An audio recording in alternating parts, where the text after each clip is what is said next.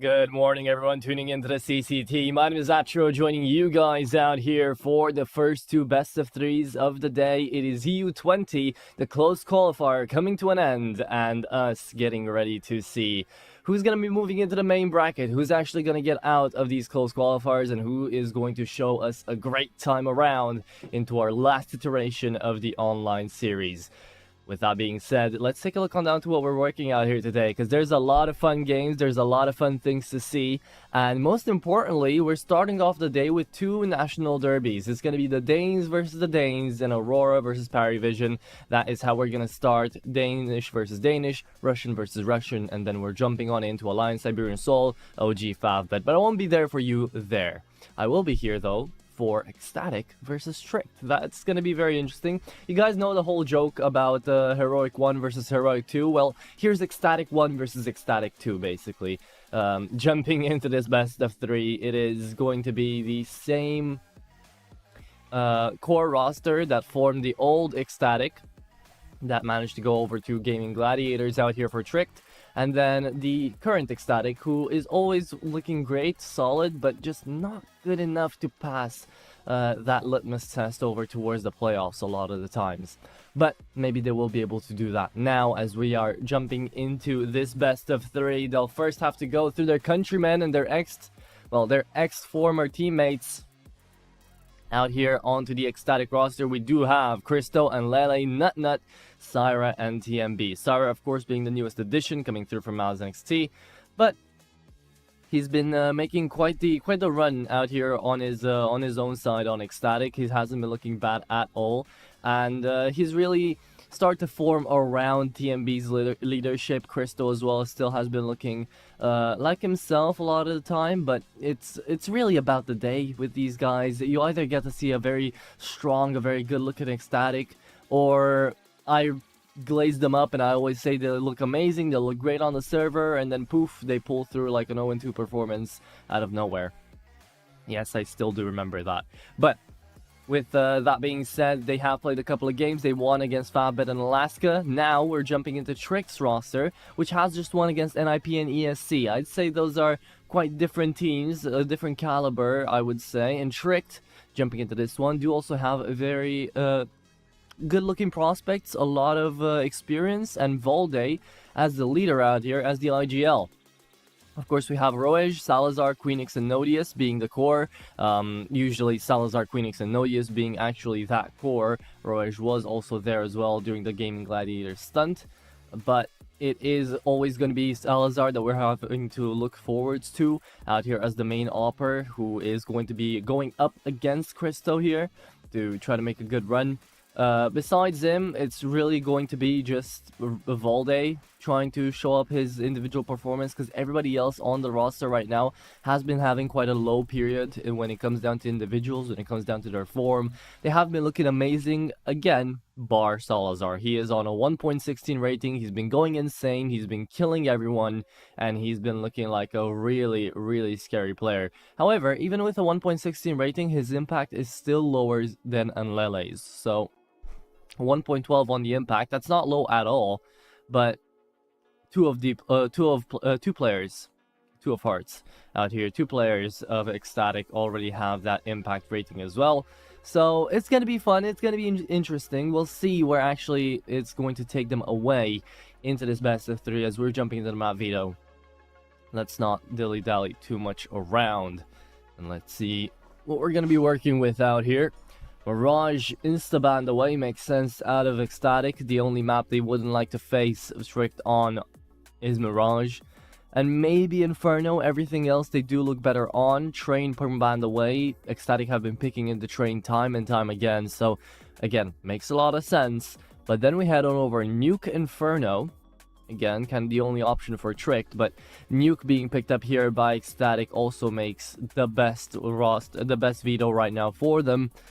And the Ecstatic side is going to allow Ancient and Dust 2 to be left as deciders, and Tricked choose the easier of the two, I would say, and go into Dust. So, there you have it. It is going to be quite an interesting affair, seeing as we're starting off on a very technical Nuke, then we're jumping it down to an Inferno, which can be technical as well, but it does come down to a lot of that banana control and mid control with how they're going to be playing it.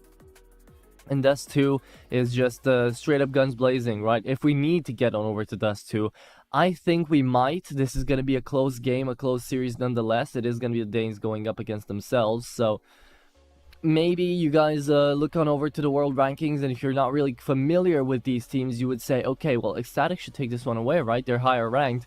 But you'd be surprised. Trick to have reached the highest of highs with this roster. They've reached top 20. And, well, not the highest of highs, because we haven't seen them in majors and stuff. But we have seen Trick right now with this iteration trying to play a couple of maps together. And in the 14 maps that they have played, they do have a pretty damn good win percentage. They've been together for 15 days under this new management, under this new leadership. And Ragin, as their coach right now, has been together with them for quite a while. And he's not planning to stop. He was back on the TSM project. He was most notably known for the mouse stunt. And away from that, I mean, we need to be taking a look on down at how things are going to be looking like in the server. Nuke is about to start up. And for the old mouse stunt, I'm trying to make sure, who was that? It was Rob's Frozen, Chris J, Carrigan, Nato Safex. Okay, so it's basically FaZe. Current day FaZe. Right there under the leadership of Ragin. So this guy knows how to work with the big boys. He knows how to actually get them together and work each other out. Again, with that being said though, next map up is going to be Nuke. I'm going to be thinking that Ecstatic should have a great start on Nuke. We're going to get to see their T side. If they go a little bit aggressive, I want to see Nutnut's entries. I want to see Enlele being able to trade out a lot. Syra, still a little bit of a question mark over his head, because he has had a little bit of time to actually get in and used with the roster, get, you know, a bit comfortable. But in this month that he's been playing 50 maps, and in these 50 maps he had a 106 rating, so he's been looking quite good. But the entirety of Ecstatic have been looking good. They've been on that baseline together, whereas Tricked, again, it's a little bit different. Tricked are playing more for individual performances. They're playing more for big multi-frags, big X factors, and those X factors are going to have to be people like Salazar, people like Queenix maybe. But currently, with the roster that we're seeing, Roish, by the way, isn't supposed to be on the roster. He was just a part of the old one, and it is usually Leaks to play out here for these guys. Today, though, we don't really have any information as to why Leaks isn't playing, but he's not. He's not currently with the team. It is going to be Roish taking his spot, and I mean, more than an adequate standing out here for the Trick side. But we're going to have to see, because Roish himself hasn't played in a little bit ever since his stunt on Over to Gaming Gladiators back in January. We have not seen him, and we're already into March, so we don't know where this guy's gonna head off into, or maybe he's gonna pick up a coaching role. Who knows? He is already 31, and he's had quite the run with Tricked, with Copenhagen Flames, with Fnatic. So, I mean, definitely would have the credentials to go for that. But I did just get information that we're waiting for the last player to join into the server, so I shouldn't be yapping too much more, as we're going to be jumping into map number 1 here onto Cedar Creek to see what is going to work or not. Again, before you guys actually head on over to Stake to try to go on over and make your bets, do remember that Ecstatic have had a couple of ifs when it came down to the consistency, but they have won their last 2 best of 3s. Tricked have usually been relying on Salazar to pull through most of the kills, but they have also won their last 2 best of 3s. So, with that in mind, you guys can head on over to our partners on over at Stake. Use code CCT for 10% for actually up to $200 bonus on your first few deposits. Be sure to use code CCT for that. And also, don't bet with more than you can afford to lose. Remember, it is still a gambling website, and we want you guys to be able to survive and not bet all of your money away. So keep it as a hobby, keep it fun, and it does add a little bit to the fun of the game if you do also have a player or a team you're looking to support. So go ahead and try to do that if you want, but definitely be sure to do it only if you're over the age of 18. With that being said, again, waiting on information. Should be the game to start in a second. And we did just get confirmation, so let's just jump straight into it. Ladies and gentlemen, CCT EU20. First match of the decider. It is going to be Tricked versus Ecstatic. And off away we go. Nuke, first map picked into by Ecstatic.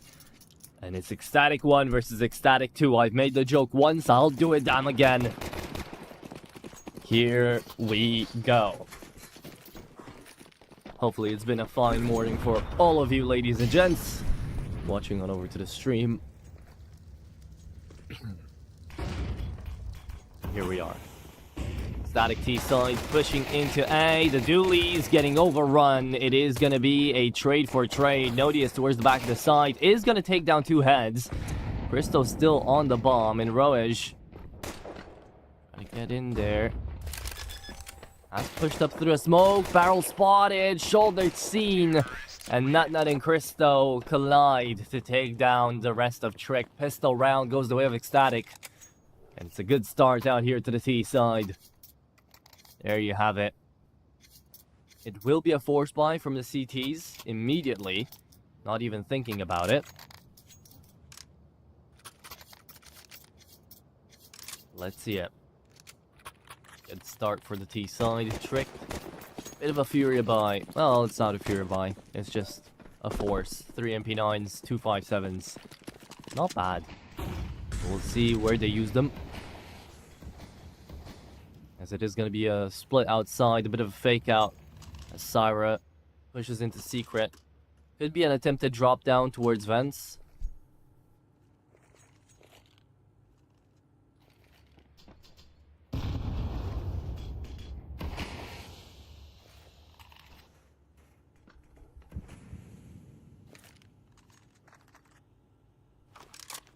Still setting up, ramp completely empty. Tricked, deciding to stack up instead. You do get to see players up into the B-bomb side as well. It is going to be Roej and Valde, I'm pretty sure.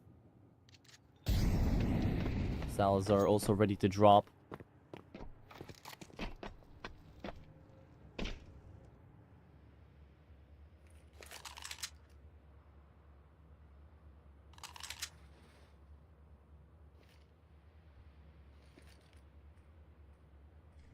Should be jumping into it here. Ecstatic really winding down that timer, and they're into the B-bomb side. That's Volde on the first, and the Mac-10 trades back. It is up to the stairs position, and Lele, Molotov out. Salazar not seen. Ooh, he's still stuck in there. He's still actually opening up the doors, finding one and closing them back up. Great kill out of Salazar. Denies the bomb plant to go down, and the 5-7 deals even more damage to Lele. Oh, Mac-10 rushes down, though. And good mid-range out here on the MP9s. Volde and Nodius come back around, and Syra, he's stuck on the double doors. 10 seconds, he's forced to run away surely. But he's gonna try it. Good kill on the first, looking for the second. Nodius just buying time, 3 seconds. No bomb plant there. And it will be the round out here for Tricked. Well played by Nodius, realizing he doesn't have to take that fight. Syra, it's a valiant effort there towards the end. Ecstatic just took their sweet time. And this kill from Salazar. And it wins the round. Bomb not being planted. Allows them to play back. The accuracy on that is insane though. He's running, he's jumping, and he's still connecting the headshot. While repositioning his crosshair as well.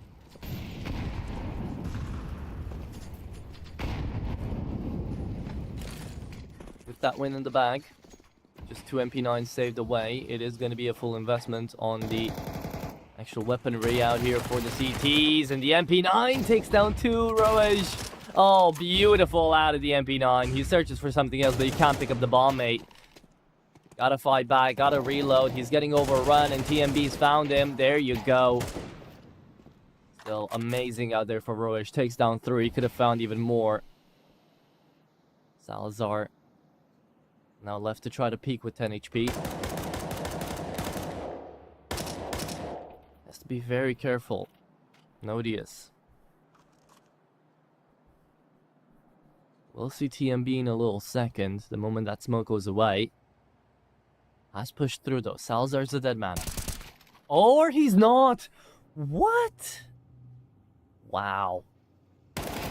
Talk about timing. Talk about awareness. There you have it. It's tricked on another round, and a beautiful round of that is the MP9 falling, but taking down 3 with him. An extra 1.8k. And then no one else dying on the trick side. It's a great resurgence with how things started on the pistol. And now Ecstatic won't have any cash, so you could say this is an even better situation for Trick than if they had won the pistol. Blocks only. Moving all throughout the map. Heroish is going to pick up the MP9 once more. Maybe he finds another 3k. An AK saved away as well here for Salazar. And Queenix is going to have enough cash in the next round to actually drop an EWP.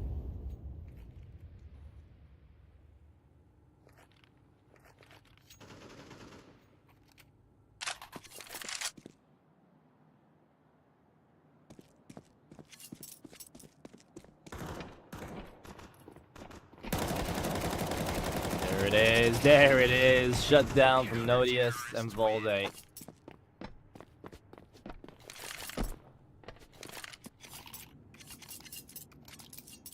Three to 1. Trick stay up with the advantage. Only a single weapon lost, and now the op can come out. Volde could drop it away. Actually, Salazar is just going to buy his own. Roche stays on the MP9. Ecstatic on a full buy. Let's see this T side. Where's it gonna go? TMB usually makes some amazing calls when it comes down to the aggression of A, and especially of Nuke in general. Out of all the maps, TMB is quite experienced when it comes to calling on this, but look at Salazar. He's just moving around. He is a wandering piece. But this is Cristo with a 2k through the smoke. Finds Salazar as well. And it doesn't matter how much you move, if you get in front of the crosshair of Cristo, it's gonna become mincemeat. Static. Headed on over towards ramp now.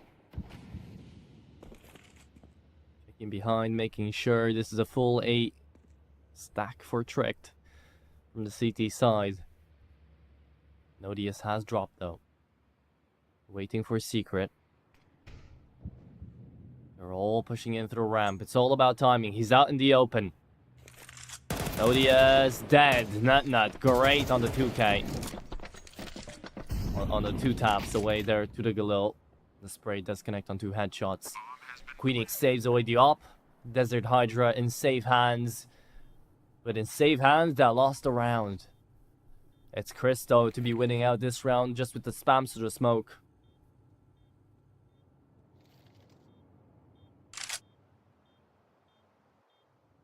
Oh, Volde is going to get a frag here. Surely not. Okay. IGL and IGL action, and it falls down by the timing. Oh, that timing. Spotted. Kill confirmed. Queenix runs away. Saves the op. And gets his first kill on the board with that exit frag. A little slow out here from Queenix, but it is still going to be round number 5 over with. We jump into round number 6. Trick. Let's see what their economy is going to be looking like. They have just lost this round. No loss bonus either.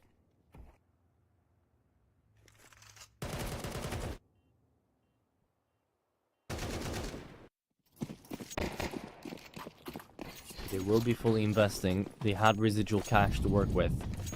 Ecstatic.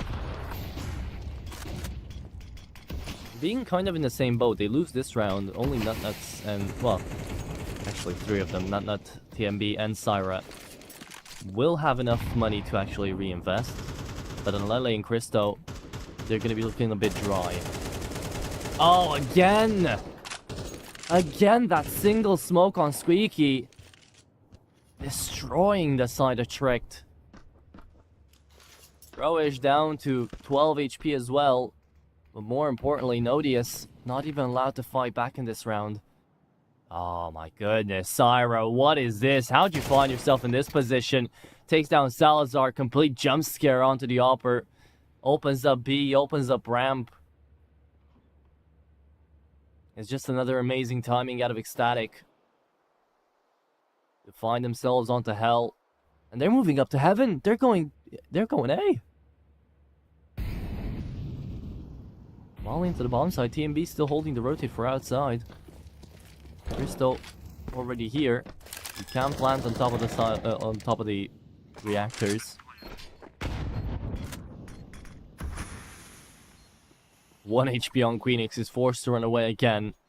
Into CT he'll have to. He's got a full belt of util and now a dead one on the ground. There you have it. Heroic in the same position has got to save this. And Volde can be looking for exit frags, but he's down on Secret.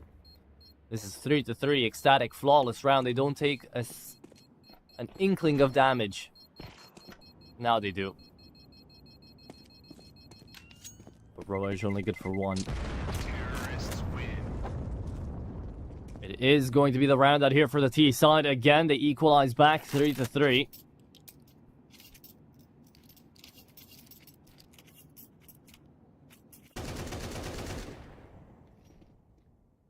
And it's just that smoke. They've got in front of it too many times. And it is about the timing. It's not like you're not supposed to play in front of that smoke, because you can spam back. You can always find frags. But it's just unfortunate there for Tricked. Taking a tactical pause to kind of talk it out. What's this buy going to be about? What do we do in this round? Roige and Volde can drop away weapons. Someone is going to have to play on an MP9 though. Probably Queenix. Or Nodius, really.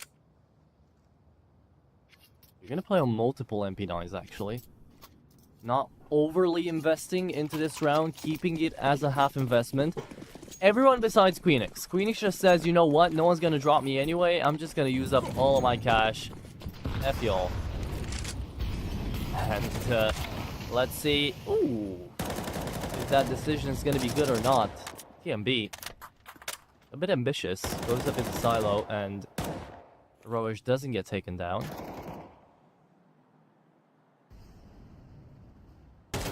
Syra pushed up in front of the smoke. Syra has been very aggressive so far when it comes to his positioning. And it's very interesting because he was doing that back in Mouse NXT, but when he just left the Academy roster, he started to wind it back down a little bit and kind of think about his positions a bit more. And now I think he swapped it back out again to what he feels more comfortable with.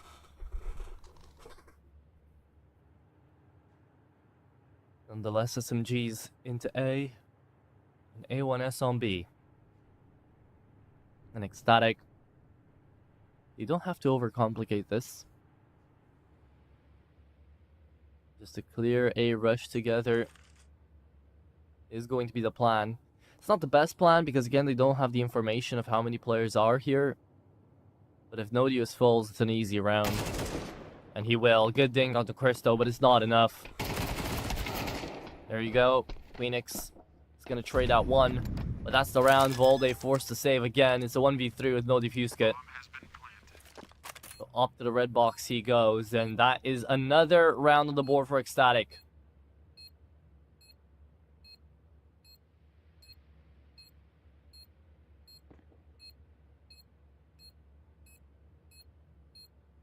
And this time it wasn't a round about timings. Could you believe it? This round was just good outside pressure. Ecstatic playing it slowly, using up their positions out into lobby, out into ramp. And Tricked just losing out straight duels.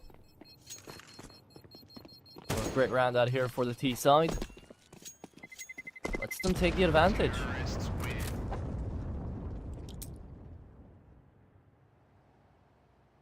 We'll see how back and forth this game is actually going to be. Because remember, Ecstatic take pistol, then Trick take 3 in a row, and now Ecstatic take 3 in a row. Could always go back Tricked's way. They are on a full buy now. He was on the railing as well. He made that pick. He made that peek knowing there was gonna be a player next to the smoke. Cyro's just faster. Round number 8. And outside control again here for Ecstatic. Cyro being the one always pushing up. Speaking of pushing up, here comes the spam in towards Squeaky one more time. Blowing open the smoke, looking for someone. Nodius runs away. It is going to be Nodius stuck out there on the fake vent, and Lele takes him down. Salazar, great trades back. Roish never to be expected back on main again, and he takes them out both. There you have it. Great round out here for Tricked. Fast trades and a big fight down on Squeaky. Salazar, he finds a lot of work here. And Nodius on his way out. Doesn't kill them, but gives just enough damage away so that Roish can come up and clean them up. There you go. A round taken by Tricked. Maybe they'll take 2 more. If they take this round away from Ecstatic, maybe that is the case. Not really as much cash as they would have wished for, but they can still go in with a smart investment into the next round, even if they lose. And Lele heard out there on the run by the Incendiary. Basically kills him. Gives away the information. Syra, he's still going up. He's still pushing even on 25 HP. He takes that first fight, makes it bloody, and then the second just falls into his crosshair. Great placement out here by Syra, but just good looking out here for Ecstatic to get into the B-bomb site. Volde holding. And there's that experience for Volde, right? He doesn't really necessarily need to push forwards, but he also tells his team, okay, make your clear through lobby a bit faster. And the moment I say it, he hears the smoke go down. He thinks he can go for a cheeky peek in front of it before it actually blooms. And he was being held for, so gets taken out. 3k out of Syra in this round. Lovely round for him.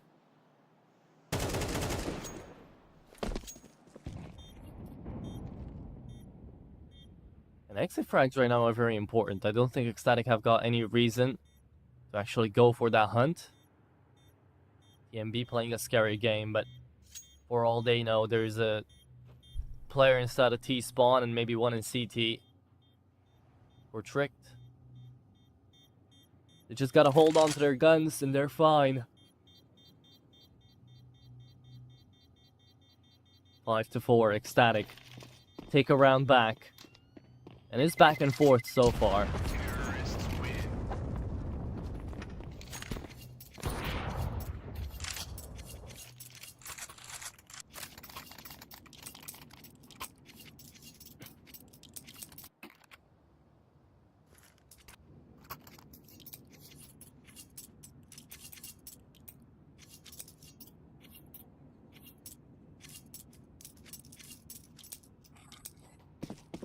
At least they have the fuse kits. Tricked. Go into this buy again. AK saved away from the previous. And if you take a look on down to the top of your screen, you'll see who's more favored and who's not. Ecstatic right now on their own map pick. Definitely the 1.3 on the odds. Especially this T side on Nuke having the advantage. Zira again being the main man to open up. And he will be traded. But Nut is right there to do it one more time. Oh, great here, great herd, great read there by Nodius.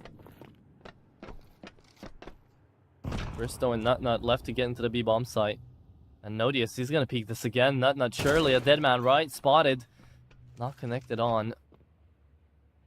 Nut moving to the bomb site. No, there's gonna be a player behind the smoke. Finds him, takes him down. Bristow. Early shot, still Salazar goes in right in front of him. Trying to set up the Molotov in towards Ninja. Doesn't matter, it's Roish right now in a 1v2. Can't do anything about it. Ecstatic take the round. And they take the half as well with that. 6-4. This T side very happy on their own map pick. Remember, Nuke, probably still the most CT-sided map we've got on the pool right now. If you count Train out.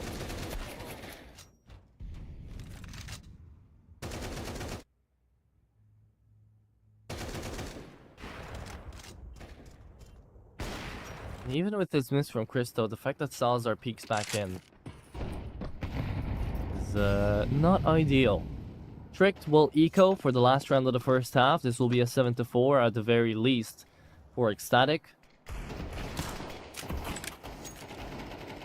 But it's good damage outside, and it's Nodius taking down the IGL. Roage on Christo. And look at how you've dropped 2 rifles. Wait, because the round's not over just yet. Maybe I spoke too soon. Syra already down on Secret. He's pushed quite a ways out.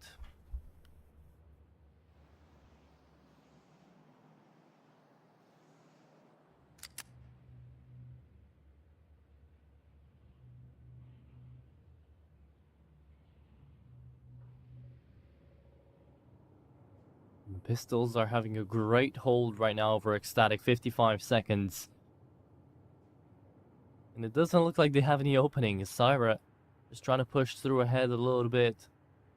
And Nutnut and Lele have got to figure out a way to cross outside without being spotted. But they'll make noise anyways. Ah, there it is. Syra back turned. Full belt of utility lost. And this is the pistols. These are the 5.7s and the Deagles. Winning out such an important eco. It's a 2v5, and you need to get onto the A-bomb site. Oh, Nutnut taken down as well, and Lele left in 1v5.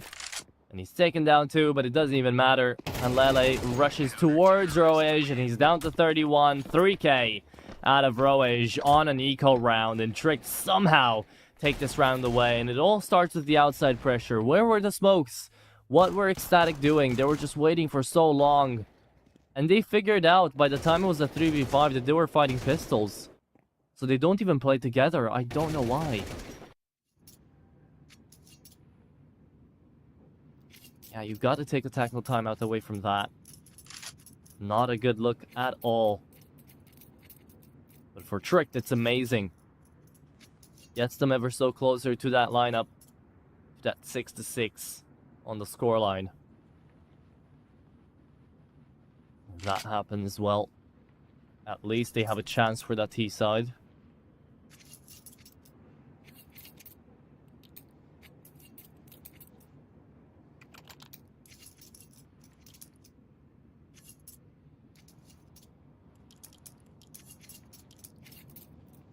Either way, last round of the first half, TMB still playing Doom. Love to see it. He's never gonna change that view model. It's become his spiel, his identity. I'm all here for it. Looks outside. Christo immediately runs and immediately finds Roage. I mean, even I wasn't expecting that. So how could Roage? He did hear him though. So it was a tactical jump there by Christo to not make any noise. And Lele, I don't know how he got there.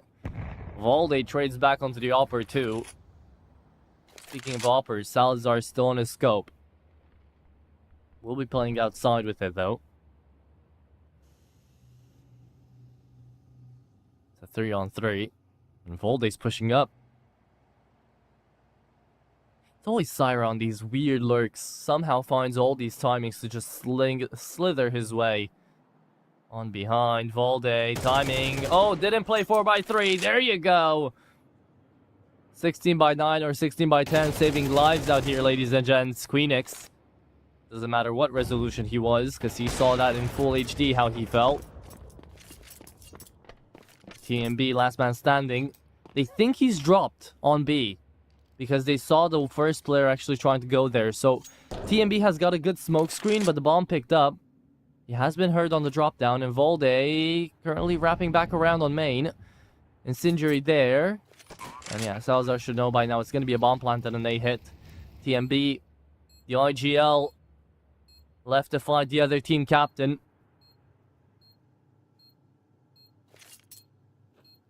Salazar going up into heaven. There's no way he finds him, right? It's a good hide. The bomb... Ian kind of planned it for him. Spots out the op, goes on in, missed shot. Salazar brings out the sidearm. Good on the first out here for TMB, and he just needs to buy the time. Volde, where's the bomb? Can he stick it? He will. Glock in hand, and TMB saves it.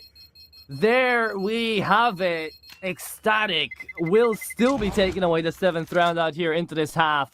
But by the heroics of the captain and by Cristo opening up, what a round here for TMB.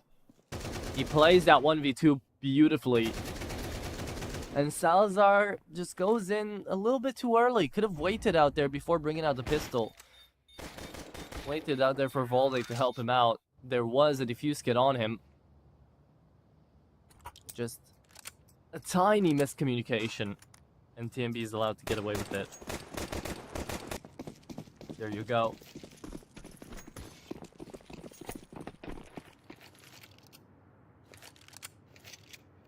Well, a good half nonetheless. 7-5 is going to be the split as Ecstatic move on into their CT side. Still the ones on the advantage. Flash on in, Dooley's taken out, Nut fully blinded.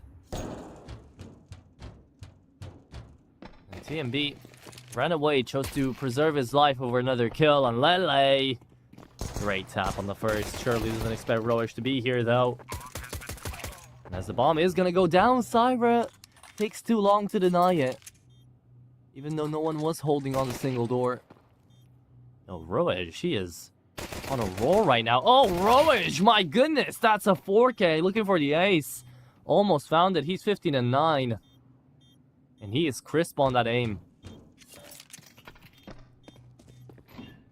Syra. A couple of more bullets in the mag out here as he does find Volde. Sees where the last one is. Salazar just playing the timing. He's won the round. There you have it. 3K or not coming out of Syra. It is not going to be enough. And that will be the pistol round here for the T side. Tricked. Take it away. And now comes in the important round. Now they'll have to be ready to try to convert that pistol round win as well. It's Ecstatic. Ours just going for a simple, straight up scout buy. No. They're going all out. They have the force with an Lele on an A1S. I don't know why Syra doesn't get it, and they just play an Eco or Hero A1S, because he did have the half armor saved away from the previous round. But they will be going in for the force, and it's going to be a Lele to hold out here from main with the A1S. Very interesting choice. He moves up and Lele sees one, should call this out. It's going to be an outside push on Lele. That's why he gets the A1S. 3K out of the rifle. And Volde and Odious now left wondering, what just happened? Eyes out in the sun, Cristo dead. As Volde finds the timing. The walk back signaled that Volde's allowed to peek there.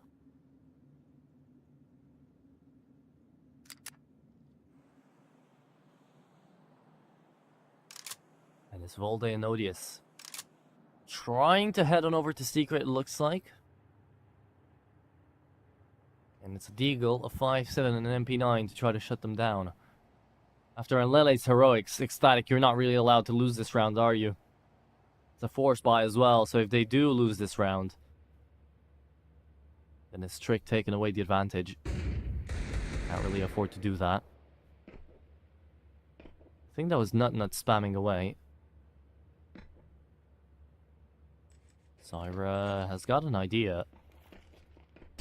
Good nade from Volde, forces Syra out, but the timing again in favor of Ecstatic.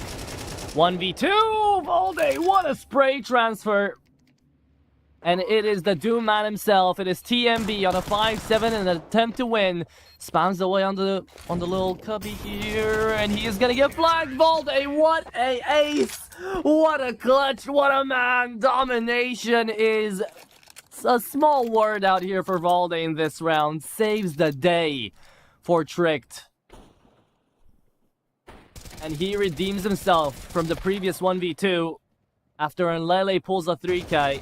TMB left in an IGL versus IGL battle. Look at the spray transfer. Look at the reaction. And just the game sense to move through. Valde happy with himself, and I would be too. Well played. Ecstatic now left on pistols because of that loss.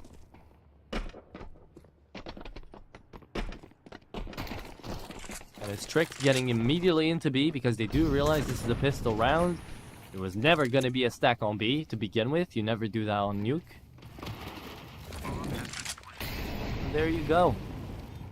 As straightforward as it gets. Tricked up to their 8th round. Do they lose any players in the process? Doesn't look like it. Last two coming out of ramp. And Valde is the only one that could fall. Oh, he heard something or he saw something. There you go, Valde. God damn. 7 kills in 2 rounds. Looks amazing.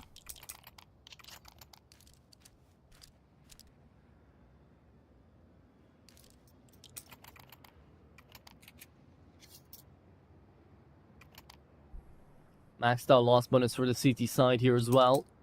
Tricked. Keep it going. 7-5. Is now 7-8. There's an op on Christo. Let's see if the opening frag as well. Great flake from Christo. Starts off the fight. Starts off the round. Salazar just on the Mac 10 here. No flash, no nothing, even though he did have utility in the belt. Just decides to peek. EMB. Fought off on Nodius's push. The second is going to be also found. And Lele taken down. Nut, you should not peek a Nodius that feels this good. But you know what? Nut feels also amazing. And Cyrus is going to trade him out. Well played. At least they play off of each other. They managed to pick a round back up. It's 8-8.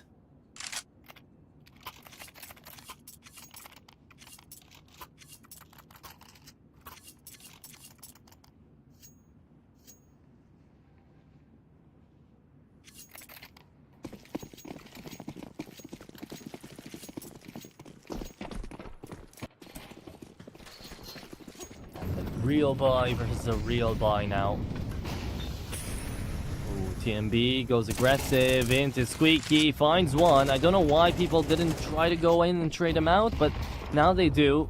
Comes a little late, but it doesn't matter. Still a 3-on-3 with Syra towards the back of the bomb site into the box. Salazar trying to peek him, but there's one behind him. Salazar pushes up, finds one, looks for the second, and Salazar is the turret. Takes them all down, and Christo already pulls the plug, needing to save. Realized the bomb is going to go down, but instead Tricked even overplaying themselves, going and planting on B. The round's already won. It's Tricked up to 9. And this T side is not looking bad at all. Remember, this is Nuke after all, so the fact that Tricked are staying this competitive, this scary on their T side, after Ecstatic had some decent momentum and that previous round, there you go. Valde does bail them out because it could have been much worse for the ex-gaming gladiators out here.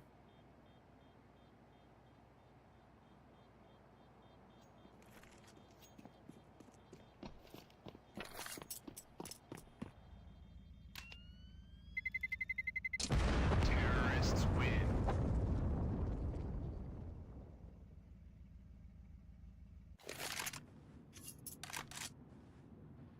This round number 18. Just the op saved. They can half invest up until 2k. Or they could try to force it. But it looks like the 2k play is going to get made. Static. They lose this round. Is double digits for Tricked.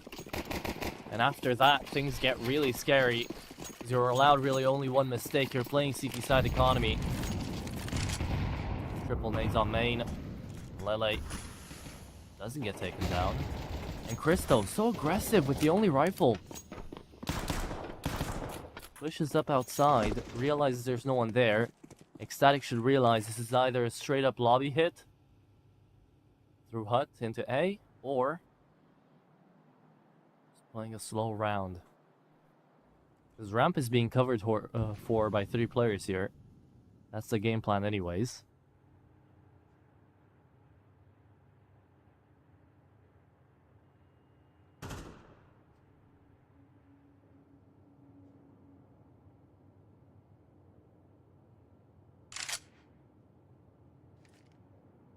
Been so far Roaj and Volde keeping Tricked alive. Well, more than alive, kicking as well. And Nodius leg shotted. Christo somehow gets out. But can he stay alive? Trying to get back into main. He repeats even. Cyrus here onto Squeaky. He jumps over. He gets hurt, but maybe not fully. Nodius just runs in. Roaj does manage to take him down. Looking for the offer. If Christo peeks here, the round's lost. There you go. They know where the op is. They have the information. Trick's just gonna plant the bomb. They're going to try to deny the pistols. Christo going back through main. He is smoked off, but the smoke's about to fade away. Defuse get onto Christo as well. Depending on what the pistols do here, if they're fast enough, they could find kills. Just don't save. You're on an eco. It's not like saving a 5-7, a deagle, and a couple of body armors constitutes for this being a save. Come on. Like, Christo's the only one allowed to do this. You just need to find damage. Don't allow Trick's economy to go even further up into the stratosphere. But it looks like the static, that's exactly what they're gonna do. Christo does send over the op, and there you go. There was a defuse kit out there on a Lele. I like the attempt, and that's much better, right? Ooh, Salazar dies as well. But TMB is the only one to actually save a gun. There was an AK picked up. The idea was right for Ecstatic, just the execution was a little bit late. Throw away the op, Christo. You've got the defuse kit. Just send every single pistol into the bomb site when there's not that much time remaining. That Tricked are already fading out. It's a little bit easier to take.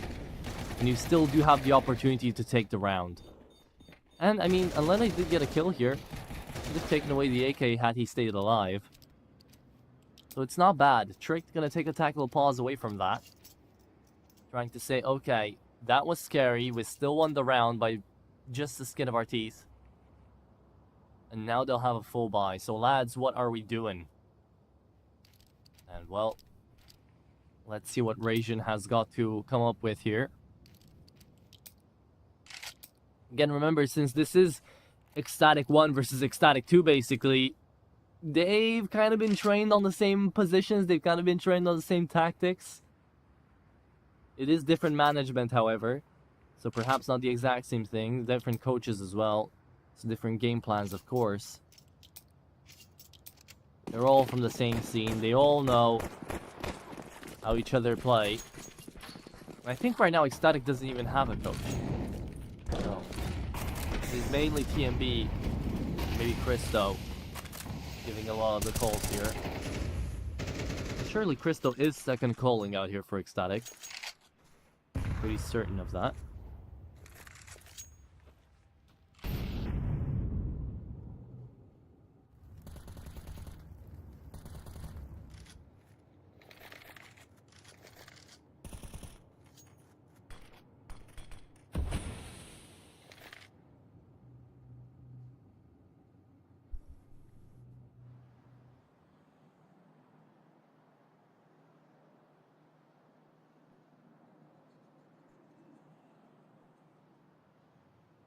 Side control again, Tricked. That's pushed through. Just on top of red. They're playing a slow round here. Ecstatic. Not going to be going out of positions. This is exactly what Tricked wants. Make Ecstatic a little bit confused, get ready for an execute, and use up a lot of their util. They try to disband an early push. Good Molotov onto Syra, but you need to use it on your push as well. Syra down to half immediately. Down to 37, actually. And not getting ready for the intake. Here comes the mollies. Here comes the exec. It's all gonna be down on Vent, and it is gonna be Syra. Good for 3. Oh my goodness, what is this? Syra! He gets away with it. He just makes them stuck. And it's a meat grinder. Syra, the blades on a mixer. What have Trick gotten themselves into? What has Syra just done? Ninja. Oh, God. Replay, please. That is impossible. You're not allowed to make that happen. You're not allowed to get away with that. 1, I get, okay? Because 1, the second just trades him back. But they get so stuck inside a vent that all 3 of them don't see anything. There is that smoke. and not one of them starts thinking to just blindly shoot. Syra gets away with 3 knife kills in the vent. That is criminal. Okay. That completely changes the entire game, and in the funniest way possible. Kristo gets stinged, tries to run away, but tricked already. I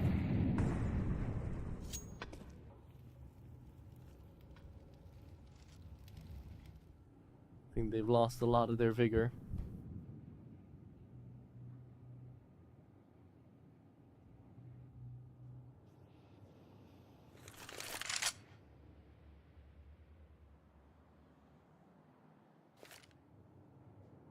Relay into main.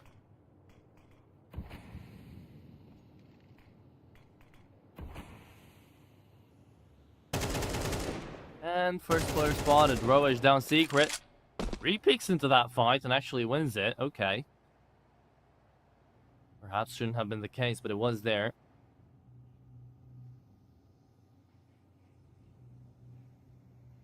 Still moves up into the bomb site. TMB wants to peek into him, but the rest of Tricked are again trying to go down vent. Have you not gotten PTSD of this? Or are they just hitting A? They're just hitting A. Okay. Much better. Still finding Syra, but this time actually taking him down. 15 seconds, bomb planted, and we still get to see Roy's perspective out here as he's gonna fall. TMB takes him out.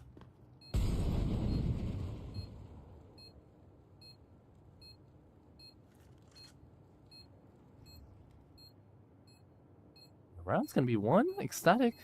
You're not retaking this, or they are, but they're taking their sweet time. 2 defuse kits onto the IGL and the Opper. Single flash goes out. They've got one more out there actually going in through main. TMB clears out fake vent. Damage taken. Volde clears. Finds the IGL and finds the Opper as well. Nuts. The last one to fall, and Tricked is back onto it. And don't you dare let Syra's katana kills and skills there go to waste. Takes down 3 man. With the knife. I still haven't gone over it. No way Tricked win this map. With the amount of kills he had, with the amount of money he had as well from that, they're going to be able to reinvest into the AWP now.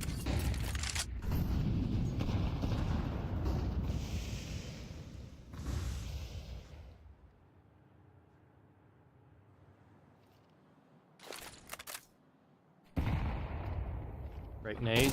Good Kobe onto the Opper. Salazar's going to feel the brunt of it, and Lele does it again outside. This is not the first time he's pulled this off. Phoenix does manage to trade him out, but Lele still keeps going. Just stuck outside. And Lele's still a... still a monster there. Takes down 3.5 players. Yeah, this is a much better round out of Ecstatic. Because it's not like Tricked really did anything. They just kind of ran outside and were just caught off guard by Lele. Volde, at least he gets away with the bomb plant. Goddamn, okay. Good for Volde. Gets an extra 500 to the next buy of Trick. That's what they needed. As it is going to be 11-10. Double digits out here for both teams. Question is, though, I mean, it's not really a question. It's T-side economy. They'll probably do have enough money to buy back into the next round. And they won't play the double op setup. Syra instead prioritizing the AK, and for good reason. He's 21 and 14 right now. Wants to play to the best of his abilities. And actually, maybe I should have made that question. Because 2.8k, 3k is all that Tricked really have to work with. Do they really force buy into a round like this?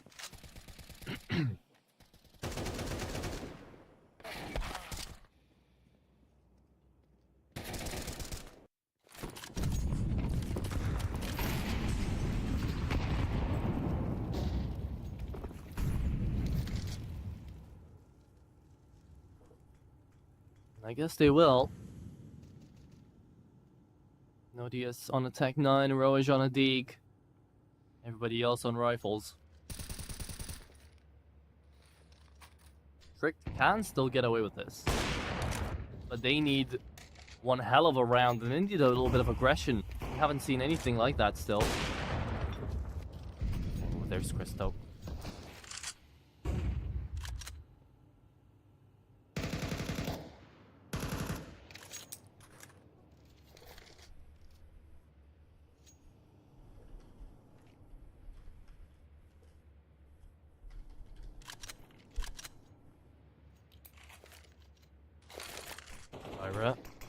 The squeaky, and that's the first kill. Okay.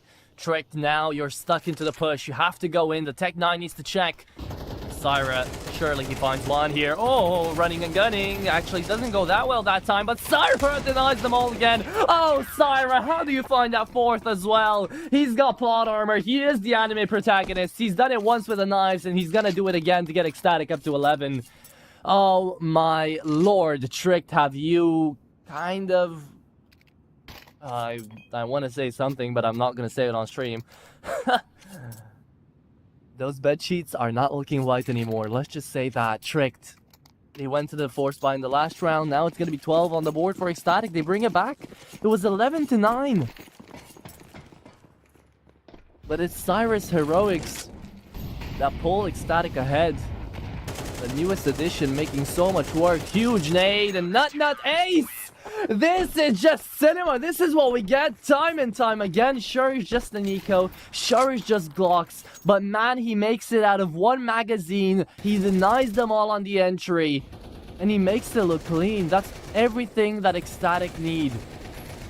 Just don't lose rounds. Don't lose guns to the pistols. Make the rounds count. Make them go fast.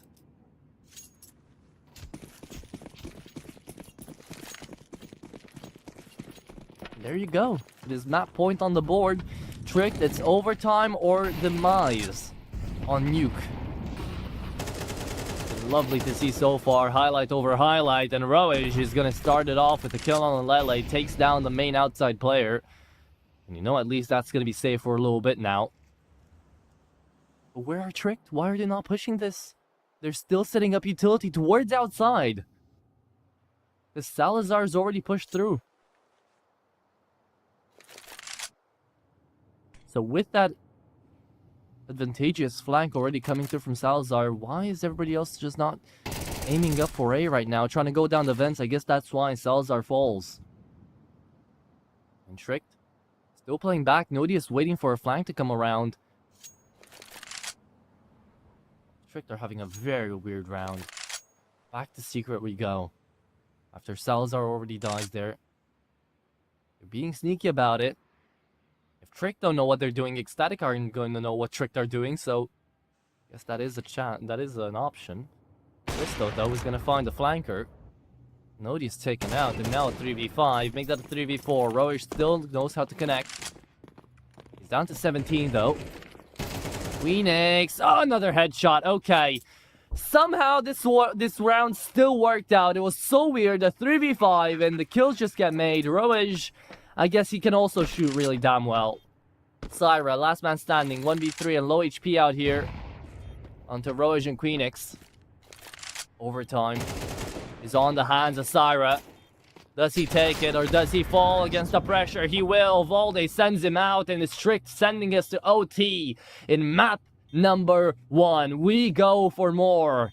And we don't go next yet. Nuke has still got more highlights to show us. God damn. God damn. It has been just back and forth insanity out here to start off the morning. And if this is the morning game, how are the next games gonna look? How are the next maps gonna look?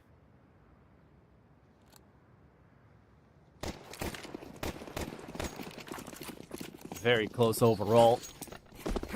And we continue. We go for more. D-side for Trick's not over yet, and an even odd line for both of the teams now. 185 for Ecstatic, 185 for Trick.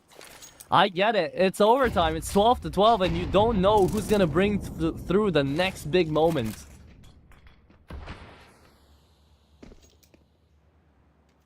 TMB yet to make 10 frags. Salazar barely making 10 out here alongside Queenix. It's been a slow game out of these three. Cristo and Nodius not that far away either. Volday, oh well, he's been carrying the side of Tricked alongside Roish here. And he's gonna do it again. Takes down the main head of the Hydra. The main head of the beast. Syra sleeping on a curb right now, and the rest of Ecstatic. Let's see if they'll join him or not. TMB hears the movement. Calls on Lele out. And he could find his timing. Why is he so slow to check? Oh, TMB, he's into the bomb side. No trigger discipline either. Only good for one. He's gonna get traded. Not a great play at all there for TMB. Tricked. 3v2 post-plant. Control over ramp. Control over the bomb site. And Ecstatic. It's very sad. It's very sad, but I think they'll have to save. Into an overtime. And they will. Wow. They're coming through into secret. Maybe they'll still attempt it. There are defuse kits out here. Nutnut's running away. Okay. They figured out it's an overtime run, so they gotta go for it. But Queenix denies this, and Cristo does not anything to do with an op. There you go. Knife out. He's gonna fall. And it is Tricked to take away that round away onto their T side. They keep it up into overtime. And they break Haze's law as well. So Ecstatic. Clearly, something not going right out here into their CT side. And I think I'll tell you what's not going right. Even though in round number 24, it's Syra to be left in the 1v3 clutch. In this round, Syra falls first. So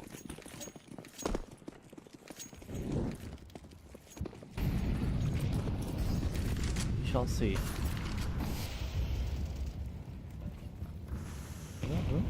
Peek. Let's see it. Cristo's waiting for it. He's trained on the angle. Let's see if he gets the CS2 timing. Oh, Nodius doesn't peek into it. Gets information outside. Great grenade. And Lele again, the beholder. The guardian of outside. Oh, he's gonna go for more. And Lele, what a man. Cristo's gonna find that frag as well. He's been holding for it the entire round. And Volday, last man standing in a 1v4. He's gonna flash on into main. Realize there's too many players, but still the only thing he can do is peek there. So there you go. 13-13. Ecstatic take this one away. And I think 75% of Anlele's kills have been made outside. Tricked. It's kind of tough to actually try to keep on fighting there. Would rather see a couple of extra pushes down ramp, but even that was shut down by Nutnut once or twice. And now into lobby. Syra's just going in. Syra's hungry for blood. Thirsty even. TMB, good off angle, actually stays hidden with the smoke. Nutnut pushes, and this is a crunch that I can get behind. Ecstatic, much better. But the bomb still will be planted on B. Syra keeps it going, and Volday, last man standing, 1v5. You need an ace clutch, buddy. You've made an ace before. We've seen 2 aces this nuke. One from you, one from Nutnut, and now it's time to see the third, right? Maybe. Low HP onto Nutnut, and Syra. Volday gets hit by the Molotov, gets hurt, and Lele shuts him down. There you have it, Ecstatic. They bring it back around on their CT side, 14-13. And Tricked. Moving to CT side. We'll need 3 rounds in a row to win this one out. Otherwise, it's another overtime, or it's Ecstatic taking away their own map pick. Let's lock in. Let's see it. So far, it's been a lot to go through. We have to see it in action now.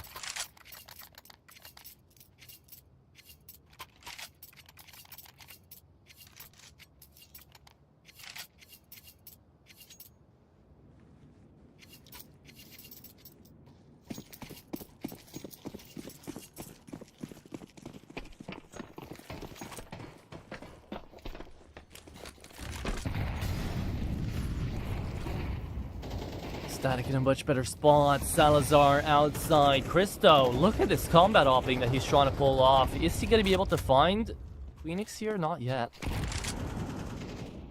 Not far away from it either. Syra.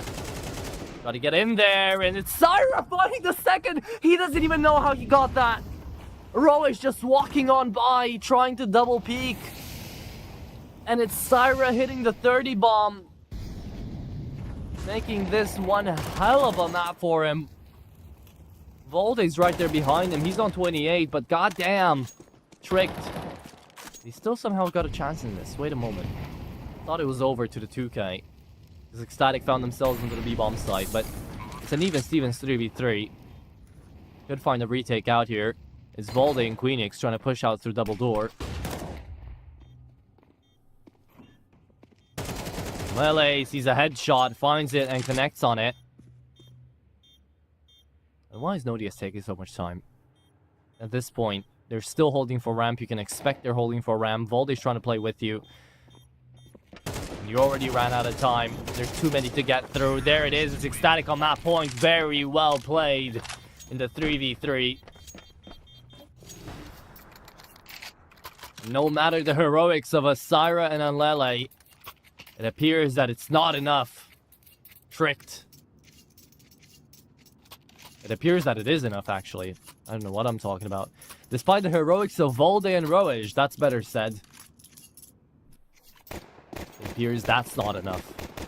And if the IGL has to be the one to pull through this big of a performance, Tricked, I'd start asking some questions. Double op setup now for Volde and Salazar.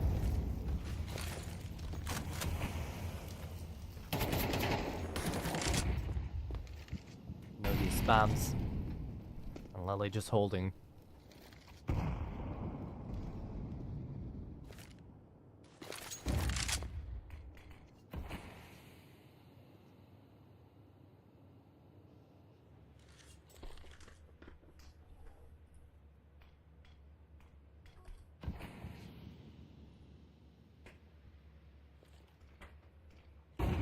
Static.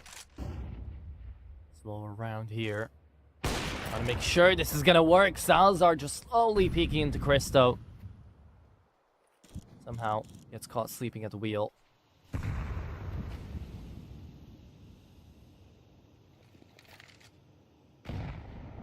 Lele. Still outside. Roish. The only one in taking this secret push.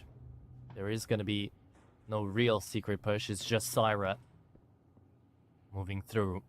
But Syra's already looking like a one-man army, so you better be scared. It's a 4v5, but they still got a chance in the 30 seconds to get to the A-bomb site. Syra just making noise in towards B. Are they setting up for a vent rush again?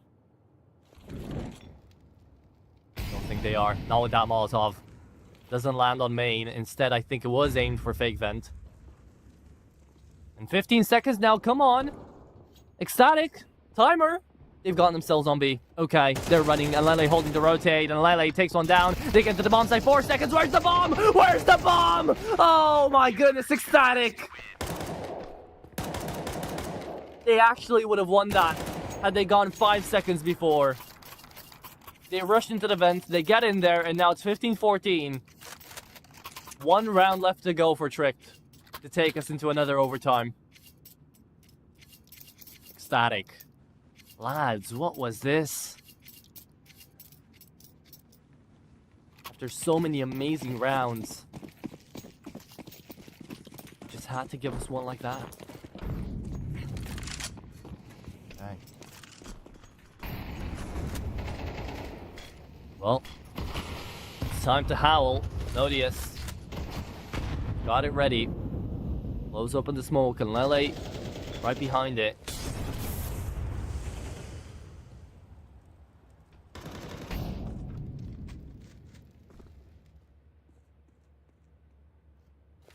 It's crazy to think that right now Salazar is the one on the bottom of the scoreboard. So is Christo.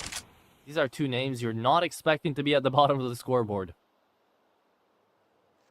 Apparently the Opper's not having a good time here on Nuke. It's not the best stopping map, but it's not horrible either. You can always hold outside with it.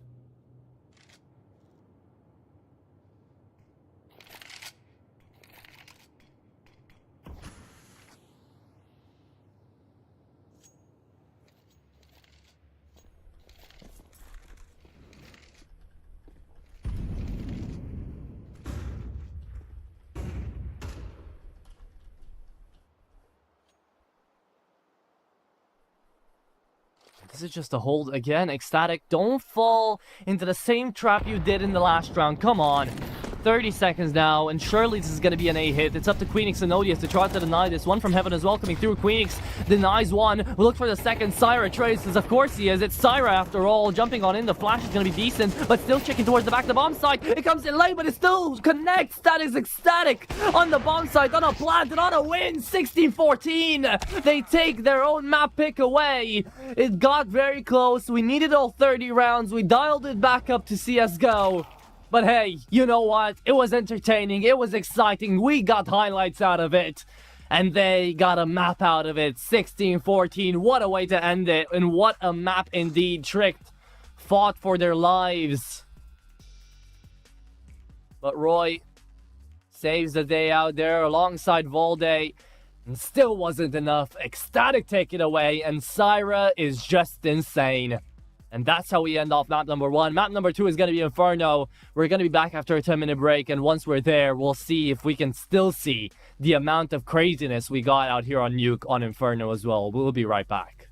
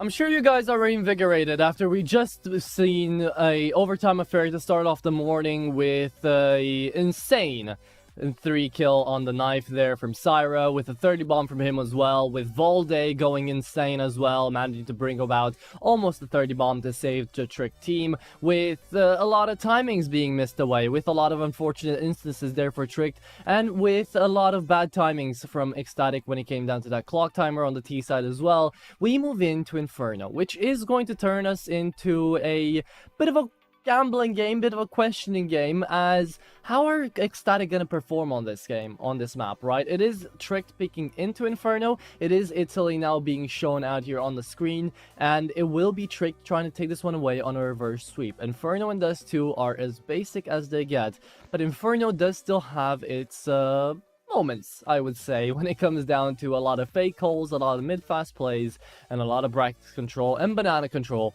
to be had here on the map. And we know that the individuals have got what it takes to actually hold on to those positions. So it's going to be interesting to see if the T side of both of these teams is going to be able to break through that CT side defense and move on into the bomb sites and into the game win.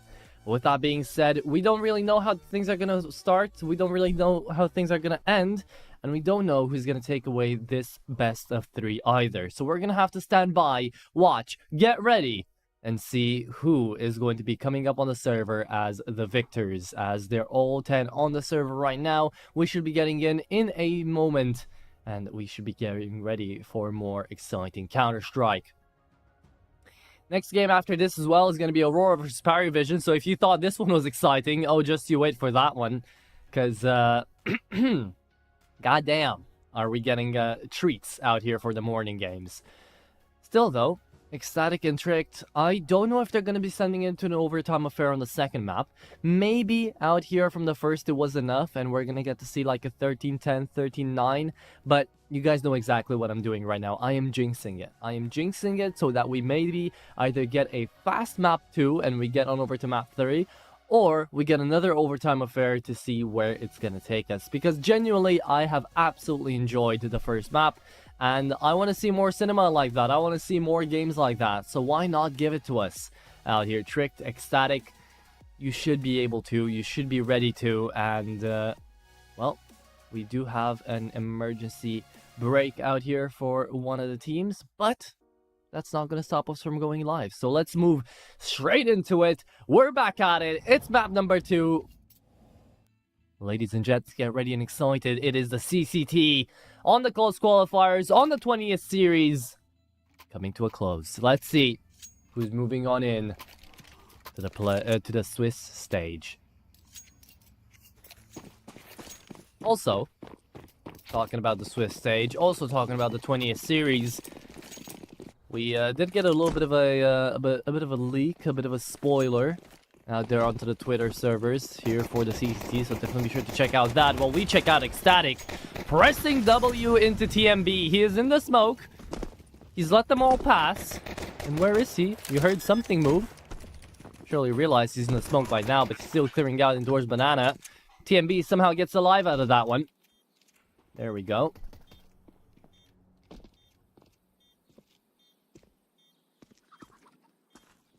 They're taking their sweet time on the retake. No defuse kit either. Trick, come on. Chop, chop. Moved on through banana. That's going to be Queenix connecting on the first, but doesn't expect the second down on CT. They're all moved into the bomb site. They're trying to take him out, but really calm and collected. Salazar, much better looking and a much better start. TMB into church. Just praying to stay alive. It's not going to happen. And there you have it. Ecstatic take pistol, they go in aggressive, and they keep 4 players alive, 3 body armors as well, and the full buy up next. With Ecstatic trying to match that. Interestingly enough, they will be going in for 5.7s and an MP9. Okay.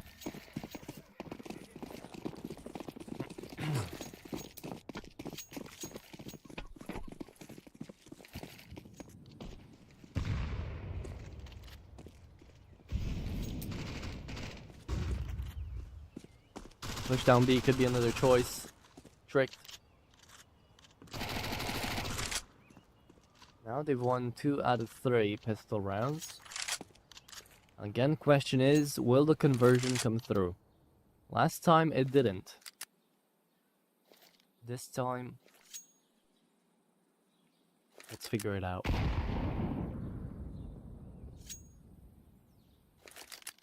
TMB's got 3 grenades here. And everybody out of Trick is currently on banana.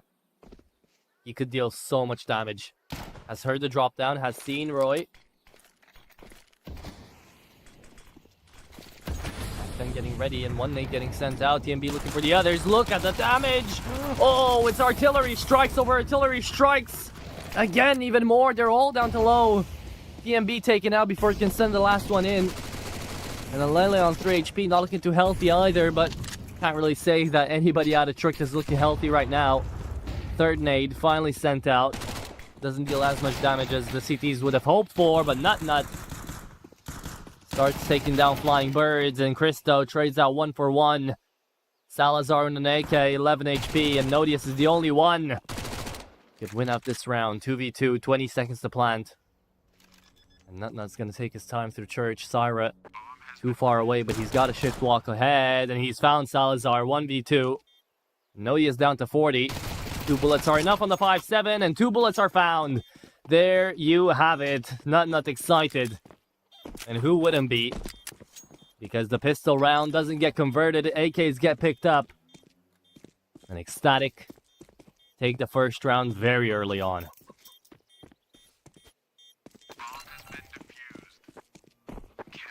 He's able to kill the enemy players without an issue, but he's struggling on the chicken. It's good though, it's good. It's saving it for KFC. Round number 3. Been tricked. They're kind of forced into this buy.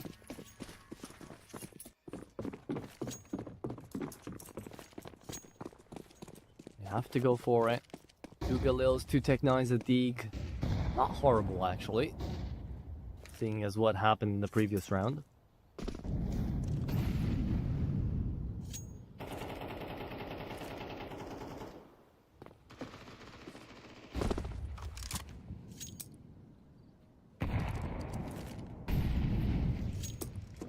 The Danish Derby.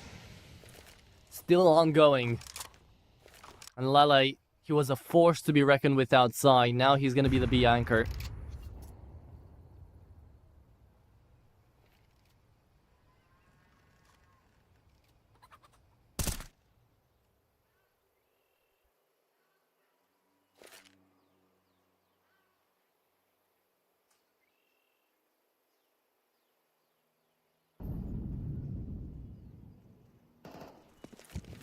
There's the peak. There's the information. They're going to be headed over to B again. This is the 3rd round in a row they do this trick. It's worked out on the pistol. Will it work out this time? MP9. Not good for the first. Roy. Oh my. Good on the tech. The nade is going to hit on TMB as well. And it's trick to take this round away. Ecstatic, remember you're playing on Inferno. Exactly why Trick usually go for this sort of playstyle. Just spot out one, see if you can catch timing, and go straight up into a bomb site. Try to be aggressive. And if you're aggressive enough, Ecstatic won't have time to rotate. They're forced to save, and is tricked on another round win. 2-1. Aggression pays off.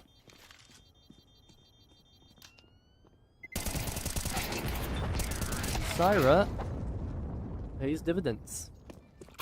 Will fall. Can pick up the A1S, but one has been saved away here by the T side. And force buy after force buy, both of them succeed.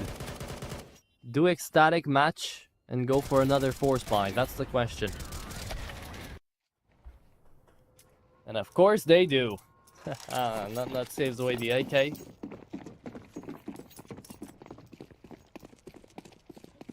And it's Ecstatic on a bit of a Furia buy. The MP9 is getting out. Ooh, and a good nade. Went out here immediately.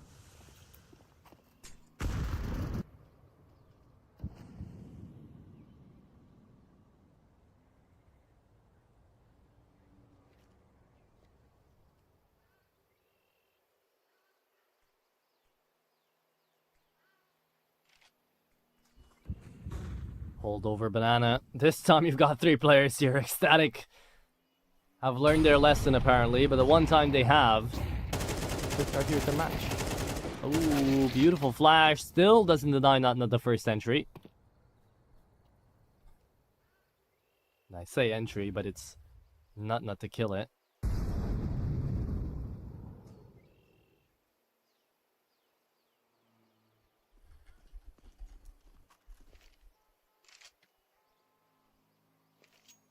Before and back to B we go. Ooh, what is this timing? What is that push? How did they know? And Lele, that is nasty. What? Did they have information? Was it? Maybe it was the player behind Nlele peeking into them, seeing the first, and then Nlele just wide swinging and taking them all down. But still, Nlele. I think he's had the same amount of impact as Syra did in that previous map, and now, look at this. He's starting things off very strongly.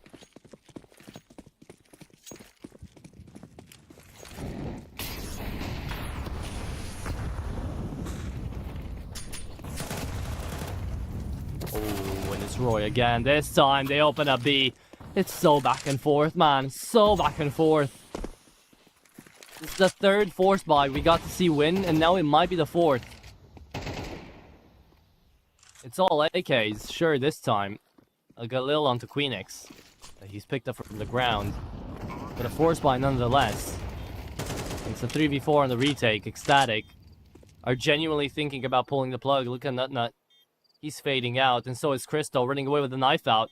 That's the round! Tricked have done it again! What is this? What are we watching? Clown show. Force buy after force buy after force buy after force buy.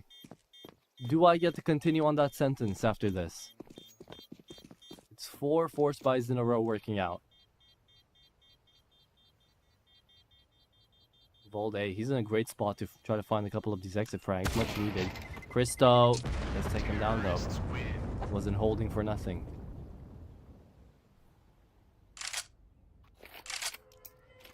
Three guns saved on either side of the server, and Lele, not that much cash in the bank. Nut can drop away that Galil or an MP9. That's probably what's gonna happen. TMB invests into the A1S.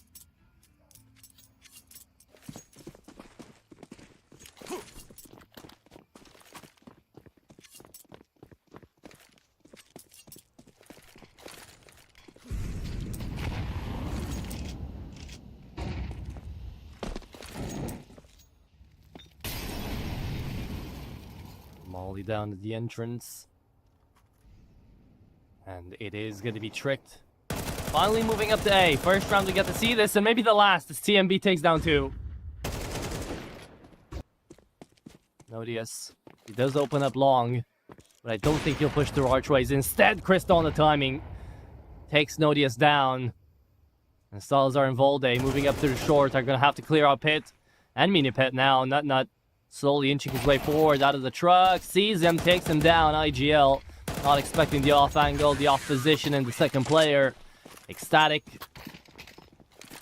That's not a force buy. They had money for that, but 2 players did. So force buy after force buy after force buy after force buy after force buy winning out now. I'm allowed to say that. I think that's the last round I can. Unless Trick go for another. Could be the play? No. Okay. We break the streak. They finish.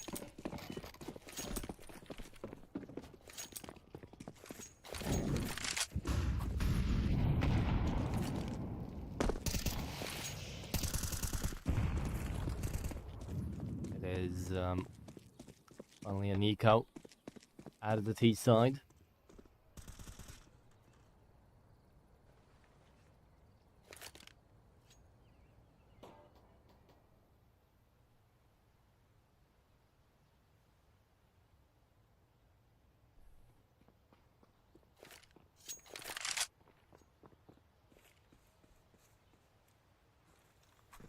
On our other stream as well, we do have 9 Pandas versus Iberian Soul currently going on. Iberian Soul, who are going to be playing out here today as well on the 20th series.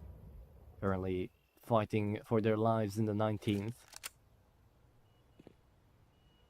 It does seem to be a pretty close game there as well. Also on Inferno, so definitely be sure to check it out if you are interested in that. Nexus and Tio. Probably not doing that amazing of a job there, but you know, they're still there. I'm joking, of course. The lads are the lads. But Ecstatic are ecstatic. They take away the advantage, AK retrieved, and round 1. They did only fight up against the Pistols, and the Pistols took 2 of them down. Reinvest will still be found here. And that can be said for both teams. Strict. Didn't really work with a lot of loss bonus. Only 1.9k in that previous round, now 2.4. But they still will have a decent amount of utility. Some Galils here and there, and mostly AKs. So not the worst of buys at all.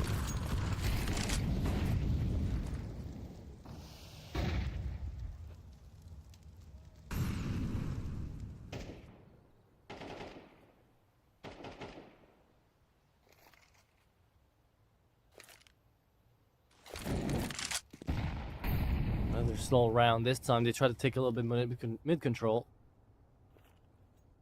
Denied by a single incendiary. Walk down long, and Lele again gets out with that position. Like, they even pre-fire it because they know when Lele is going to be there.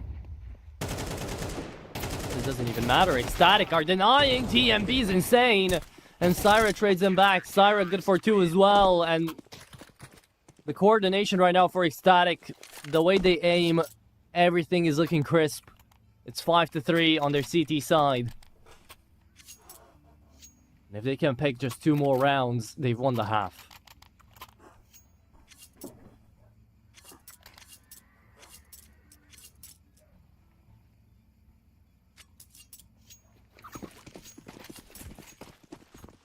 All of Trick having a bit of a slower start. It's only Valde that's really keeping them alive, both in map number 1 and here.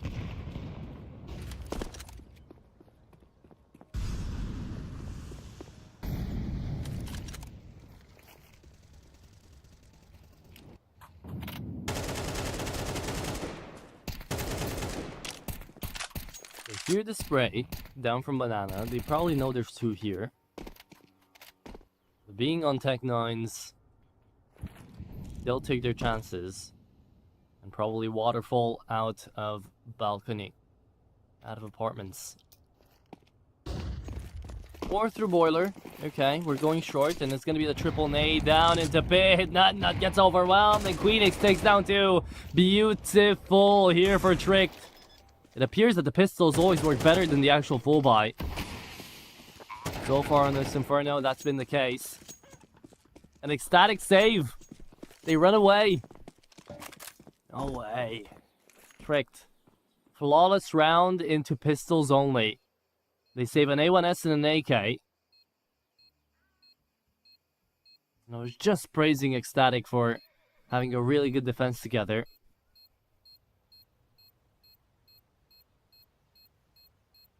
Now it doesn't matter.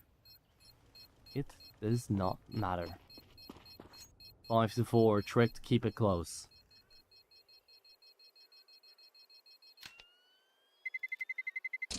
Terrorists win. And a flawless round as well. For the T side.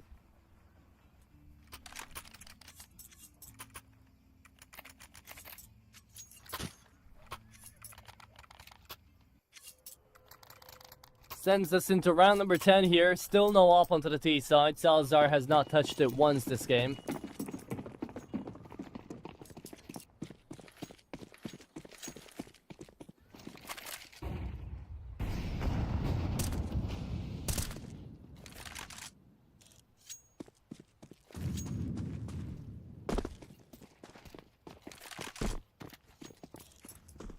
Christo, at least a little better looking. onto this map. And Inferno is possibly the worst map. I'm still gonna hold on to this. I know Freddy was saying against it, but I still think Inferno is one of the worst maps. Maybe not the worst, but one of, when it comes to the AWP. Like, it's not easy to op on this map. And now they'll have a double op setup. Ecstatic forced to run away. The nade. Kobe again. Second time Trick do this. It's back to back as well. Opening up top brackets. Syra shoots them down. It's 3-5. Trick can bring this one back.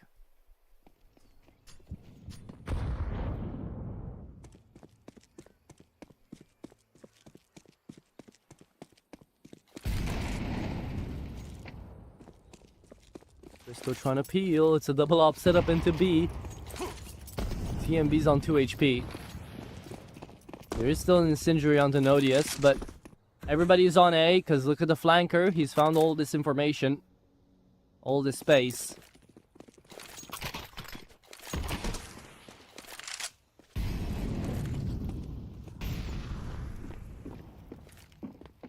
And the free round as well. Another save. And don't fall asleep yet, guys. I'm not far away either, but it's not a very exciting map right now with all the saves going on. Because of course it's not. It's Inferno. This is the game plan that Trick always had in mind for their T side. Just Ecstatic are gonna take slow but very safe affairs. They're gonna win out most of their duels. So what can we do? Death ball. Go into a bomb site. Go fast. Take it over and know that they're not really gonna retake.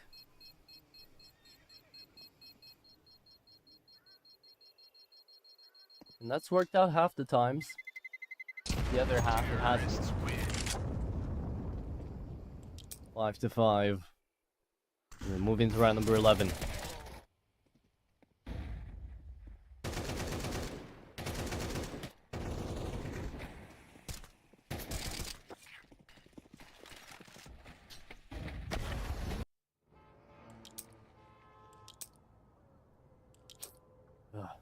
Okay. We're awake, we're all awake. And we're going into round number 11, penultimate one of the first half. Salazar on the AK, still no op in sight. Hasn't had a good map at all on the first. Now he's looking to try to come up a little bit. Queenix in the same boat.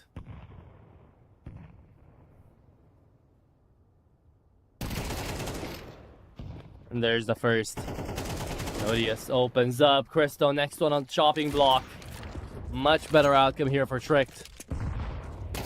Static getting overwhelmed and landing on a pistol. Takes Queenix down. Imagine if he had the time to turn back around with the AWP. Full flash. Took so long for Syra to get through. It was flash for a good 3-4 seconds, I think.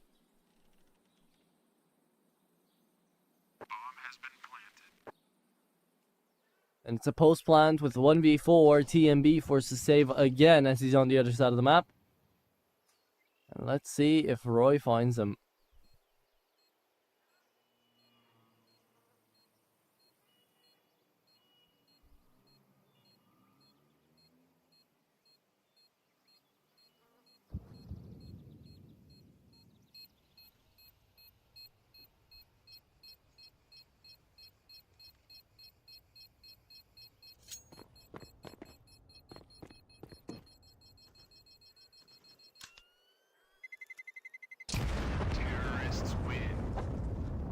Okay. We're jumping on into the last round of the first half here. CT side is not going to have any chances after this. Ecstatic. We need to peek this one up. And we'll see if it happens.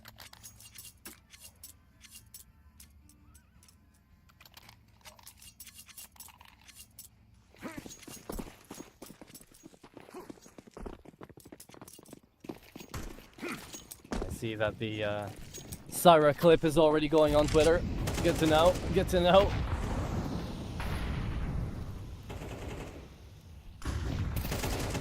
We're continuing this madness. Oh, we are. Oh, we are. Roy, you can't just get away with that. Oh, boy. Oh, boy. Oh, boy. Yeah. It is a moment. It is a moment in time. It is one of the rounds of all time. Tricked. No, not Tricked. Roy. Take them all out. And that is going to be that. Tricked 7-5. Closing this round out as well. They managed to send it away. And now you're going to be on that CT side. Could be looking like third map now because of this. First half looked great.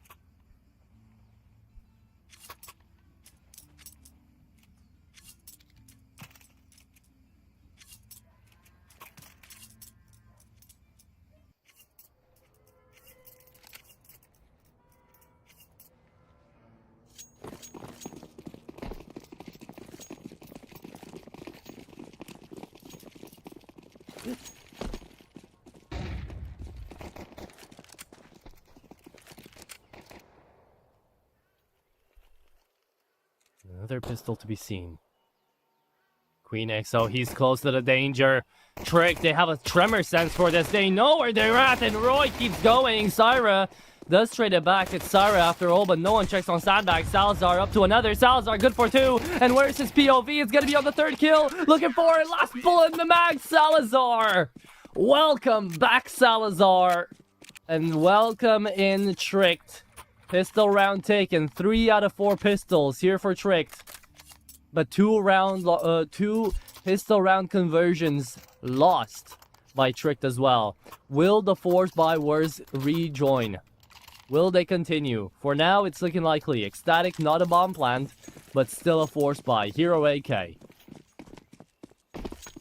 Out of Nlele.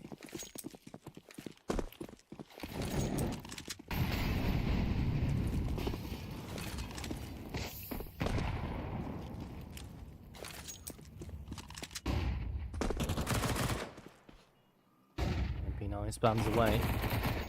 Static. Pushing banana again. Not that much depth out here to the Force buy round, but maybe it's not needed. They just go through. Syra on the flank. He is going to fall. MP9 takes him out.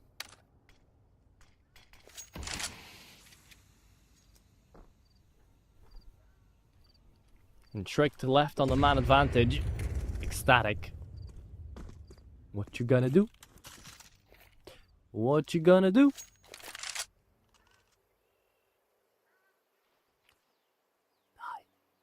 Oh boy. 50 seconds, they've got to get to the bomb site. Smoke on B. Smoke on CT. You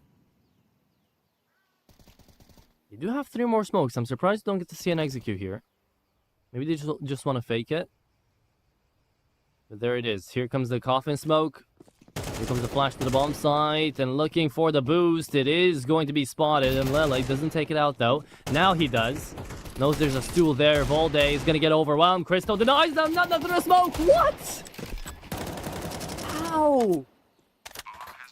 How does this always happen? The CS gods, man. They're really against us. They're really against us casters. I say they're going to die. They jump into the bomb site and kaboom. Trick just looked the other way. Besides the player boosted up with the FAMAS, I don't think neither Volde neither Volde nor Roy saw anything in that round.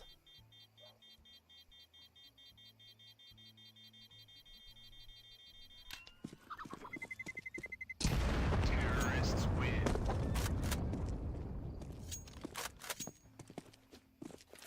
There you go. 8-6 at least. Ecstatic put up the first round on the pistol on the T side. That's one way to do it. Another pistol round that doesn't get converted into the next by Trick. That's the 3rd time this has happened. They're definitely going to have to go into the VOD and figure that out because it's not okay. And Nodius just sold his diffuse kit to buy a utility. That personally offends me. That is like an actual criminal offense. Big nade onto an Lele. It's not a nade, it's a dink. I don't even know anymore. Lost in the sauce. Well, maybe I'll get unstuck. Oh, that's a nade. Over 130 damage with a single left click. Syra, TMB, and Christo feel the brunt of it, and now they're forced back. And because of that single grenade, it forces Ecstatic back into B. This might be a bad call here for Tricked. Still gonna stack up, and that is gonna be Roy calling it out. No rotates yet, but they're hearing them all move. Where's the rotate now, buddy? Roy's gonna need some help. The MP9 overwhelms him, and into the B bomb site they should be going. Ecstatic, they're pressing W. They're gonna get the bomb plant down, and Tricked are still into A. It's a save. Ecstatic take the 7th. And Tricked, it wasn't a bad idea. Right, if Roy finds something, and there's a 4v4, they might retake. But it's the B bomb site after all. They're gonna stay stacked inside of A. And if it works, whatever. Right, if Roy manages to make it work, whatever. If they come into the A bomb site, they're stacked up, so they should be able to win it out. And if they don't, we just save. So, not a bad game plan. 8-7. It's Ecstatic to bring it back. More importantly, though, it's Ecstatic to save away 5 guns. The economy is gonna go skyrocketing now. MP9 still saved away. I think Nut might want to invest into the op for Christo and drop away the MP9. But it is T-side, so an extra SMG never did anything wrong.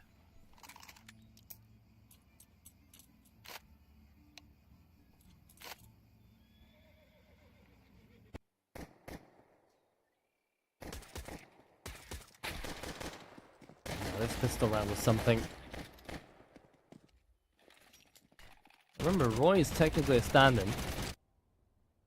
And he is doing so much to help out the team.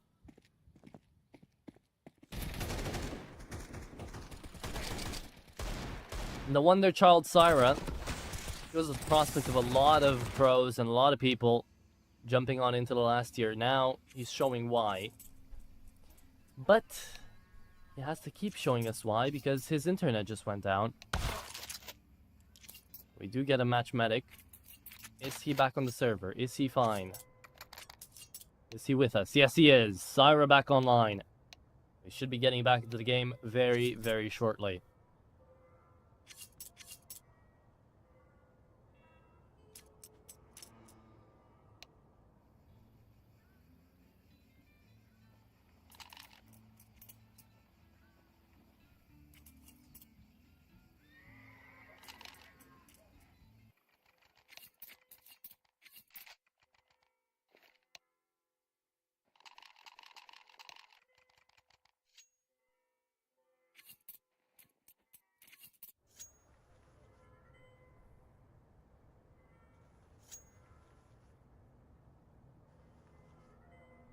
And we go in.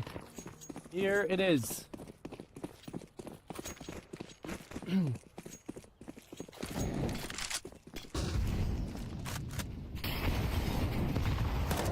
Odious up into the boost. Might be able to find something down towards Banana, and Lele does take the damage to them. Ecstatic moving fast. It is just an eco. It is just a half buy here for Tricked. Should be a Lele moving through. Nut on the bomb, making his way across towards Banana as well. Syra still holding the flank. Setting up the execute. Tricked have got to hold this down, but it's only some dualies and an M4 that's going to run away at the first sight of danger. He's on 25 HP. Already sent out the smoke. And Volde rotating. He maybe just wants to go and pick up that M4. Give the MP9 over to Nodius, just to keep it safe. Good flash coming through. Roy fully blinded. Nothing to do from that off angle.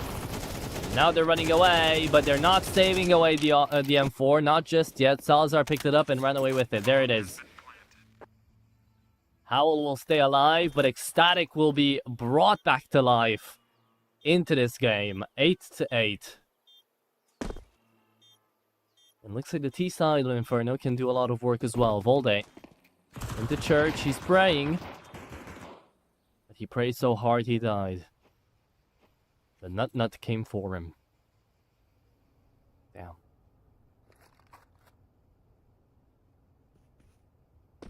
And another flawless round out here for Ecstatic. And I say another because the previous was a 4-man save. So now it's so much cash in the bank here for the T side that they won't really have to worry about cash for the next 3-4 rounds on the buys. That's going to be a scary prospect because that means they have nothing to lose. They can just play a little bit more aggressively than they usually would, and Trick could get surprised by that. They've got to figure it out.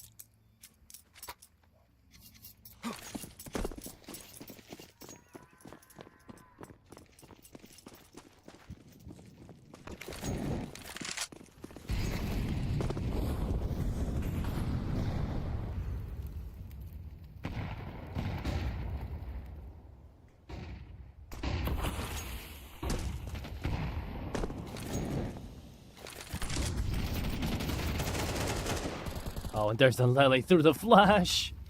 Okay. Sure, buddy. Roy never even had a chance.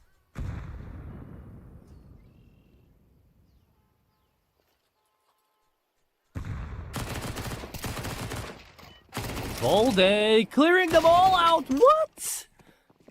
What? When? How? All valid questions on my part, I think. Questions that not even Volde can respond to. Syra, 1v3. From a 1v4 after he managed to find a trade, which Volde just pulls off a 3k on an MP9. Sure, buddy. It's Queenix and Salazar being on the first line of offense. Nodius out there on CT as well.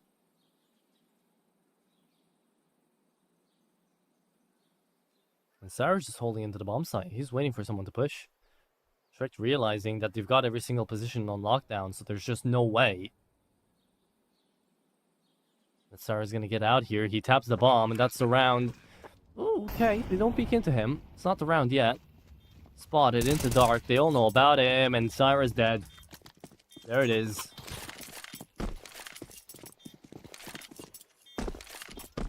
Nine to 8. Searching for an op, none found.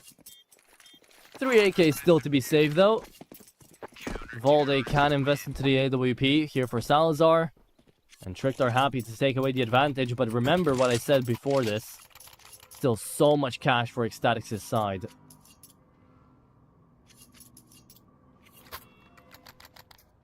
But they're just going to be reinvesting.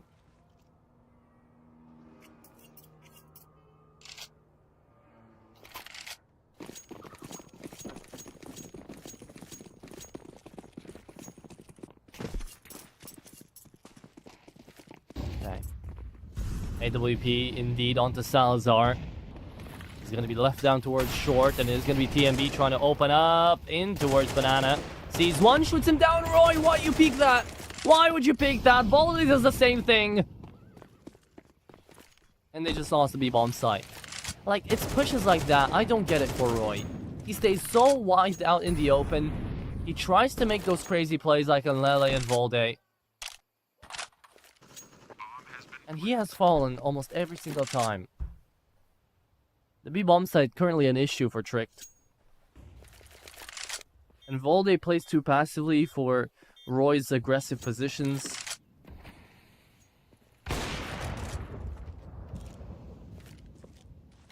They gotta take a tack timeout and kind of talk it out a little bit. Lele giving up on the bomb site. will take down TMB. They're going on the hunt here, and it makes sense with the amount of cash they have, but they haven't killed a single man. Not a single man, Nodius. Great 3k.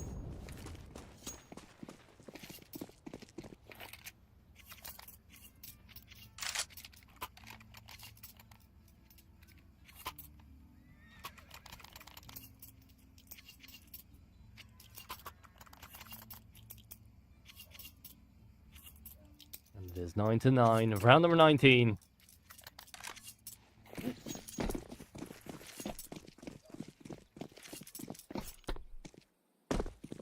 Salazar trying to go up B now.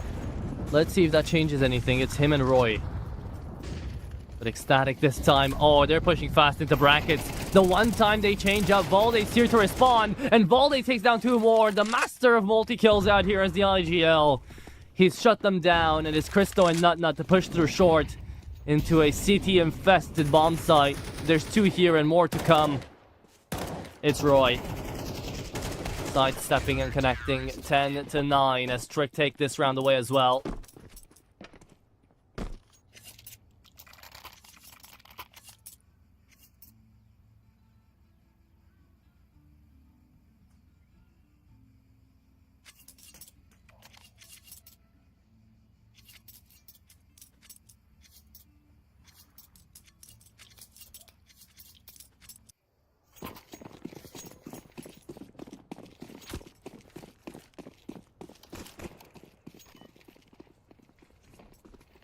Forced by out of Ecstatic. They lose this one.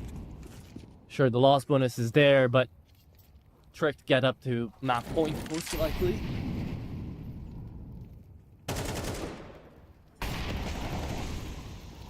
We go to a third map if that's the case. Great nade, great entry again. TMB does it. This time Alele trades it back. And it doesn't matter the sort of setup. If it's Roy and Valde into B, TMB has got it on lockdown.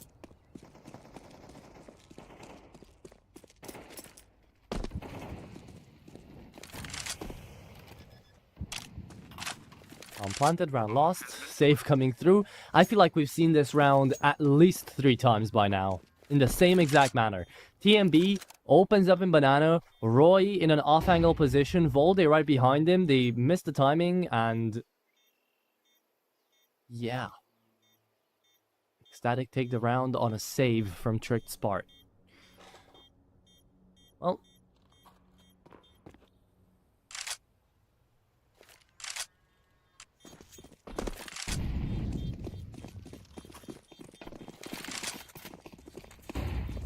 it is now 10-10. Double digits both sides. An Ecstatic save away 4 guns, so their economy is still not in shambles. With Trick being able to reinvest as well. No worries on the economical front. Let's just see the mechanical one. The one that matters. The one that gets us over the line into these rounds. Who's taking the next round? Who's getting it?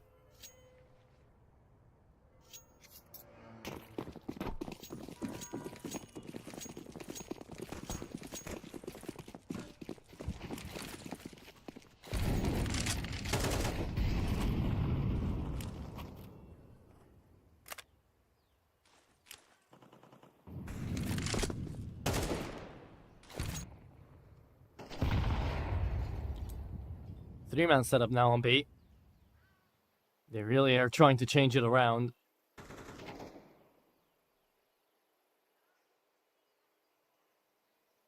And every time they do try to change it around, it's just Ecstatic going the other way. They've hit some really unfortunate timings.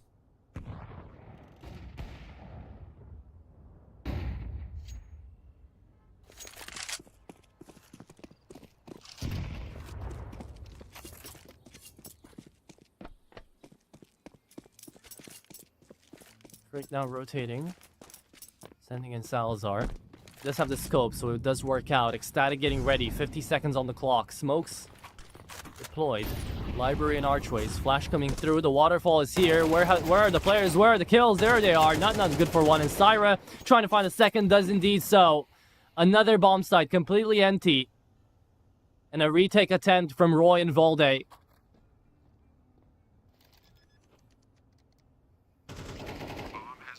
And again, Ecstatic just managing to go to the other side of the setup. TMB just knows. TMB always makes these calls. It's insane.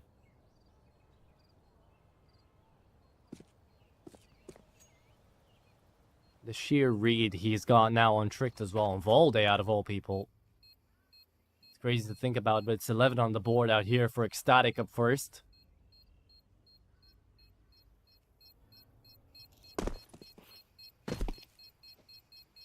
The save being made. 4 guns again for the T side, only 2 for the CTs. They will be reinvesting because they have to, otherwise they're just giving away map point for free. At least TMB dies. They'll still have cash to reinvest.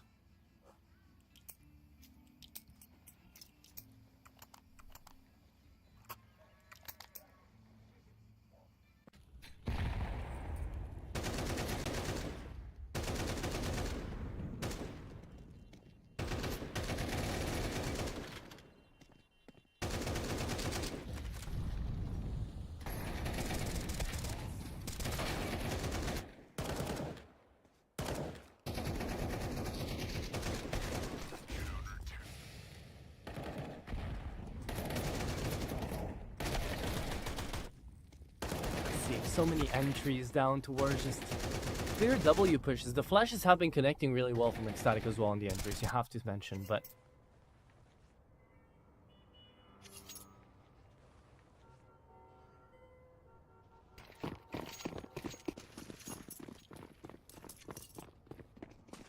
here we are. Number 22. Tricked on the last buy they can muster, really. Truly does feel like do or die.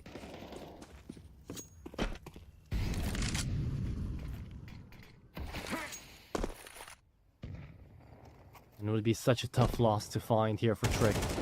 After having the advantage for so long, just a couple of B pushes coming through and Ecstatic suddenly bring it back. It'd feel horrible losing that. And Lele and T spawn. He just bought another flash.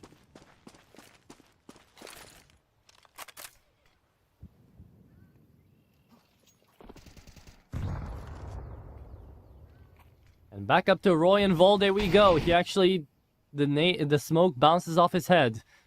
And then Lele takes a lot of damage. But here comes the smoke onto coffins. And where's the rotate? Salazar, you're into archway.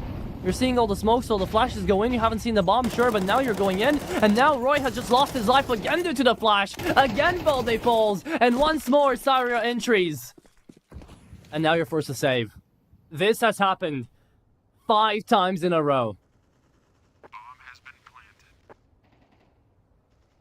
I mean, if Ecstatic just find the winning formula and Trick don't do anything to change it. And that's the problem, right? I say that like I'm trying to say that Trick haven't done anything to try to change it. They have. But in both of the rounds where they try to stack up in B, TMB just called around to go the other way onto A for Ecstatic. So they just can't win either way. Tricked. I don't know, man. If I was in their spot, I would genuinely just try to 4-man stack into B. And then retake into A, because retaking A is much easier than trying to retake B. At this point, TMB is just in their heads.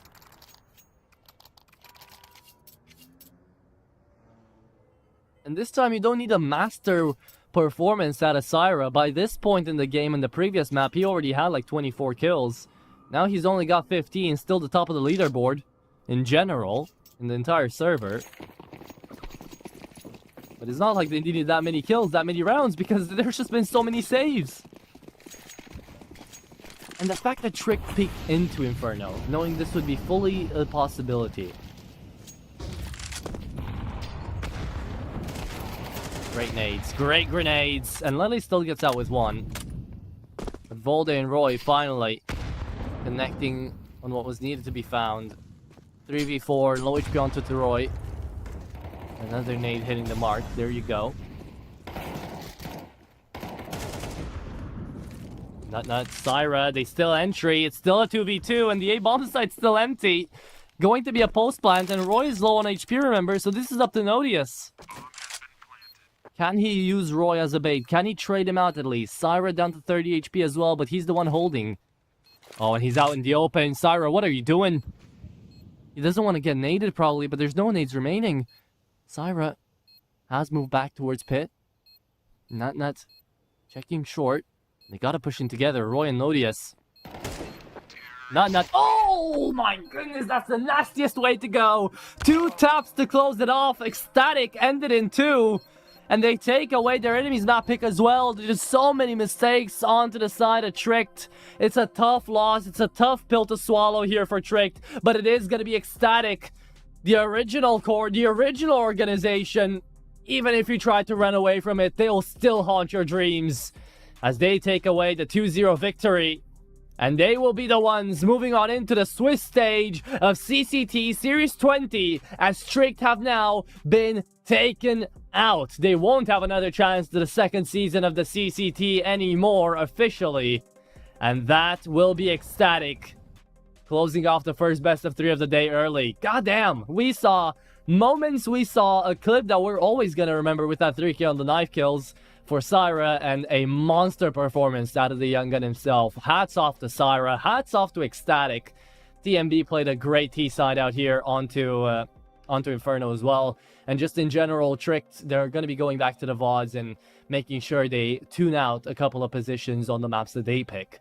But with that being said, Ecstatic move on further, and we go into the next best of 3 of the day. It's going to be Parivision versus Aurora, but before that, we're going to be having a 40-minute break to kind of let us, you know, actually eat a little bit, get ready for that game. Because if you thought this was a derby after 1 overtime and 23 rounds played, just you wait for that Russian derby as well, because Aurora are looking to prove themselves, and Parivision have been on a bit of a weaker side with their previous best of 3, so they've got a lot to prove as well. Gonna be exciting. Hope you guys have enjoyed on over to this best of 3, though. If it's the only one of the day you are going to be watching, thank you for watching. GG's to both things, and again, thank you guys for watching. We'll be back in 40 minutes, and we'll see where the Russian derby is going to take us as well.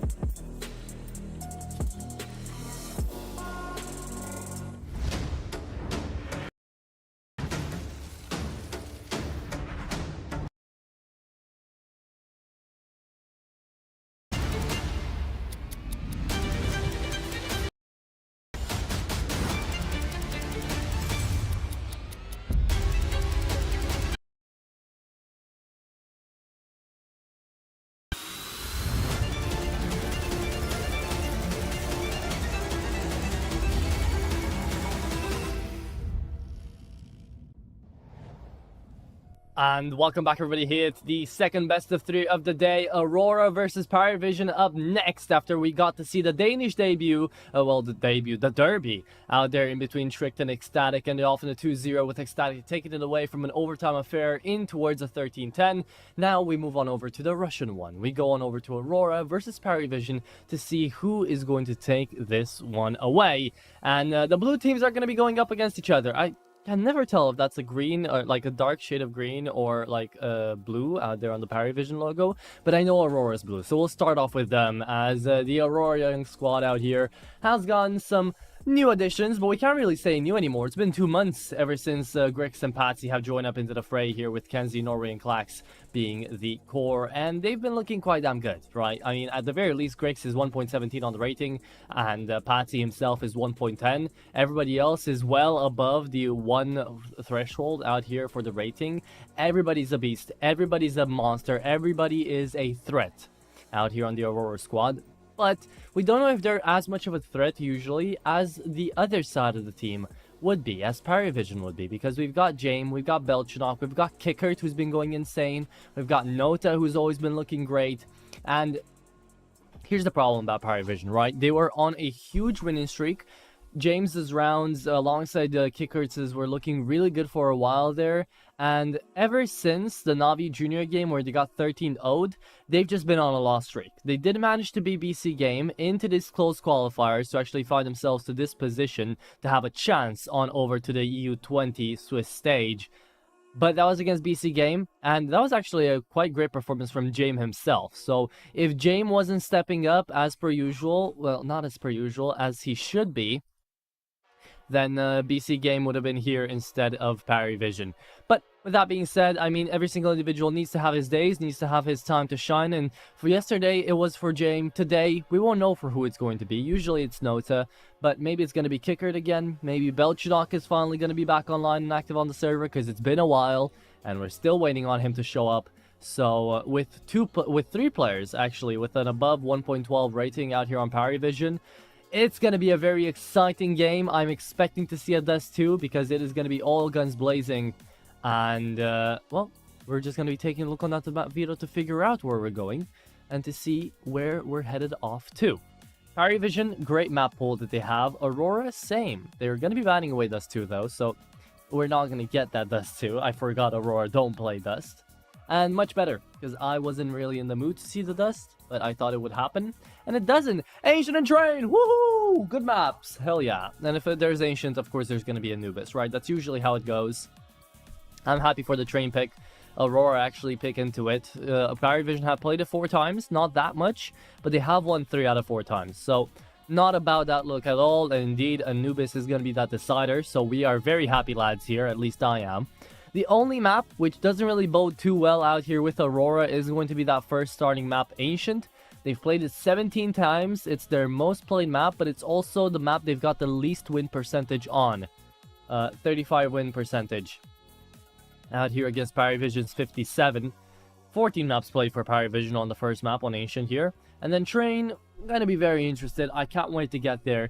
There is, however, a possibility at a 2-0 here. I would say that if Paravision play a really good game on Train, we could be seeing the 2-0. On the other side of the coin, I could also see a 2-0 for Aurora, depending on how Ancient goes. I think the entirety of this game is going to be reliant on Ancient, because if you have that momentum, joining in from the jungle, going on over to the train yard, it's going to be interesting to see, because Aurora should have that one in the bag in theory, but again, Paravision don't play half bad on it either. So, gonna be interesting, gonna be fun. Aurora, they've been playing a couple of games out here, and they're on a win streak as well. They beat Wild Lotus, which was a great win to have on a 2-0. That's Muya's team.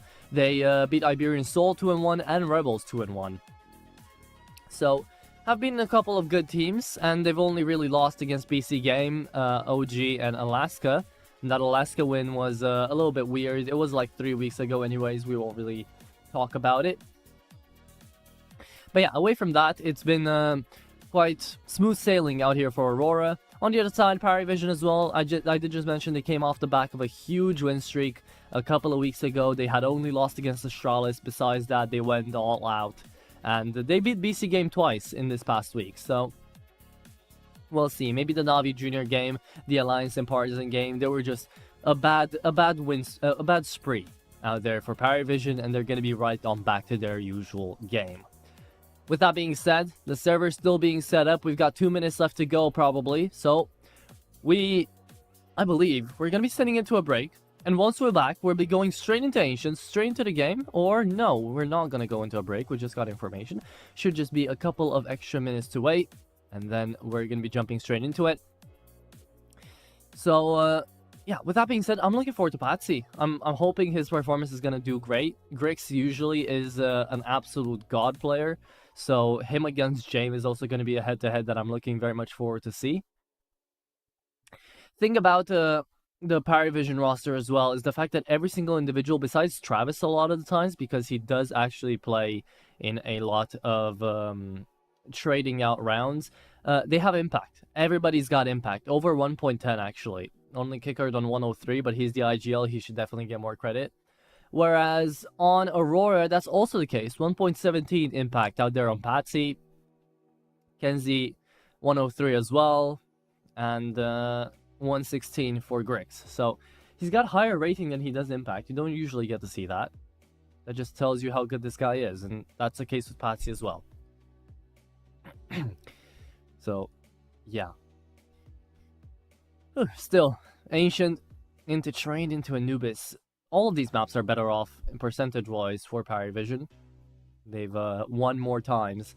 But Paravision have also been on a bigger win streak than Aurora have. So, I don't know how accurate that information can get.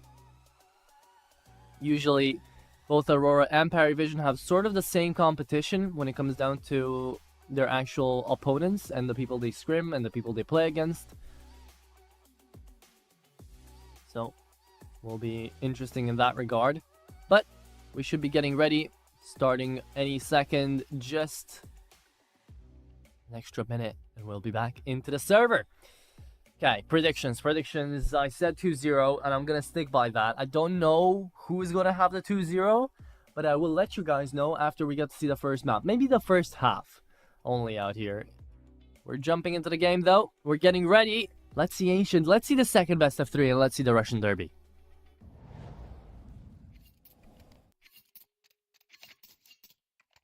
Okay, ladies and gentlemen, CCT EU20, this is the close qualifiers, and it's the last day we get to see out of them, as we are getting our last 4 teams to join us up for the Swiss stage of Season 2 CCT20. Ecstatic have already went across, we need 3 more teams. Out of these 2, Aurora and Paravision, even though in my head they both deserve it, only one of them is going to pass through. Let's see which one.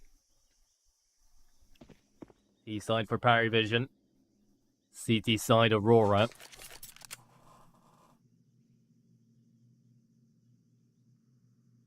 Soma versus Dastin on the coaching roles out here. Let's see who is going to get in the head of who. It's a good split. It's a fake out towards A. They hear everything. And where's the rotate? Klax sees all of this execute, sees all the Molotovs. And here comes the 4-star rotation. Paravision still into B though. And oh my goodness, who turned around? It was Patsy. Patsy turned around and called it. Norway up first now. Amazing awareness out of Patsy. Great job out here for Aurora. The bomb still goes down, but this is a 4v2. Into the bomb side, Norway. Oh my goodness, a single mag, 3 kills. Beautiful play out here from Aurora. Belchinok, he's on the pistol, sure, but there's the defuse kit where that came from. That's the round. There you have it. Grix cleans up after. And it is Aurora to take pistol.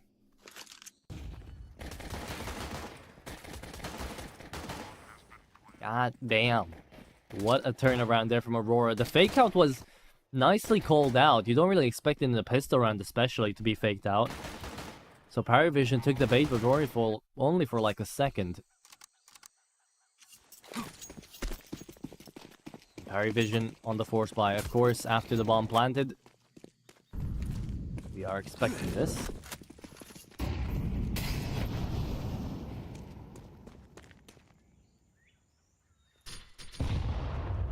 Kickert took lane control, no one into Jaguar. Mid being overtaken by Paravision as well, and it is going to be up to Belchinok to try to find Klax. Nice pixel angle. Patsy sees them, but can he get out? He's getting overwhelmed. How many does he find? One, and the second spams him down. Kicker's still alive somehow. 7 HP, and it is going to be the MP9 to fall as well. Look at Parry Vision getting into the bomb site. Okay. Belchanok another headshot, looking for the second, finds the spray, and suddenly, Aurora taken out of contention in this round. Easy frag on Belchanok for sure for Kenzie.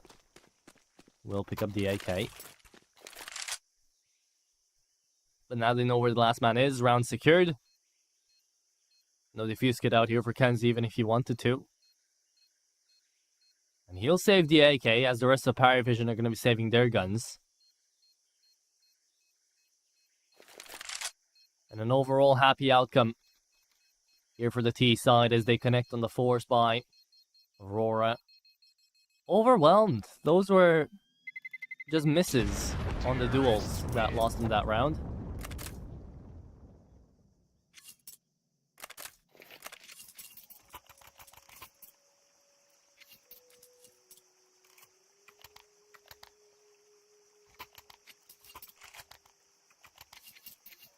But into round number 3 we go. Scout onto Greg's force buy back to back. And now see, I got a force buy war in the first best of 3. If you guys watched that as well, you know what we got to see. It was 5 force buys back to back, and all of them won. So I don't know if we're gonna get to see a replay of that.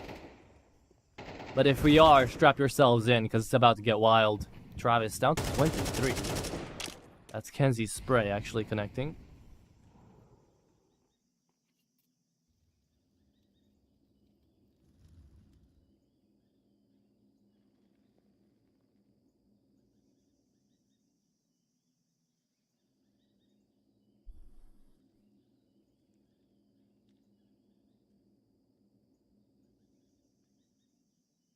Two cave, 2 donut. Still nothing sent out. And here comes the push. That's going to be the smoke signaling. We've already gone through 1 fake execution though, so no over-rotate, just going through middle, and the cave player, the catwalk player there, still alive. Travis. How many does he get out with? He's going to give away an AK here. Knife out. Oof, that's it. Just lands on the box and finds the kill. And now you surely run away with those 2 AKs, right? Try to save them. There you go. Much better. We're still attempting this. There's no defuse kit. Already 20 seconds. You're just keeping Parry Vision in the bomb site. Trying to see if you can get any more exit frags out of this. Into the side they are. They tap away on the bomb, and now they have to go for it. They're getting scared. James is going to be all over the place. The bomb's going to explode. How many do they kill with that hold? Ooh, 2.5. There you go. Great play out here from the CT side. They make it very expensive for Parry Vision, even though they win the round.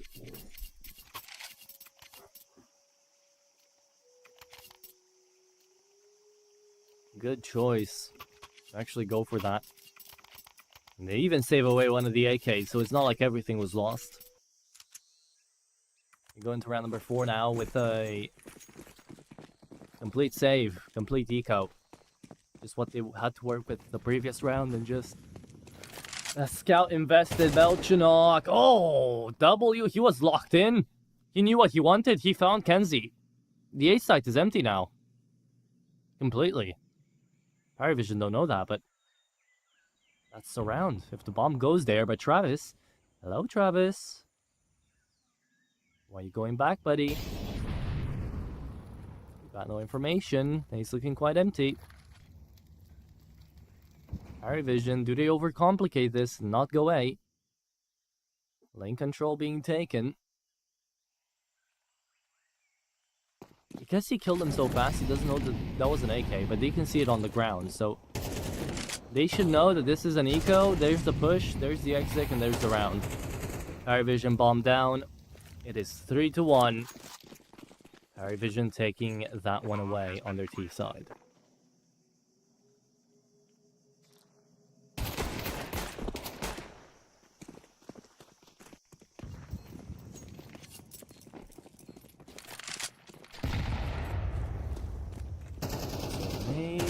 Travis cleans them. Like a bubble bath. Norway, though. Oh. USPB deadly. I don't know what that was. I'm sorry. 3-1. We move on into the next round here, and again, Aurora make these rounds expensive. Even though Parry Vision are taking them away, another 2k, a 3k in the last. This was just amazing for Belchanok.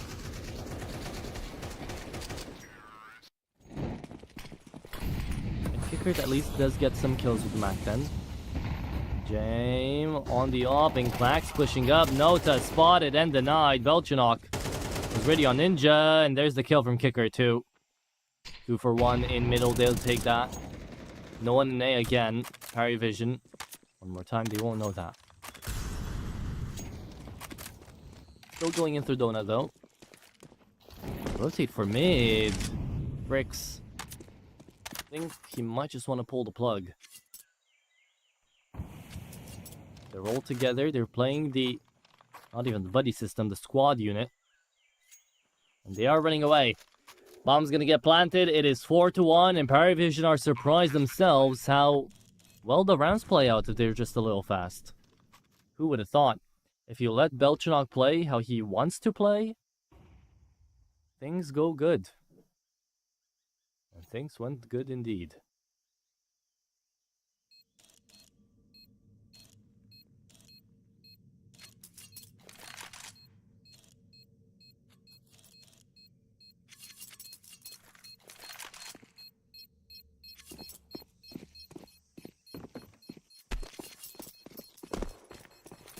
Okay. 3 guns saved away for the CT side. Parry Vision. 4 of their own. And look at the cash. It's so much right now.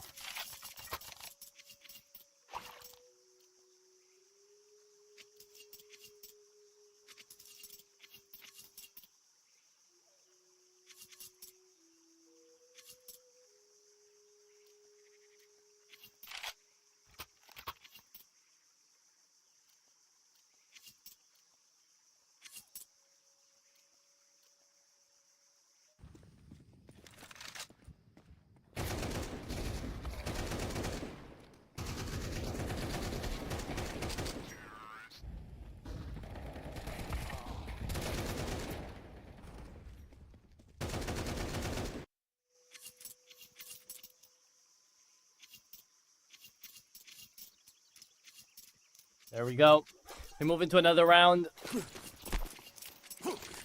No investment from Aurora besides half armors on Flax and Patsy.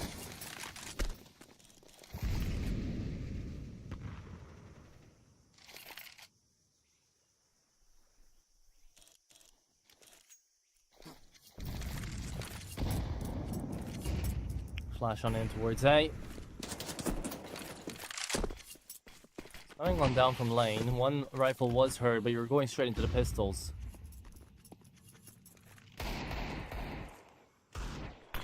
Gonna be up to Grix to deny this. Gets smoked away. Heard as well on the fadeaway. Oh, and those 3 rifles are going into their demise. They're gonna be a 3-on-3. That smoke blooms. All hail is gonna be let loose. Oh, James. He could be in a scary position too.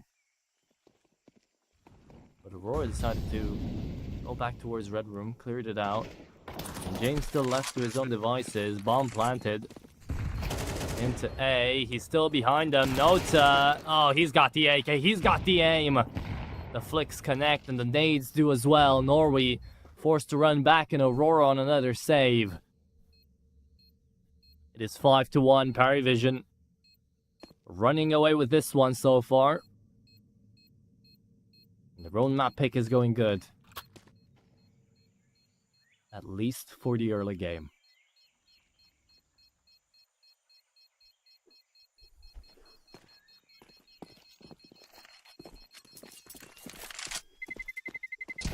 Terrorists win.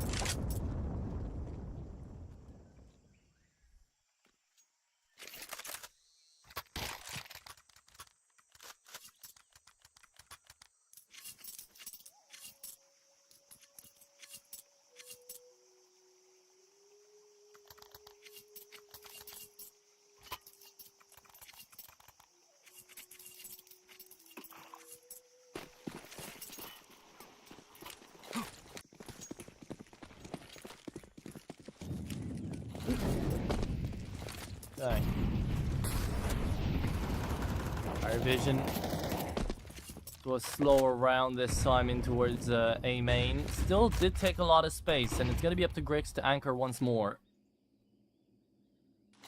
Surely he does get some support this time from Flax.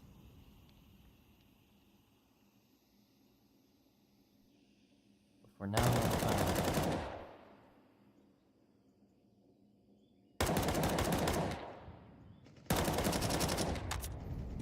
Belchinok. 1-for-1 into the A-bomb side. They already moved on in. Paravision have already flashed their way in. Smokes and Execute is there. Bomb has been planted. The bomb has been indeed planted. The retake, where is it? Patsy, here he is. 4, still defuse kits on hand. Travis actually takes a very aggressive fight. He would have lost the round if he had lost. But he wins it, and James is still here, so it's Jane time, baby. He is connecting, and he is destroying. Jane looking alive. What a treat for the eyes. 5-1 turns 6-1. And Paravision kind of running away with this game now, huh?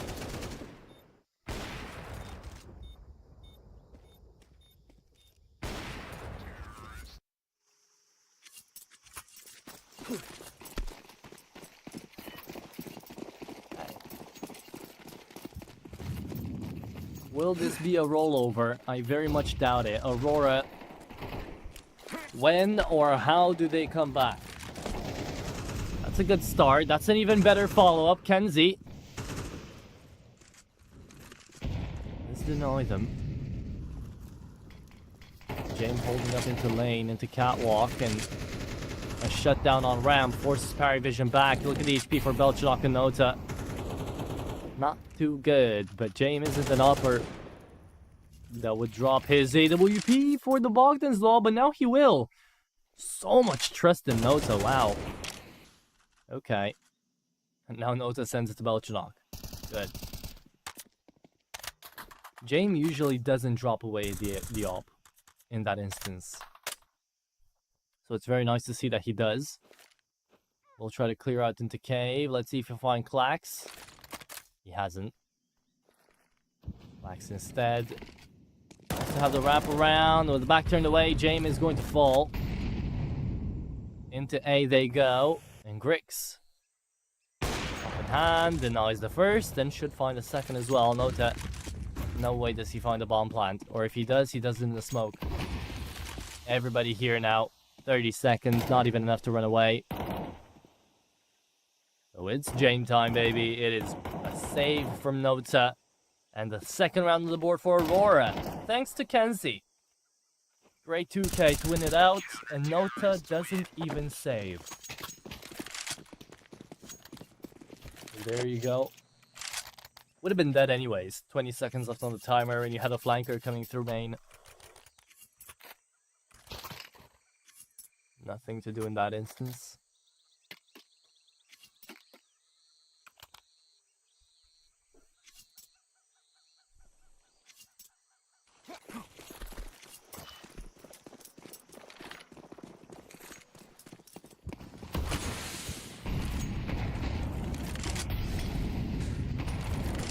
Okay.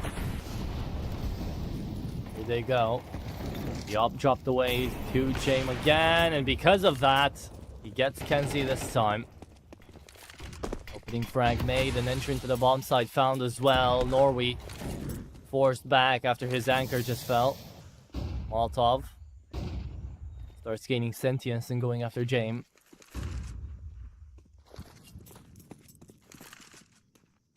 Oh, and look at this flank around. Don't believe James is ever gonna expect it. Patsy and Clax behind enemy lines on the double doors. James dead man. Oh, he checks back! Doesn't matter, still falls, but either way, at least there's not a chance for trigger discipline. Second player, Nota not spotting him. Clax. Great job to kind of bait in the first one. It was still 1-for-1. Into long we go, though, and the lineup is beautiful. Kicker.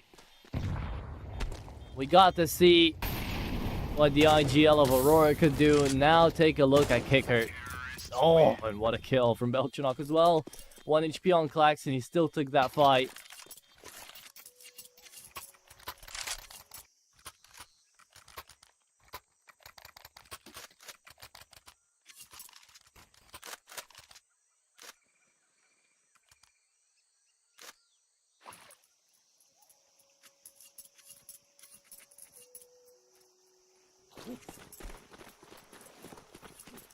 Norway. He's been looking good, but he's got to focus on the calling.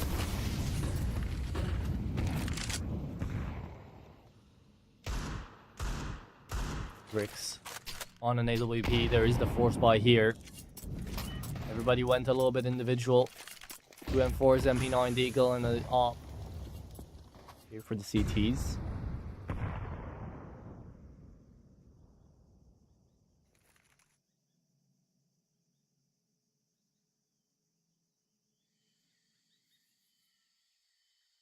And a hold more into the site now. Oh, but Norway. Never expected that to happen. Travis, great crosser placement, just entries up. And another round lost for Aurora, because Kenzie is going to get overwhelmed here, and they're too far away for the rotate. Doesn't even find a frag to begin with. Travis makes this look so easy. This is what great crosser placement can do for you. Just have it always aimed at the head anyways. You pre-fire. Or you peek with the intention of firing anyways, even if there's no one there. And boom. They just be landing. 8-2. Parry Vision stole away this half. And we just blinked. Doesn't even feel like I said all that much. Because I really haven't. It's been a straightforward game approach here for Parry Vision. It's basically the same thing that happened on Inferno in the last boost of 3. You go into a bomb site, you go fast enough, the rest of Aurora is stuck inside of the other part of the map. It's just good calls, great entries, and Aurora not choosing to go for a lot of these retakes. Prioritizing economy, but even that economy falling short. And now, full buying out here into the penultimate round of the first half.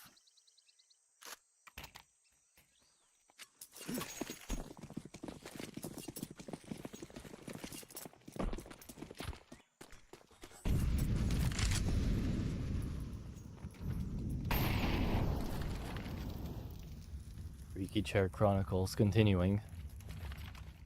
CCC. It's not the CCT anymore. Klax. Anchoring. Is he gonna get one tapped by a swinging Belchanok? Or a Nota. Or a James. Could happen. Happened in the previous round with Travis. And here comes the execution. Won't get one tapped. Still finds one. Nota does trade him out though. Into the bomb site we go. The smoke blooms just in time for the players not to get to the bomb site, not to peek over. Flash goes in. And a molly as well to try to defend against the default plant. It's not deep enough. Blowing up in the smoke. And James just not going to peek this. Really well played from James. Sends in the second nade. He's got a Molotov for the entry as well. Kicker picked up the second nade and he might just throw it. James still playing Temple. Patsy got to the back of the bomb site though. There's a smoke and there are 2 defuse kits. James finds the second, looks for the third out here and he gets it. James, beautiful. James continues and you're never gonna stop him because he goes for more. It's James on a quad kill and he's looking alive. Welcome back to the server, James. And welcome back to the Parry Vision front lines. 9th on the board now for Parry Vision. And Aurora are getting blindsided. Their eyes straight up into the sun. And the sun is telling them, it's chain time, baby. Look at this. The fact they still try to go for the retake there just tells you that they're already done with trying to save so much. They've already lost too many rounds, and Kickert is playing the W. Oh, and he went for more. Okay, a little bit too much, a little bit too greedy, but we get it, right? If you guys were in his spot and he was just Wing everyone, finding that first initial frag, you'd like to go for more. You had the info, there were people mid.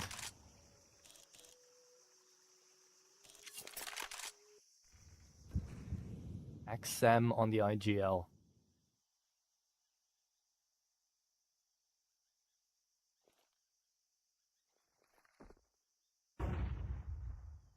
Gonna be hit again.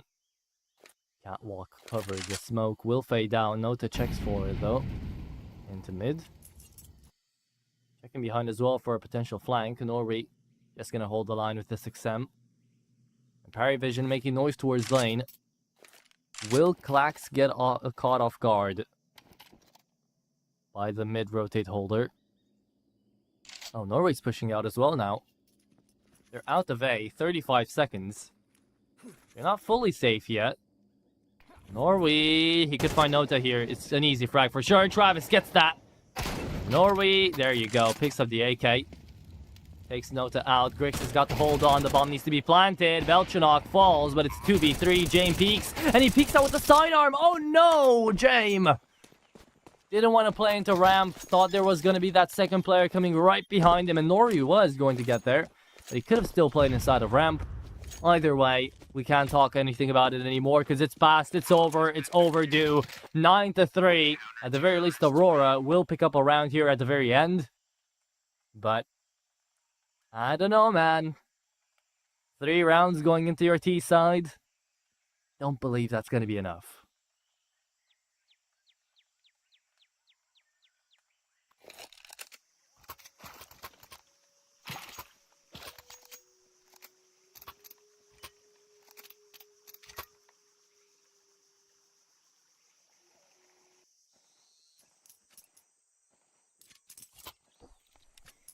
Another pistol round to go. Aurora. So far, a very slow game. Slower than perhaps most people were anticipating. Smoke and a flash invested into this round by Aurora. P250 as well into Grix.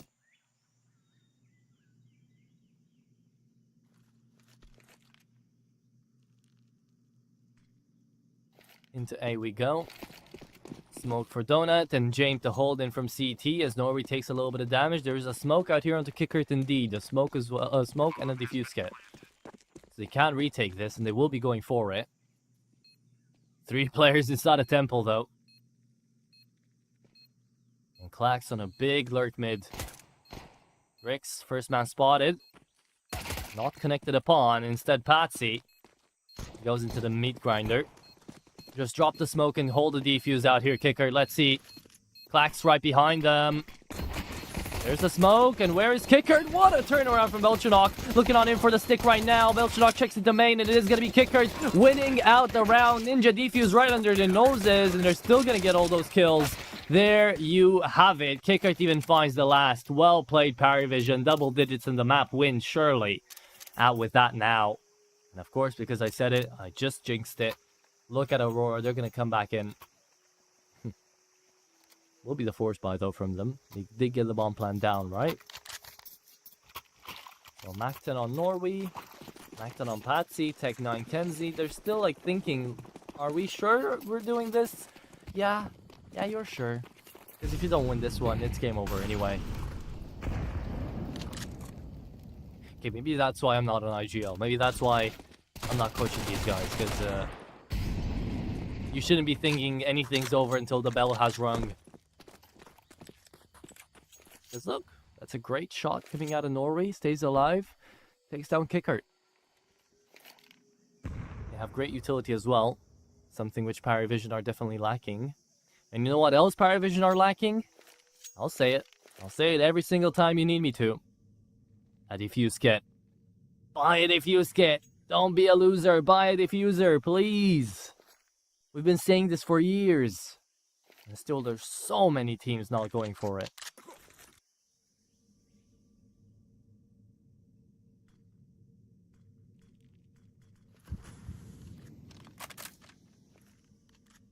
Three-man stack on B from Parry Vision.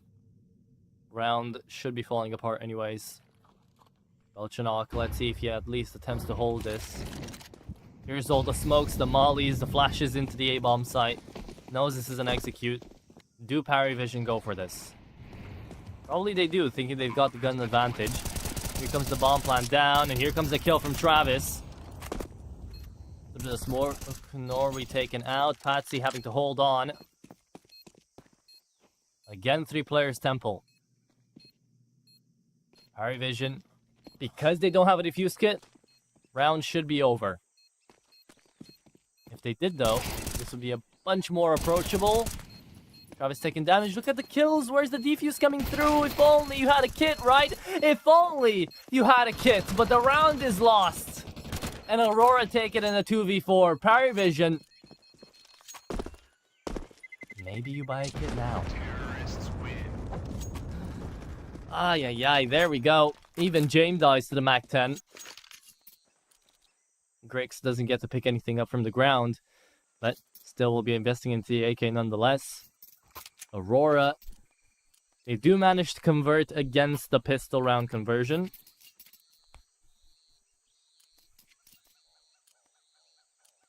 And the tac ball's out of parry vision. There you go. Travis immediately goes for the smoke kit armor combo.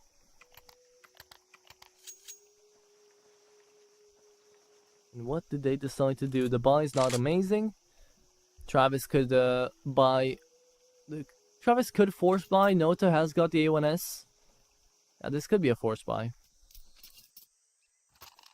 Let's see it. MP9 on Travis. It's a semi-buy. It's a half eco. It's weird.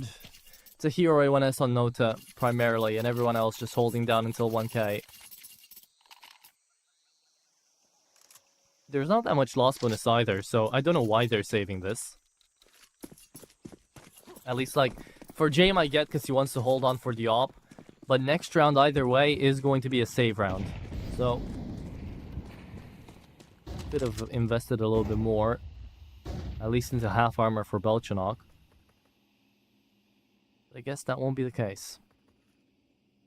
Into A we go again, though. Nota playing Donut really helps this situation out. Belchanok, if he even finds one here, it's gonna be good. Ah, Nota. That's the only rifle you had in this round, Parry Vision, but that is also a lineup from Belchanok. He takes down 2. Wait a moment, the Deagle's going insane! 3k out of Belchanok, and that's a rifle in itself. It's called a hand cannon for a reason, and Belchanok playing much better than yesterday. Having the time of his life, 10 HP on Patsy. Kicker can't take him down inside of the smoke. And it's going to be up to the IGL after that. James down to 24 HP at 2. Not too healthy. Travis spotted. Norway taken down, though. And 10 HP is all that blocks this round. Patsy taken out, and it's 11-4. Parry Vision win on a Hero A1S round. And we won't call that a Hero A1S round. We'll call that the Hero Belchanok round because he just played it on a Deagle and saved the day. 11 on the board still for Parry Vision.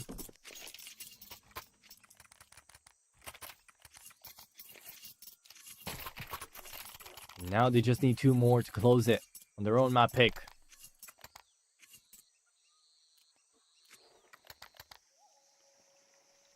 After Nota carried them into the Partisan game. Played an amazing game as well up against BC. Well, amazing. Played a really good game up against BC. Now it is the rest of the party to shine. Belchanok back online. Love to see it. Kicker is still having the same great performance that he usually does. Amazing nade onto Norway. Literally hits him in the head. And it's nice to see Travis too.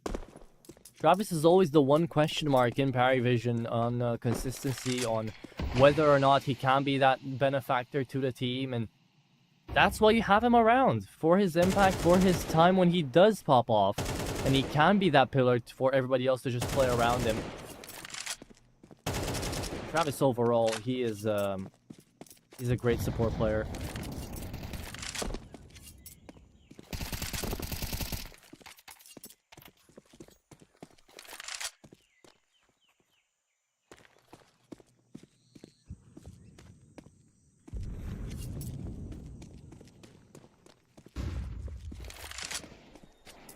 A fade away from B. Another kill from Belchanok. Nota somehow taken down first once more, but it's going to be up to James to try to defend here from the mid-rotate. Sees them, calls them in.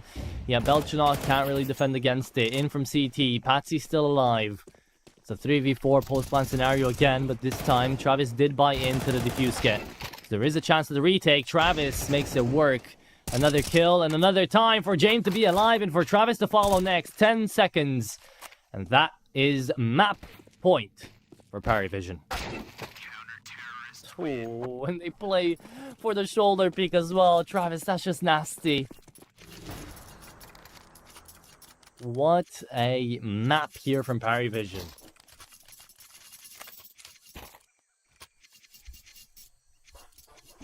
Now, just a force buy that gets you pistols, Aurora. Should be 13 right up on the board now. Question is what's going to happen on train? It is Aurora's map pick. It's a decent map for Parivision too. Thing is that Aurora, I think out of all of the teams in Tier 2 right now, they've got the best win percentage and the most maps played on train so far. Played 16 maps. They have managed to win 68.8% of them.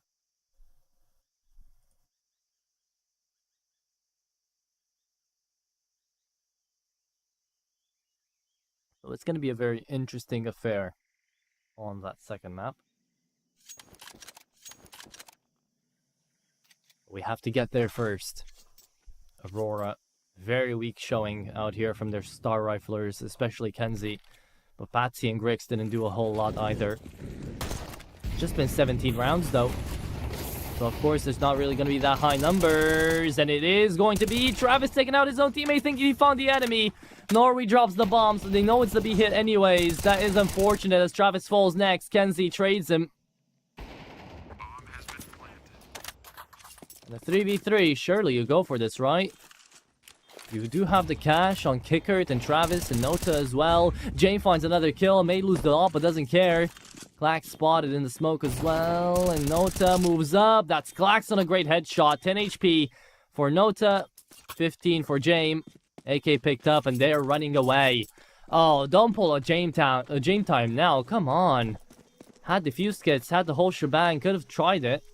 But instead decided to play it safe, 12-5. And it makes sense. I am just waffling to be waffling because James needed to save away that op. Can't really afford to drop it on over to Aurora. And they're not really working on the lost bonus either, so there's not like there's that much cash out here for the CT side. Belchanok won't even have anything to buy.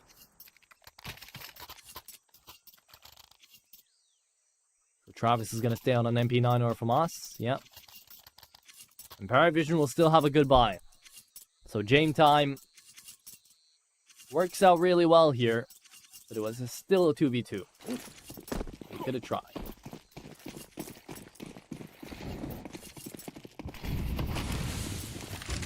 But that's just me wanting to see action. Aurora, on the other hand, they don't want action, they want easy rounds. And they're not going to get them when James on the server. As Norway's just taken out, the IGL already lost, and Patsy's up next. Belchanok through the smoke. Punishes round 18 really quickly. Kenzie traded out again. Nota used as a decoy. And it's Clax and Grix in a 2v4. Good luck, have fun, but it's not going to be easy. Molotov for Ninja, no one there. Oh, and Jame keeps it going. Jame. Give these guys a break. Let them breathe. 14-8, you might say that's not that much. So Travis is 17-7. He's a support player. Belchanok 19-12. It's been a heavy killing game out here for Parivision when there's only been 18 rounds. And it is going to keep on going. MP9 Maestro out here. Travis ends it off on 18 frags. Belchanok kept it alive the entire game as well. What a map out of Parivision. And I guess that's why they picked into Ancient. Very well played. As they take away map 1, we go into map number 2. The train is up next, and I am very excited to see that one coming. So, we're going to be taking a 10 to 15 minute break, and we'll be right back with that second to see if the best of 3 is going to end off early, or if Aurora somehow bring it back.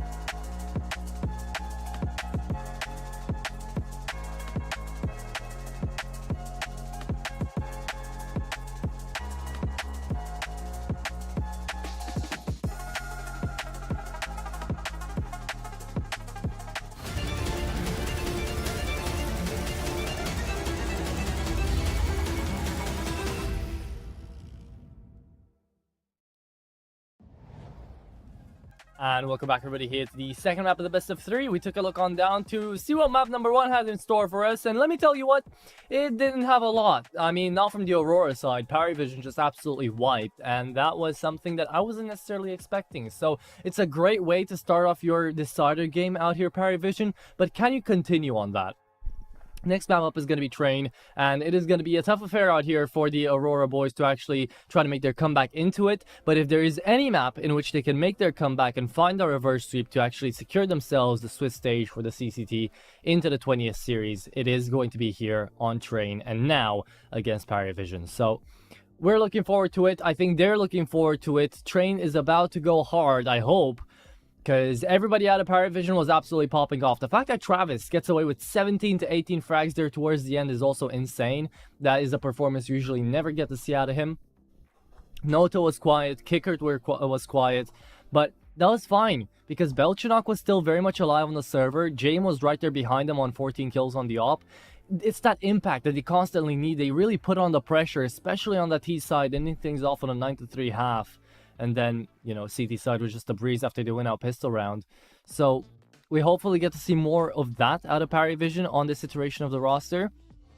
But for Aurora, I mean, no one was alive. Grix was trying, Patsy too, but besides them, Clax, Norway, Kenzie, they started way too late. They had a couple of good ideas with a couple of good flanks that you can remember, but besides that, it was so dead in the water there for Aurora, and they weren't changing anything up. They were just going for the same default plays, and it felt like that map really just flung by us, just swept past us, because Vision were going that fast, and they were looking great. So we're going to have to wait to see who is going to take what when it comes to Train here. CT side probably going to be started out here by Vision as well, so they just keep that momentum going. And I don't know, right now, we're just waiting to find answers to our questions, as those answers should be spotted on out the moment we go live, which should be just in a second.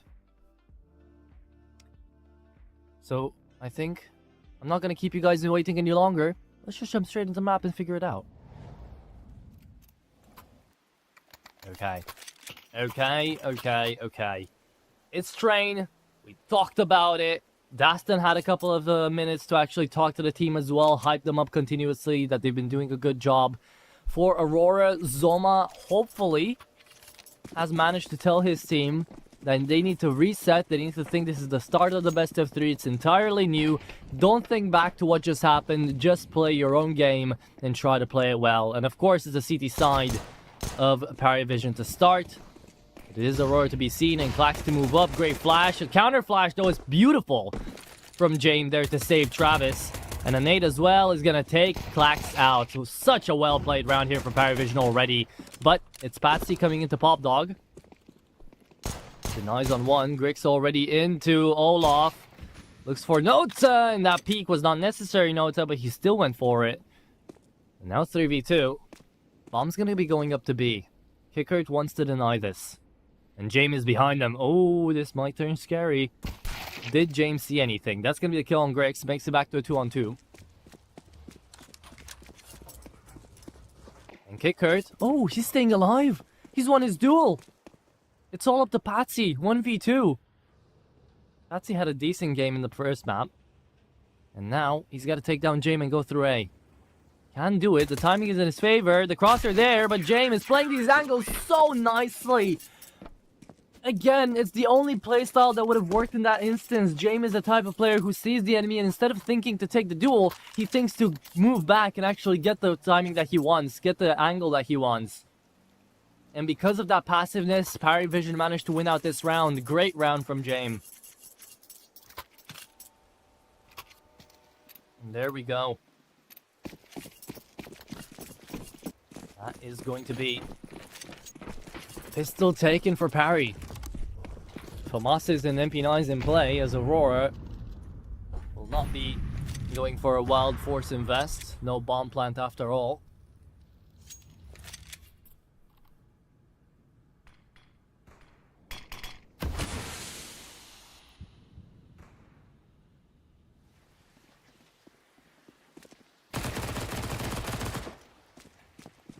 There's the kill bonus on one at least. Kicker's been looking amazing these past few days. Parry Vision have really had their IGL step up.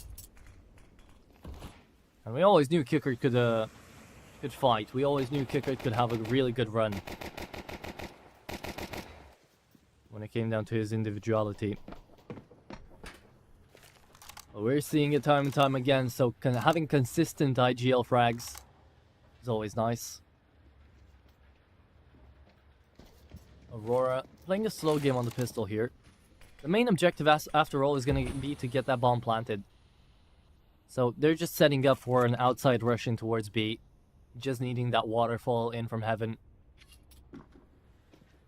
All drop down. Trying to plant the bomb fast. Kenzie's the only one in front of the smoke.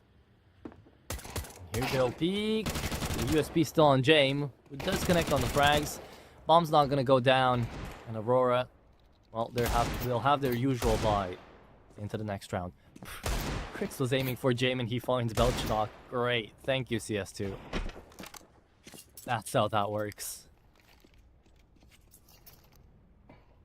Crix is dead. Dead in the water. Dead for rights. Whatever you like to say. He's dead. And it's a 4-0 Kicker, a 4-0 James to start things off out here for Parry Vision.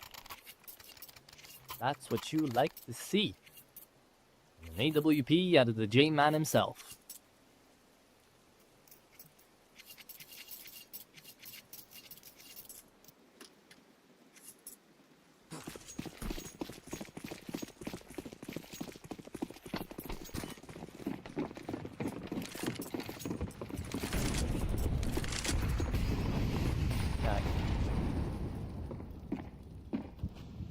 Smoke on down towards Ivy. Travis already pushing up.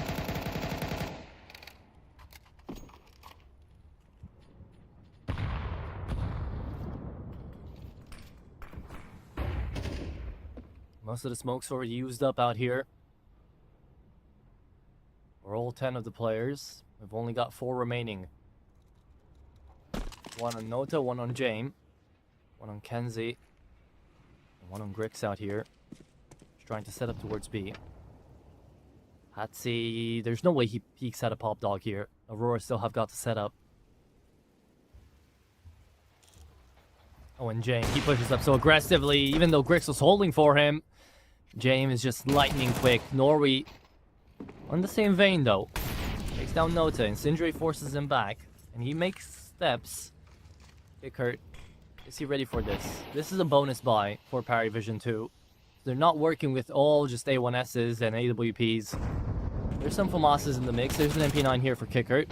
And Travis can get the job done with a FAMAS as well. So apparently that's fine. Out of heaven, one spotted. And Belchenok is going to tap away on that FAMAS. He's succeeding out on the duel. But still to the A-bomb side we go. 20 seconds and it's Clax and Kenzie to try to find James.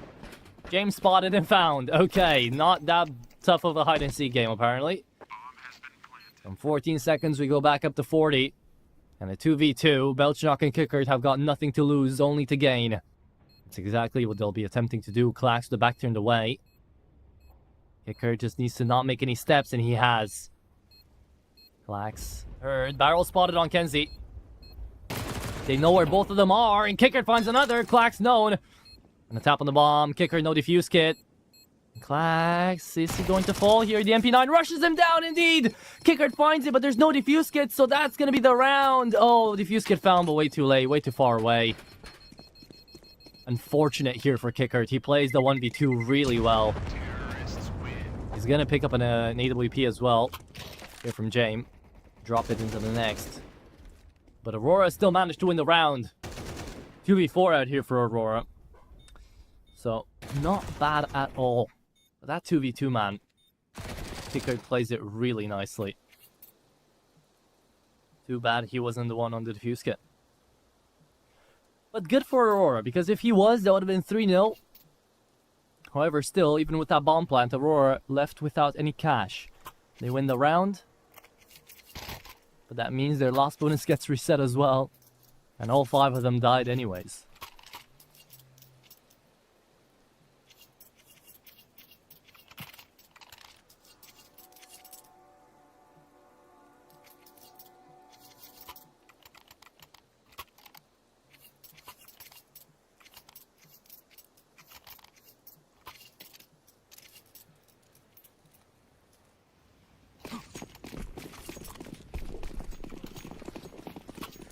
Okay. 4 Galils, I don't know how to count, and an AK. Out here for Aurora, moving on into round number 4. Parry Vision.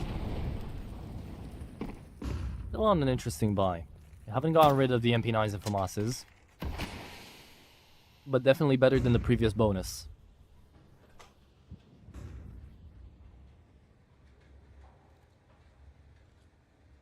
Into B holes we go. The entirety of Aurora getting ready to execute. There's going to be just one sole belch knock on the first entry. Everybody else playing in the back of the bomb site. But there is a 4-man stack here. Norway pushes fast, and no smoke, no flash, no nothing. Kicker, what happened there, buddy? Just goes in. Nota takes down one. Travis on the back of the oil rig is going to get taken down. Nota on 4 HP as well will be found, and that is going to be the entry for Aurora and the round 1 as well. Very weird hold there from Parry Vision. They peek in blindly. I guess they got caught off by surprise because it is Kenzie there, I'm pretty sure. Kenzie or Norway. Going through stairs with no smoke, no flash, no nothing, just dry peeking out of it. Finding the MP9 on Belchinock, and then after that, the rest of the defense for Parry Vision just kind of falls apart.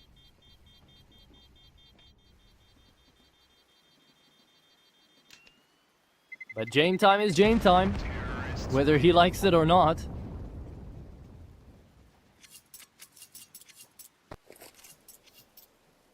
And Aurora do manage to win out the round here as well, getting them back into the fight. And with the advantage in the round count as well, because Parry Vision, they're only jumping into this round with 4 nades and an AWP on Jame that was saved away. And Jame is going to save it one more time, don't you worry.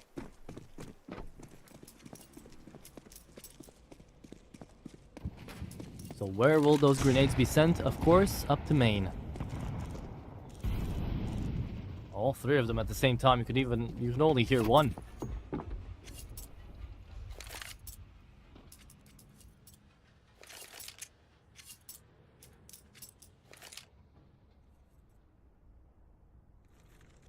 Jame playing connector.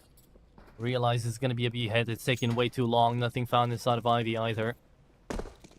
Into CT now. Can he hold? Here come the flashes. Here's the execute. Jame through the full flash. Takes down Norway. The op is just looking for kills. And the USPs are getting a lot of them, actually. A lot of big damage. Oh my goodness. Travis finds another. And the USP's just running them down. I don't believe this. It's a USP round. It's Jame on the op taking down 2. And Grix on 17 HP is the last man standing. Grix even does a Mario jump there as he connects on a shot. But he's on 17. A single USP headshot to take him out. Jame even pre-fires. The AK's been picked up. No way does this round go in Parry Vision's favor. No way. Aurora's morale already broken enough. He's gonna fall by the nade. He's gonna fall by the nade. No. Bricks. Good movement. Recognizes the possibility there of death. But still doesn't see the Grim Reaper. 8-1 James. 7-1 kicker. They keep it goddamn going. And how did the Pistols manage to win that? I will never know. Because it wasn't just Jame. It was the rest of Parry Vision slowly but surely peeking in there. Weird peeks being made by Aurora, hoping that the enemy would be full blind, still peeking out and going down through the full flash.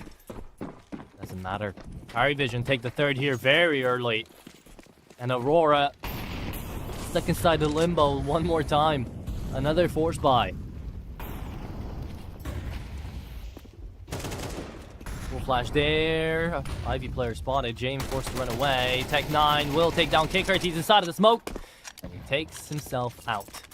It's going to be an AK literally shipped towards Norway. 9 doesn't push them. No, Norway. Great shot. Finds the second with that picked up AK. Flags pushes through a smoke as well. What are these rounds? What are these rounds? I don't know. Flawless round after this coming for Aurora after Parry Vision managed to win on pistols only. Grix even saves away DWP. Kenzie doesn't save a single weapon even though they take down 5. Jame reinvests into the op, and this is Loopy land right now. This is very interesting state of affairs.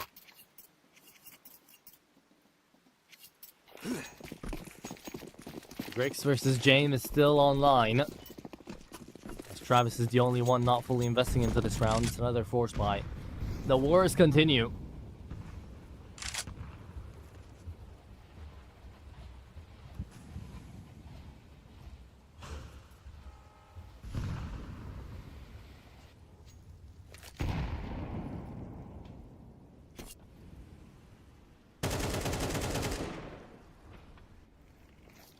Full stack on 8.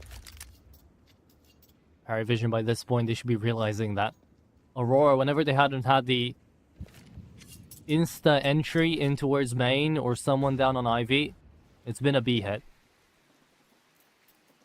And this time Aurora are trying to fake that. Playing the timer.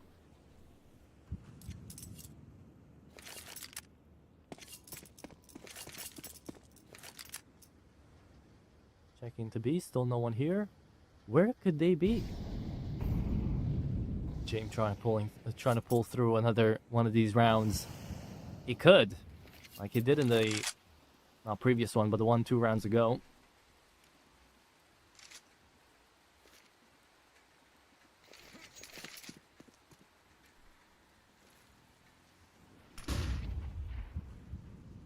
All flash to entry and still no one there.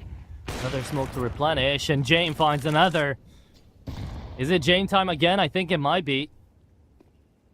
UMP holding 15 seconds on electrical, trying to push through. Another AK spotted. The bomb was seen as well. Oh, Aurora are crumbling again.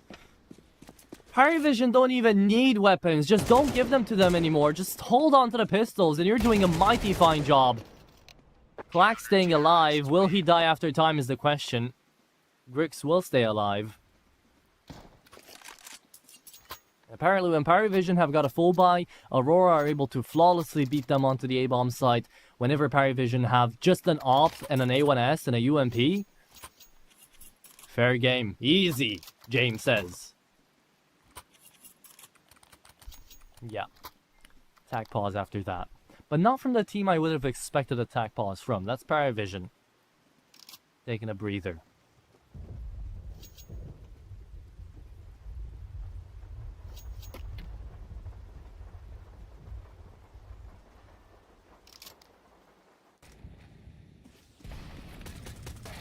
This is what it all started from. Kickert and J-Man. The deadly combo. The ex-VP, ex-outsiders, major winners. Together. They made history. And maybe they'll have a shot to trying to make it again, too. Who knows?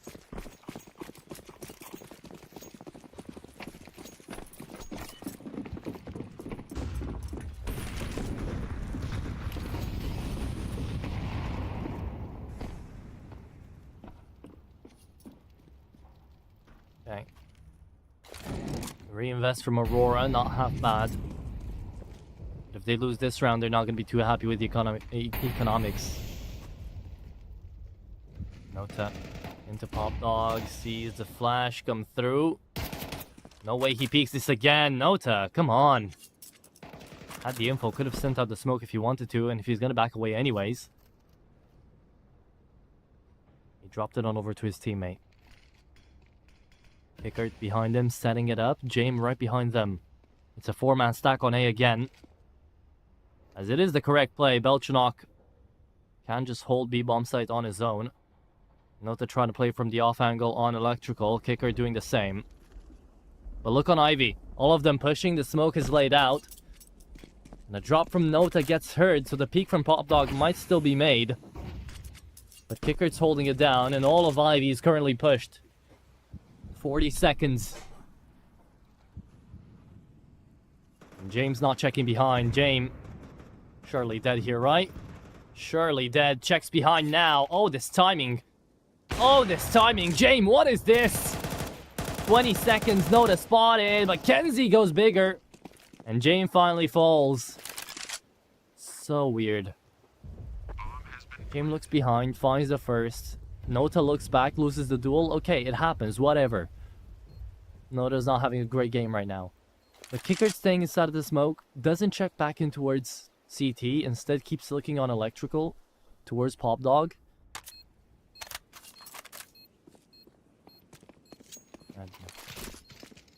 4-4. And again, just don't give Parry Vision a full buy round. Keep them on a Jame up and pistols only, and maybe that works better. Because it's 4-4 now. And Aurora, well, they're tying it up. Good T side so far. Train quite CT sided after all.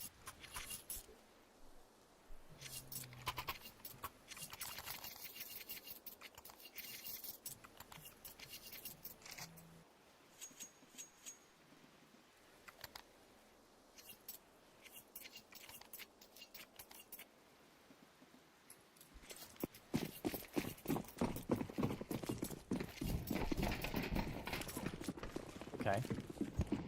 That's everybody moving in so con. Parry Vision. Slow early round, but they've still got the util off. And Belchanok, look at him push. He's going to get support from Kickert. Struggling against Patsy. Thankfully for him, though, that steel pillar is unbreachable. And you can't have you can never have enough AP rounds, apparently. And in through Ivy we go again. This time, surely Parry Vision learned their lessons, right? It's James and Travis holding things down. They do have util. James not going to send it yet, though. Here comes the Molotov. James still waiting. Travis peeking first, and this is a great crossfire. As Grix is going to feel a little bit of the damage from the incendiary. Forces himself out, but still, Grix will go down, and Kenzie with the back turn gets taken out. Kickert.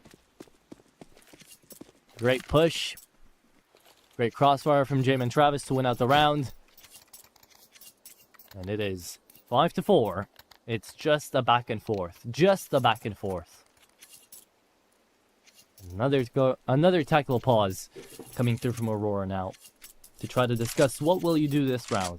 Because you can half invest. Which we'll probably do. Or you can just not do that and force buy again. How are you going to look at this buy and think that it's a good idea? In attack pause as well. You're working with 5 smokes and 3 flashes. That's it. 2 Molotovs. And that's all of your utility on an AK and 2 Galils. At the very least, Klax does sell his weapon, so he'll have enough for an AWP drop into the next. But it's still going to be a risky buy. Coming through out here from Aurora.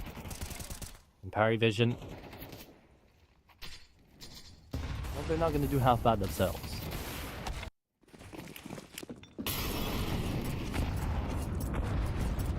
Nota having a very slow game today. He carried his team to victory, or to map wins, in the previous days. Now having a cooldown period, apparently. But that's okay when the rest of your team is still pulling through. I mean, Kickert has the IGL still 9-3. James has only died 3 times too, and he's up to 11.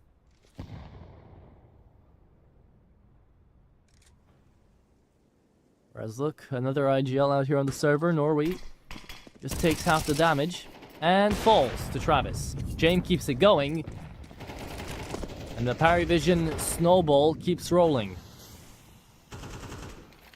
Travis, can he find a second? Yes, he can. Of course he can. Travis right now is on a roll himself. Does he want me to make the killing spree sound after he finds the third one, maybe? Oh my god, he actually checks. He actually checks the timing. Grix in front of the smoke. He needs to look away. And there you go. Doesn't find the killing spree. Multi-frag. You guys remember that in 1.6? Goddamn, that was amazing. Oh, James doesn't pull the trigger. Just a peekaboo. Just a jump scare. A little tease. Oh, James dead anyways. Can't play ring around the rosy there. And Grix not allowed to play at all. Kickert takes them both down.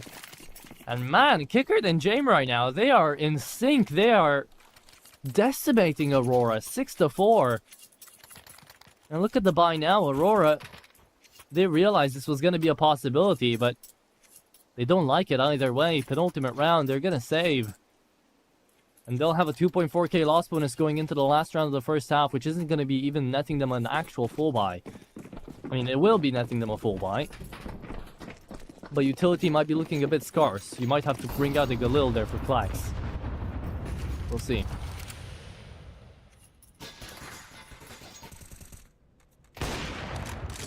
Oof. Flash. Flash flick. Out there for James. Into B we go. Elchinok, can you deny? No, Travis can. Don't worry. Elchinok, you don't even need to. Bomb goes down though. That's important. That's what the round was needed. That's what they needed from the round out here, Aurora. And Travis just shoots them all down. Yeah.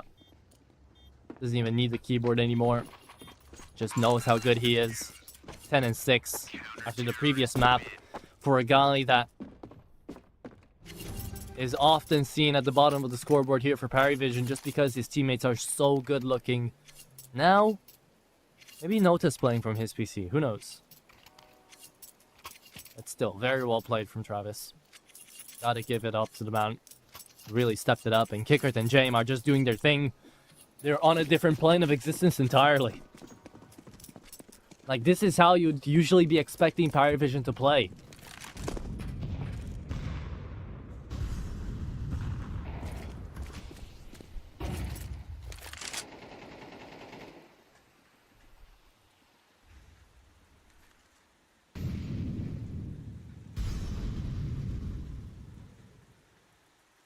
Well, a full buy here for the T side. And Travis really pushed up against Klax. Who's going to win that duel? No one. Travis falls back. Klax doesn't really peek. Aurora have a little bit of information, but Parry Vision have got more. Only saw one player out there towards Ivy. And into main. The incendiary is already gone out. So Parry Vision realizing that Aurora are probably stuck inside of B holes right now. Will they check in towards Pop Dog as well? Nota currently has got that angle covered.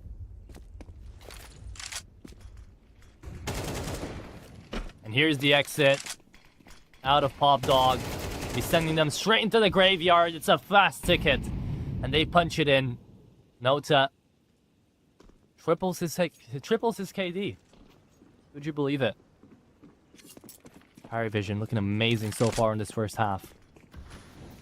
We're up to B again. Aurora needing to push. The nade's gonna deal a heck of a ton of damage. But so is Norway. He finds a headshot. He's down to 31. He doesn't break his ankles, but it's gonna be Travis denying on the bomb plant. Surely finds the first, finds the second. Maybe he doesn't even need to. Jane brings out the sidearm. And he's just toying with him at this point. There it is. 8-4. Parry Vision. What a game. They managed to find 4 in a row here. After it was a close 4-4, after Aurora managed to pick up round after round, which they trade in, very weird looking rounds where they just go straight up, going flawless up against Parry Vision on the full buys. They falter against USPs and then a UMP in 2 separate rounds because of James Op. And here we are, 8-4, Parry Vision T side on Aurora's map pick. What's going to happen? What is going to happen?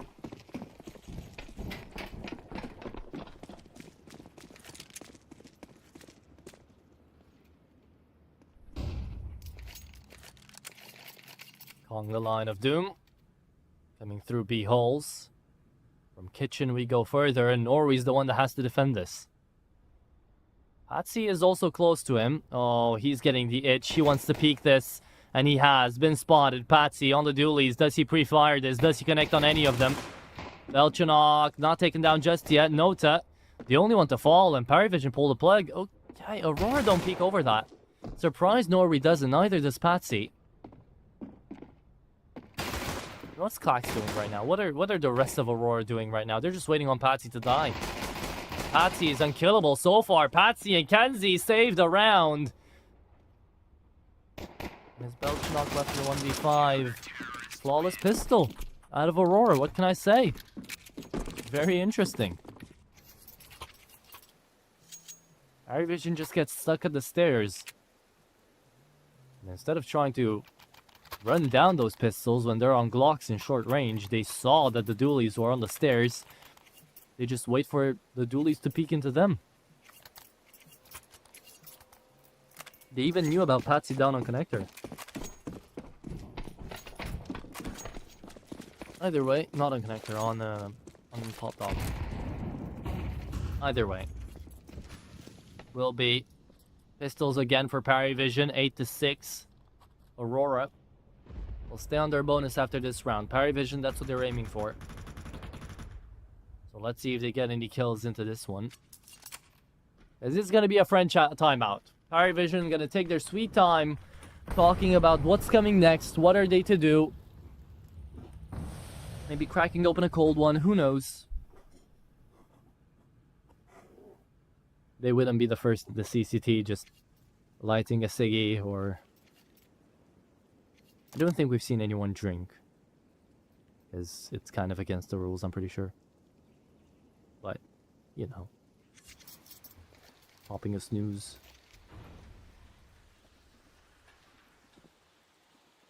Just chilling. They talked about the next round. Parry Vision now heading to their demise. Want to get the bomb down. Let's see if they'll be successful through main. Tap, tap, tap. Tippity tap from the FAMAS. There you go. Clax and Patsy clean up. And it doesn't get easier than that in a round for Aurora. 8-6.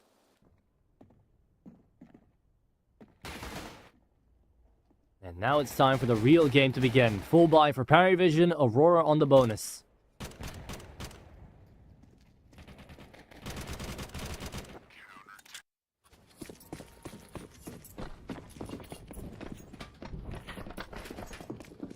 Travis on the Galil full buy. Everybody else staying on the AKs because the bomb wasn't planted. They don't really have that much utility to work with. Clax finds himself over towards Pop Dog immediately. Okay. Belchanok's gonna check that, but FAMAS apparently is faster. This injury forces Nota out. Pre-firing from Clax doesn't matter. Nota still takes him out. 4v4. And Norway, the only one on the B-bomb site. James pushes up through heaven, might be able to find him.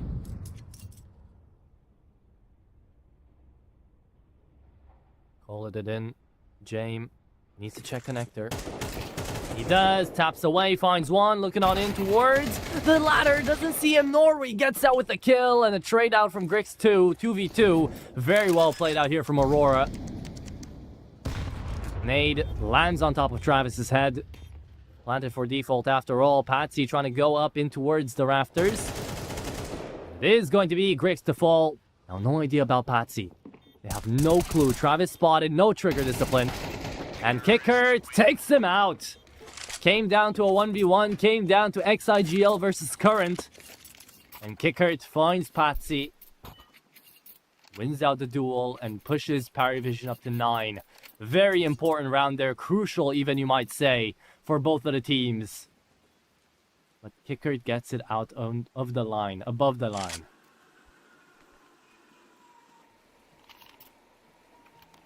Patsy too, playing against his ex-team. His former team. After all, back in December when he left the squad, Belchanok and Kickert were still here. Pretty sure they were playing together. Wait, Patsy. Patsy was playing with Artfrost, Kickert, yeah. Artfrost, Kickert, Jerry.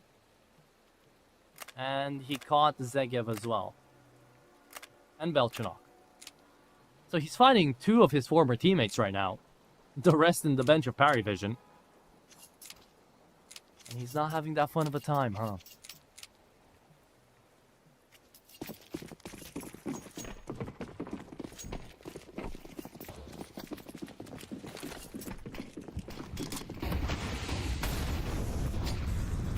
Another round here for Parry Vision to push up in through main. Kenzie gonna get a lot of damage off and the kill as well. Great flash. Kickert couldn't have done anything against that. Norby down to 6 HP. Dinked by the Galil. Forced to move back. The IGL. All's in for an A hit. He's going to be all alone. Grix the only one on the rotate into connector.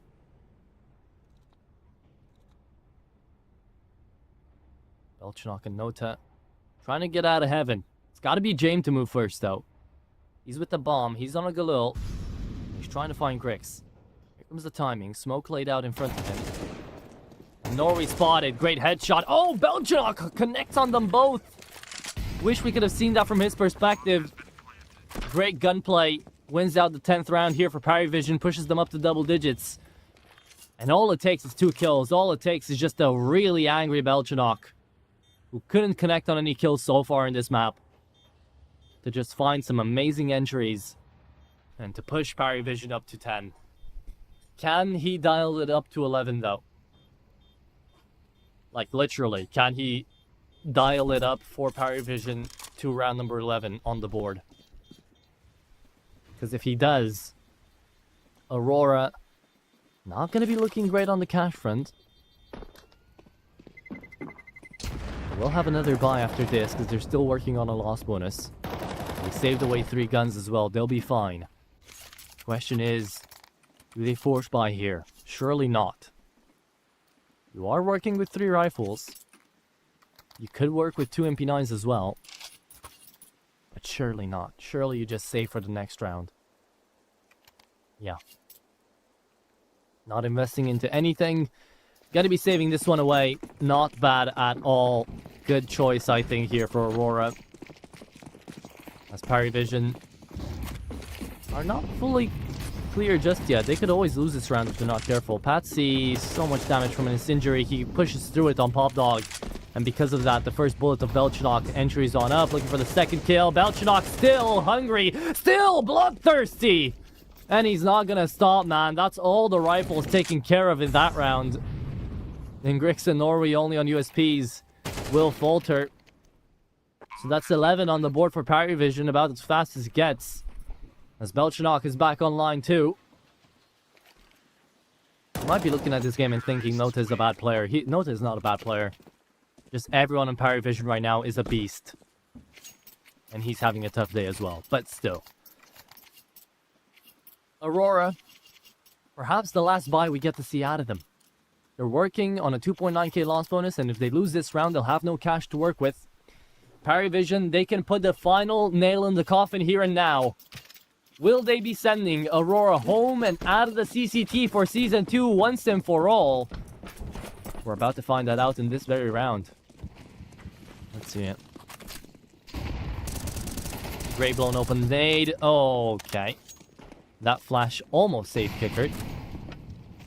Patsy's down to 19 because of it.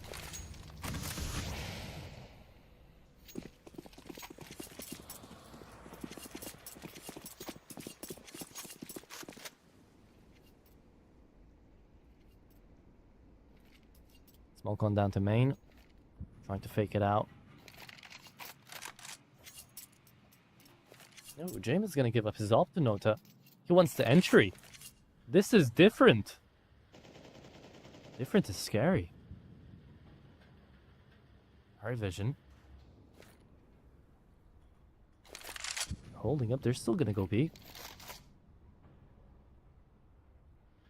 Okay, Jen gets the op back. He just gave it to him to hold on to. Just enchanted it with Nota magic. Travis, he doesn't need Nota magic. He's on the M4. He's already found one. The Temukaku looks for the second. Belchenok trades him out. Belchenok drops. Grix still takes down 2. Well played by Grix. Now just trying to play the timing. Off flash comes on into connector. Completely catches James off guard. And that's the round for Aurora. 11-7. As Nota is the last man standing. 1v2 half HP. Grix sends him home. And a 3k for Grix as well. Grix usually a top performer today. One of the bottom players too.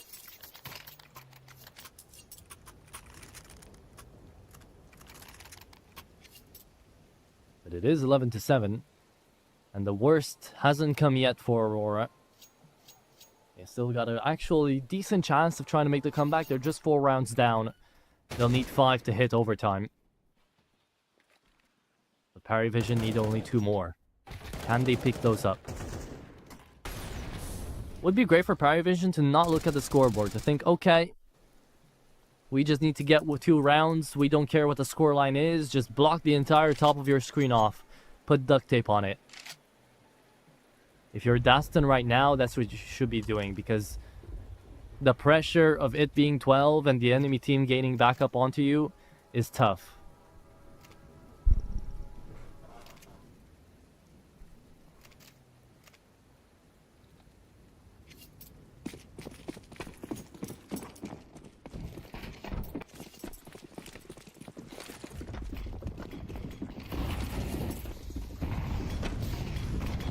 Comes Kicker. In hand onto main. Kenzie wants to peek this. There's nothing to peek though. Nade blown opens. On the smoke. Sees one. Spams out. And it's still Kicker to win that engage. Okay. I guess. The tracers on the M4A4 really killed him this time.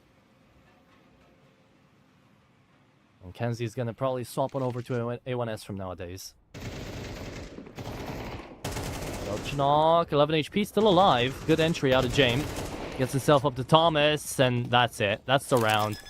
Forced on back. It's map point for Parry Vision. They'll have 5 chances to close this, as Grix and Clax go for their own sort of James time. As James is already having enough of his time. 16-8 James, 16-7 Kickers, 14-10 Travis. This is the Parry Vision that everybody was expecting when they saw this roster for the first time. Back 2 months ago. No, hell, back even a month ago. When people saw Parry Vision with these names, seeing Nota being the prospect that he is, seeing James on the server as a core with Kicker now, seeing Travis next to them as a potential really good support player in from Amcal that did so much work with the old 1-win roster as well. Back when 1-win was still like Forrester and Pooch and Boomich, Nickelback. Travis was there for all of that.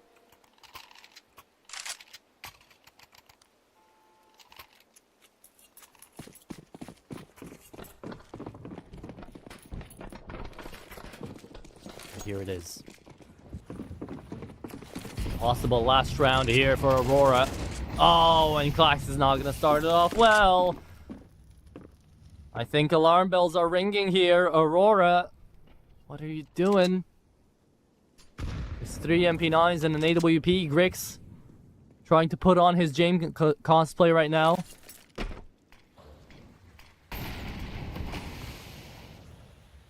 Could never match that beard. I'm sorry, Grix, but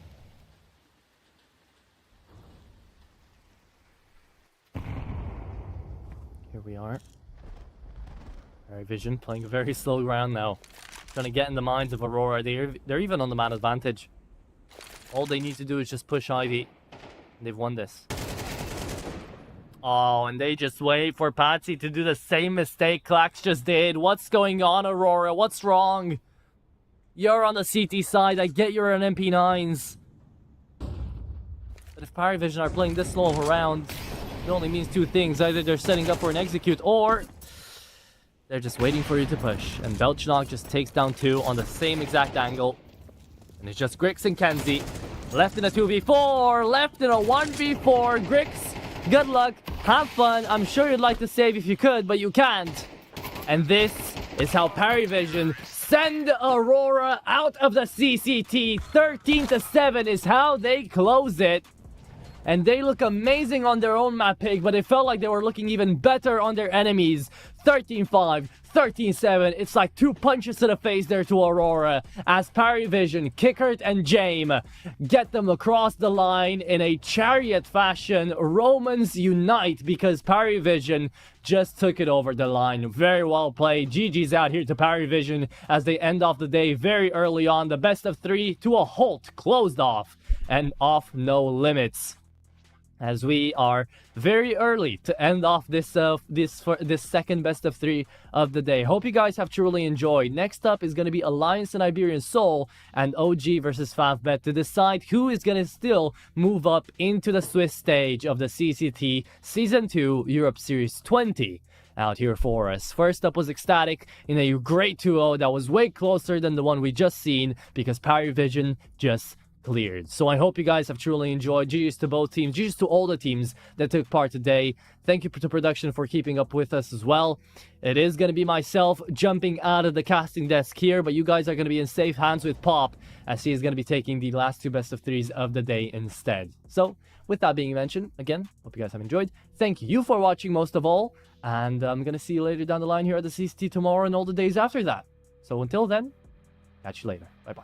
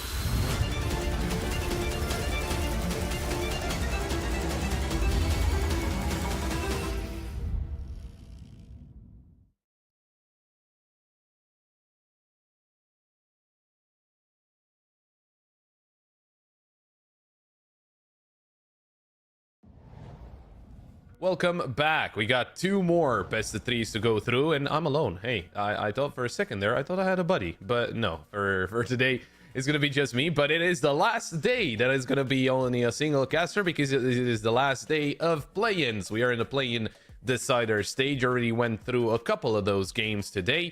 I'm Pop. I will be with you for the remainder of the day. We can take a quick look at the tournament format, see exactly how things are gonna go here in the final Cup of CCT Season 2 before, all the big global finals and all that, if my math serves me correctly. If not, I'm sorry. Play-ins are going to be running up until, well, today. It's the 1st of March, so happy... wait, now I'm confused.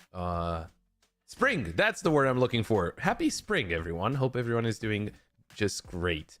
Group stage will start 2 days from now, so on the 3rd of March, and it will be ending on the 11th. And it will be playoffs from 13th of March up until the 16th. Hopefully, going into March, hopefully there's no more snow. We had some snow here, and it was not fun. So, I'll tell you that. We can take also a quick look at the schedule to see the games that we have for today. We also had a couple of games already. Ecstatic booked their ticket into the Swiss stage after 2-0ing Tricked. And Putty Vision, they were able to 2-0 Aurora. So we already got a couple of teams through. We need 2 more. Up next, it is Alliance against Iberian Soul. That's going to give us a 3rd team that makes it into the Swiss stage. And for the final game of the day will be OG against Favbet. Now, there's again are some very interesting teams. We've seen some very cool games yesterday, especially from the kind of the deciders of the groups, right? All the so it was Tricked, it was Putty Vision, it was Iberian Soul, and it was Favbet who had to battle it out to qualify for this play-in decider stage. And right now they're 1 best of 3 away, of course, talking about both Iberian Soul and Favbet, but as well OG and Alliance, 1 best of 3 away from making it into the Swiss stage and also eliminating their opponent. It is a tough matchup. Alliance is up first. In Alliance, well, they did go through with a 2-0 score. They did win out against Rhino and Putty Vision. It was 2-1s against both of them, but they managed to get through. Right now, ranked 97th in the world in terms of HLTV ranking and 86th in terms of Valve ranking. Of course, the one that does matter a little more. It's an interesting lineup. You have Era, you have Avid, you have Twist, UP, and Placid. It is a strong lineup, and I think they got a pretty good chance of doing great things, especially as they're on a 2-match winning streak. Those 2 matches that I mentioned before, Putty Vision and Rhino. But they are taking on Iberian Soul, and well, last time those 2 teams played, it was actually a little unfortunate. They played on the 23rd of February in the close qualifier of Series 19, but it was 1-1, and then Alliance had to forfeit the 3rd map due to a scheduling conflict with another event, which was a little unfortunate. So they didn't, or did they manage to? Well, they did lose that game. It was the Group B decider match. So unfortunately, they had to bow out then.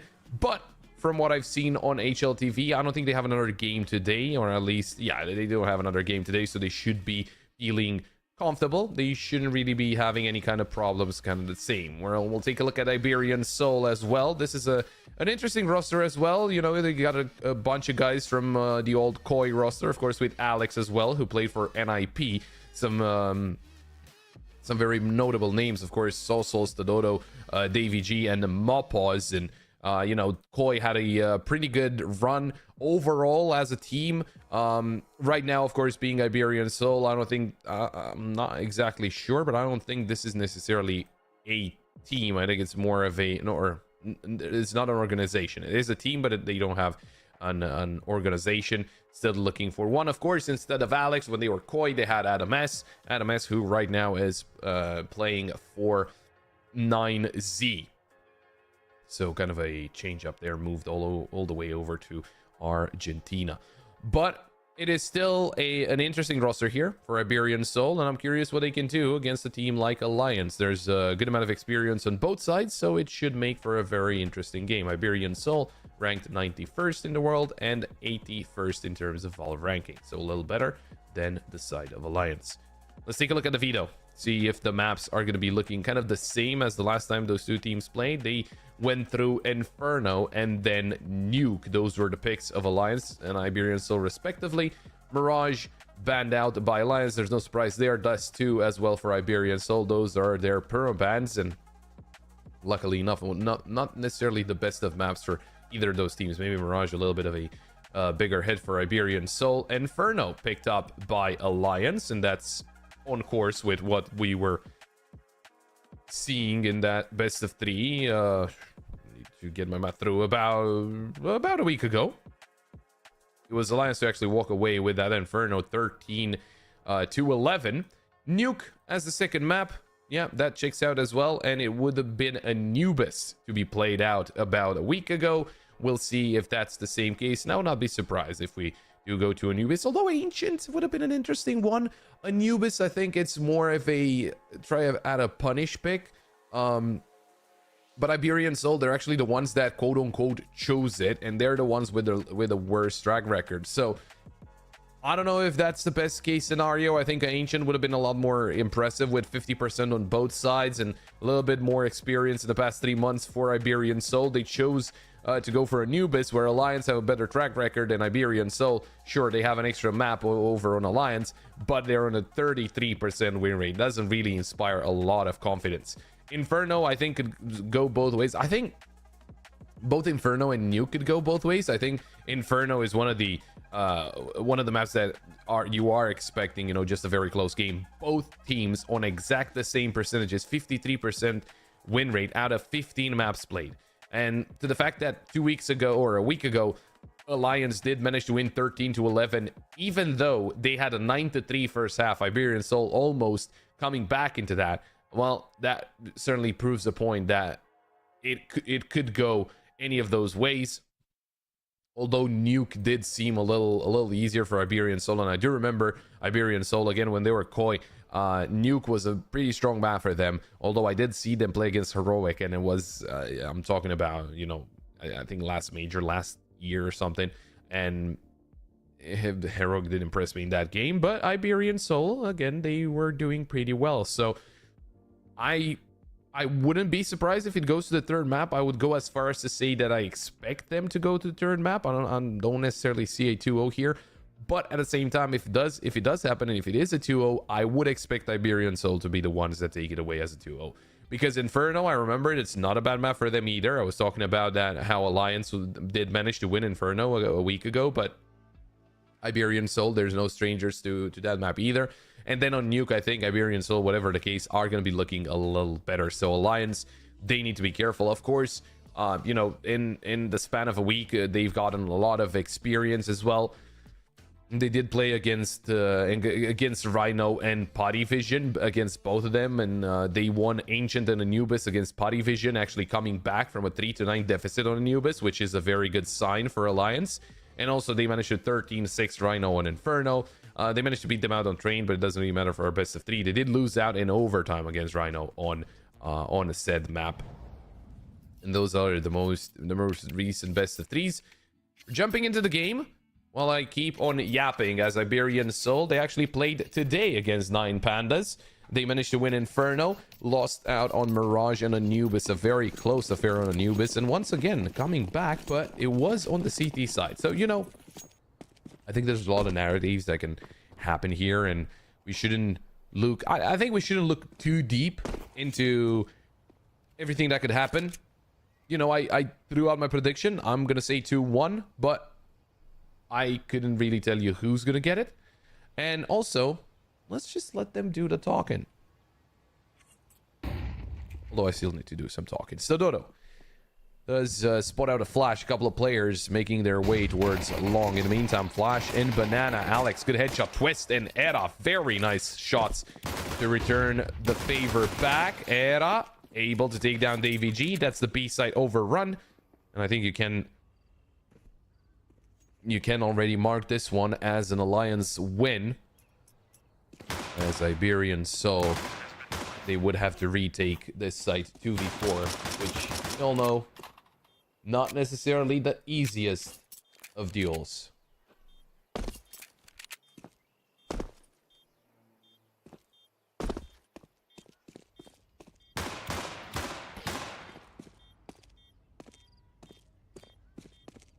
I know I did say 2-1, and I didn't mention anyone, and I'll just, this is not based on any kind of, you know, deep analysis.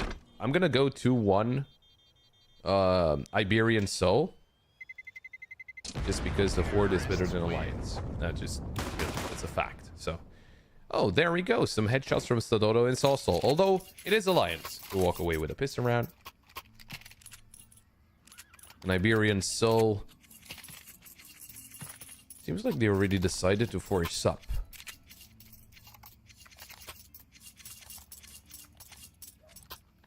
And we've seen different strategies from different teams over the days here at the CCT, and some of those force buys, they certainly do work out. I'm not necessarily the biggest of fans of force buys in the second round from the CT side, but then again, it doesn't really matter what I'm a fan of.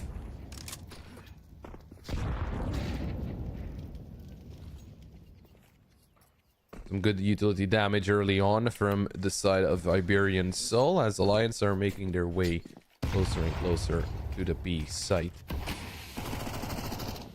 Deployed as well from Alex just to keep them at bay for a little longer.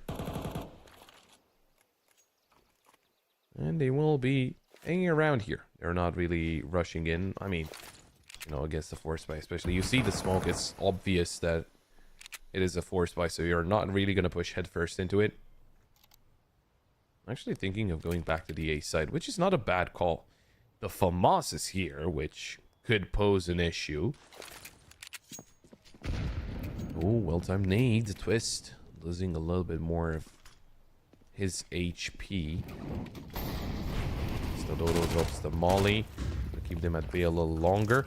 There is a molly from Avid. Oh, there's also swinging out, and it's actually Avid to go down. Twist does get the kill in return with the Mac 10. Stododo behind the smoke of Archway. Oh, great shot. Twist was stacked up, but no, they'll take it.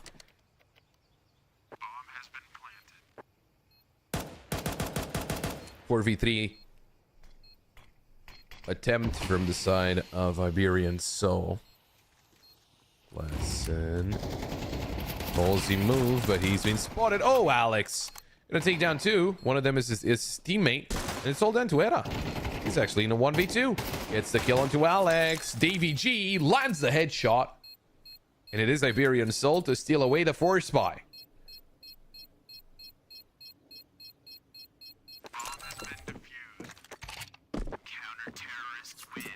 And, well, maybe a little too aggressive.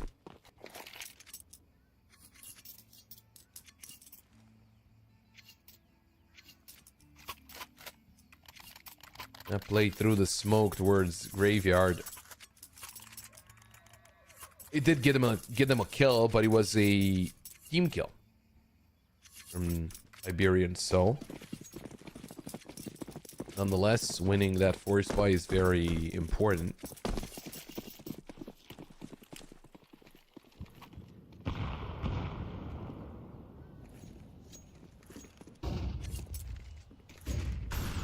That puts Lions in an awkward position. Pistols and a couple of weapons.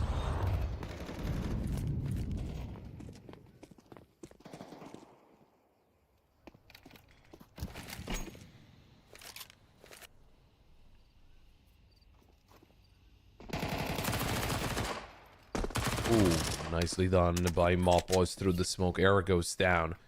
Galil has been retrieved, but they are down a player. They're basing quite a lot onto Avid. Getting some openers here.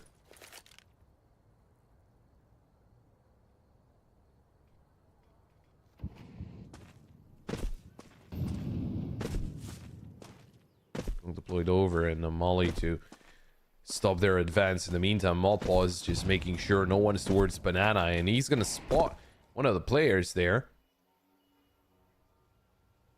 That is Pleasant. He's using the Deagle though, and well, I guess long range duel you would much rather use the Deagle instead of the Galil. Great shot from Avid. That's away to the side. He did ding twist and almost take him down. There's another player onto the side. It is Saucel with a double. Plessin comes in with a trade, but look at Mawpaws. He's so close to the enemy. Should be an easy kill as Mawpaws is pushing in, and he's gonna even deny the bomb plant. Nicely done by Mawpaws and by Iberian Soul. They do lose 3 players, but it is not the end of the world.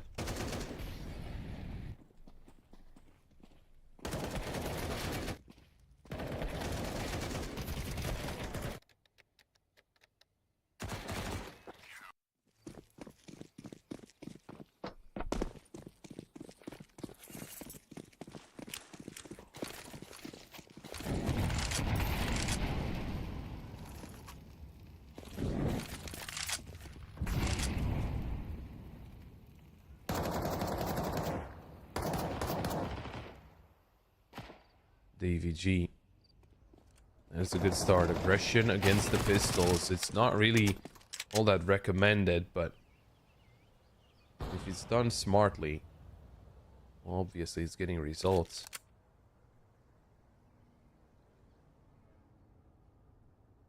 Down to Plessin and UP, a couple of Glocks. Maybe the AVG can be found?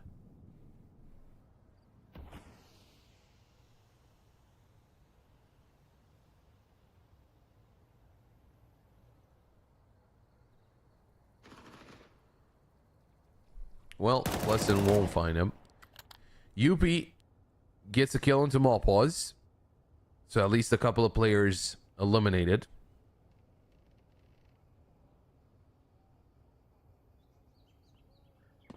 And Alex? No. Never expect him there. Iberian Soul, not a bad start. One of the main things that they need to pay attention to is not to keep conceding rounds now to Alliance.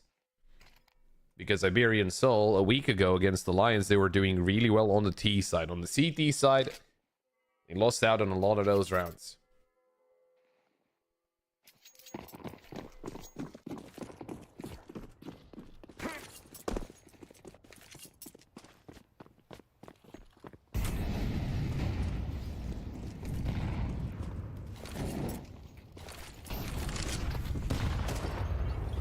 Ooh, good name.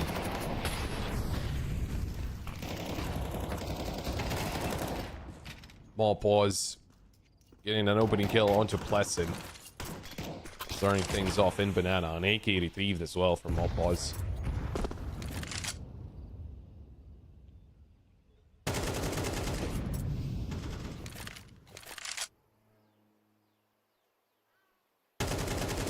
Lions taking their time here, but they're gonna need to find an opening into one of those sites. And right now, Iberian Soul, 4 players onto the A site.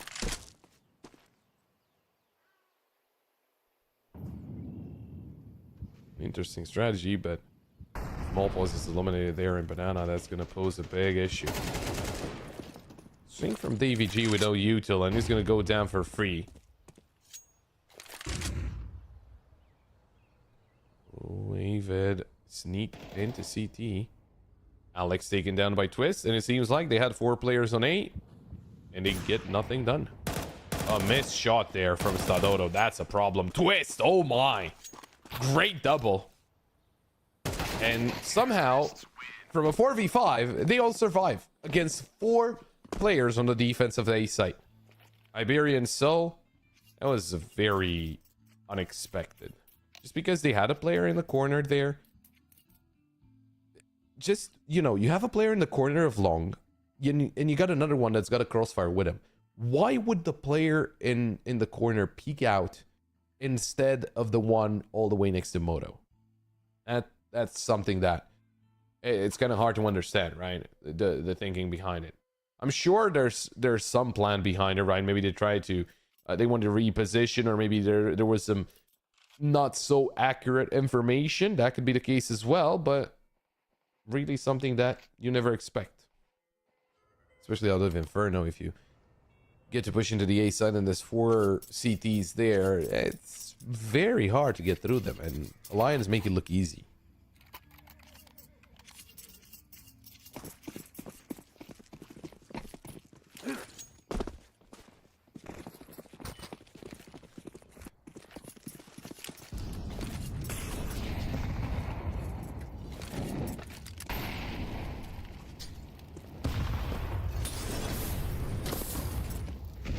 Now a lot of presence in Banana. In the meantime, Yuppie finds the opening kill onto Sawsall.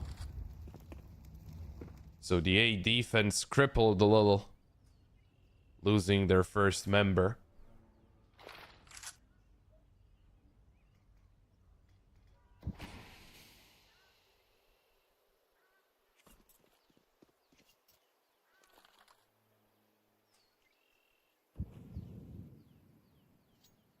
Making their way closer to B.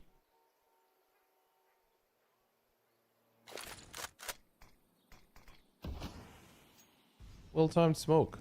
That's gonna delay them, maybe even deter them from playing into the B site. Although Malpos only has a 5-7. I think he heard the drop. But Alex keeps repositioning towards the A site. Re-smoke is ready. Alex starts coming back. You don't have a molly. That molly off of Stadodo would have been very important, and it's actually Stadodo who starts rotating over. Malpos with a 5-7. Makes his presence known. Oh, that nade is not really going to help Malpos. Molly. Not a little too late, but it doesn't really matter at this point. Alex eliminated Yuppie, still dealing damage towards the A site. And Stadodo's all by himself. Pleasant. Easy headshot to the side of the head. Or shot to the side of the head, I should say. And it is Alliance equalizing the score.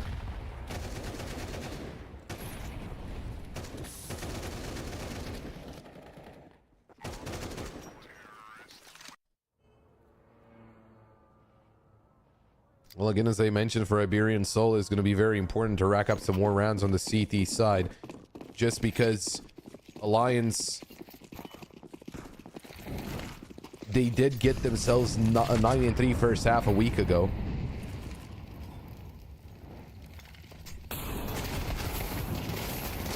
Oh, Malpos getting himself a couple of kills with the P2K.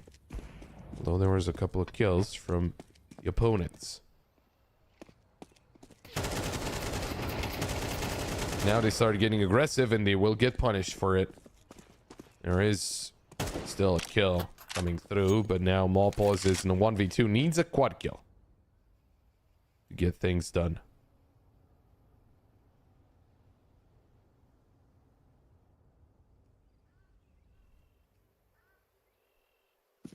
And he's on the other side of the map. Although if he's a little quick about it. Well, he has no idea where the enemy is at the moment, right? So he's hoping for the best. He will be coming through Banana unnoticed for now. Could get himself a weapon.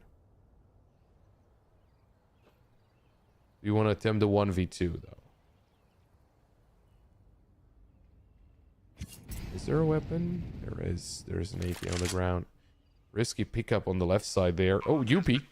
Oh, Yuppie was not spotted. Yeah, Malpos didn't see him. There we go. That's round over.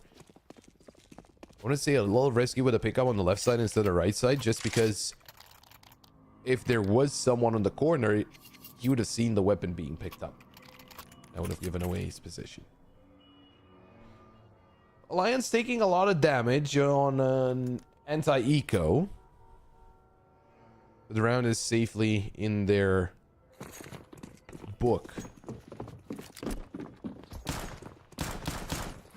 For a lack of a better word. AVG, aggression in mid. Flashes will be forcing him back, but he got the opening kill. That's what he went for.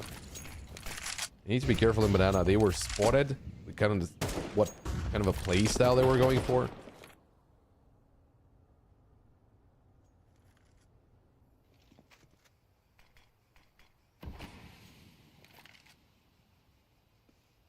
Good timing on the smoke into apartments. Saw Soul.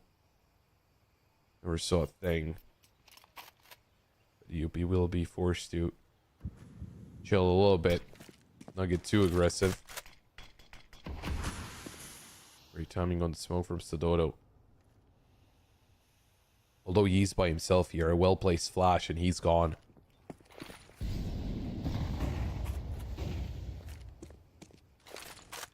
Seems like they want to change the play. Yuppie! Hit by the smoke and by a bullet in the head. David Trying to come in from short. He's going to take down Sauce. Stadoto all the way towards long. They still have not found Davy G. Good shot from Davy G to take down Plessum. There's Avid with one onto Davy G. So right now in a 2v2, Avid retrieves the bomb, gets himself into the site. Oh, Alex had a chance there. Nade. Could be enough. It is enough. It's up to Twist, a 1v2.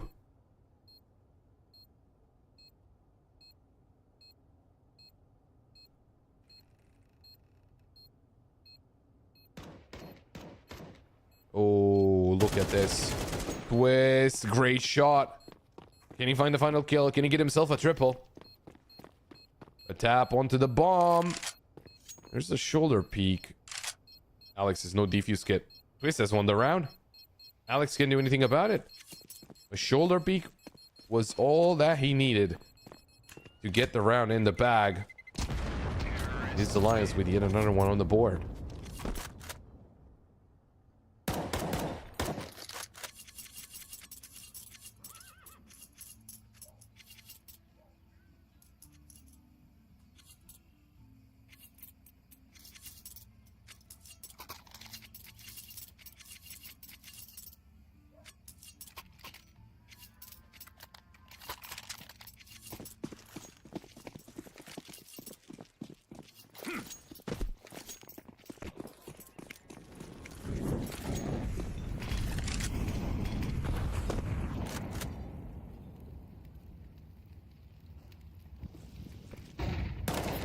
Well, not the greatest of buys for the Iberian side.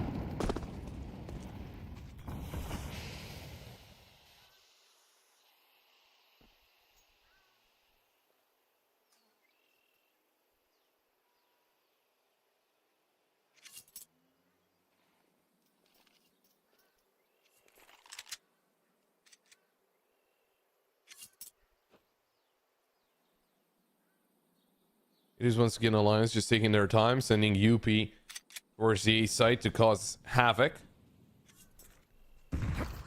The other 4 players looking interested in B.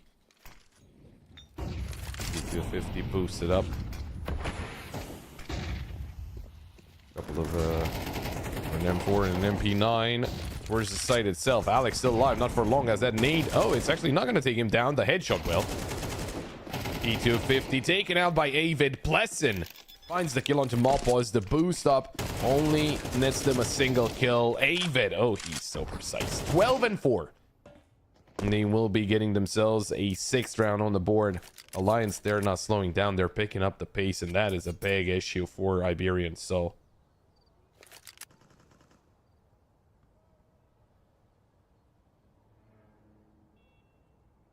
It did seem like, you know, Alliance, they needed a couple of rounds to get themselves accustomed to what was going on. So they win pistol, they lose on the anti-force spy. Then the eco. And then they're straight back into the game. Iberian still, nothing is clicking. Terrorists win.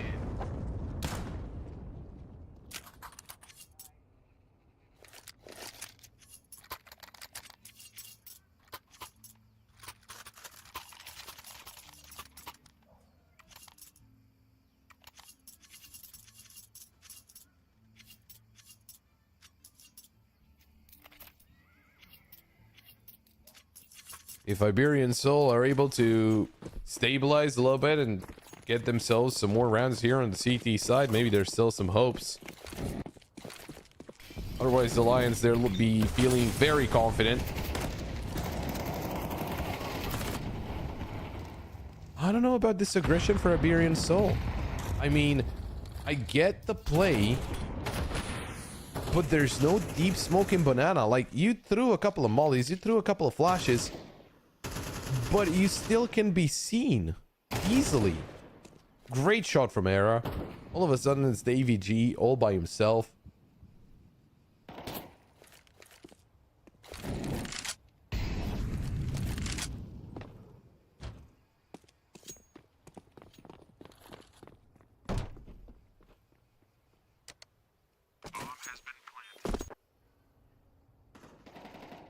I don't know if Davy G can get away with his life. No, the answer is no. They cannot. You want an AWP? I don't think you do, to be honest. I think Alliance are doing so well with full AKs. I don't think they want an AWP at this point. And, of course, maybe one of those teams that don't really use an AWP on the T side of Inferno, which is not really unheard of. Second tactical pause called in by Iberian Soul. Well, something needs to change in their play.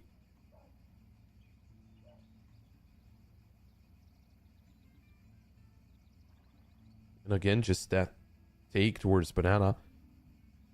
It's not really working out as it should.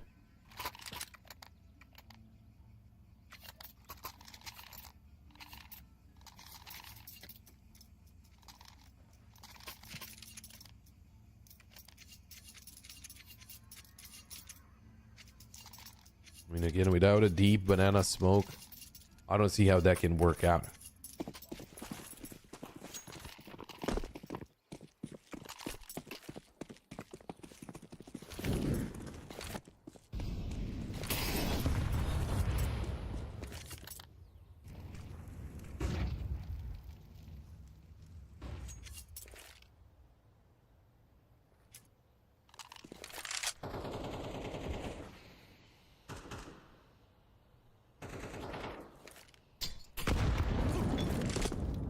Good nade. This time Avid is the one making a lot of noise towards the A site.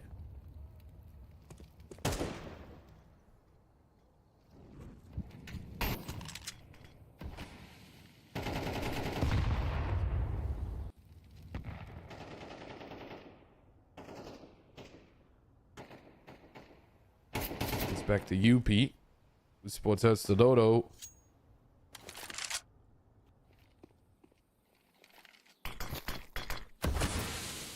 Was hit by the smoke. I don't know if that's gonna help reduce his position.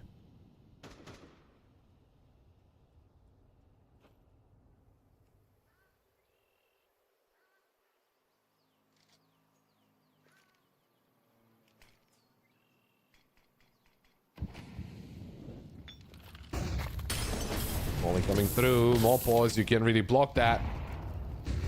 Well, I guess you kind of can.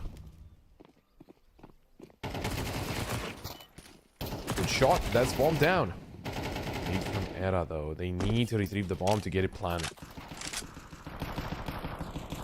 It's not the greatest supplies right now. It's actually, wait, I just realized it's kind of a hero M4 situation. Twist takes down DVG. At this point, I think you want to get that M4 and run as far away as you can.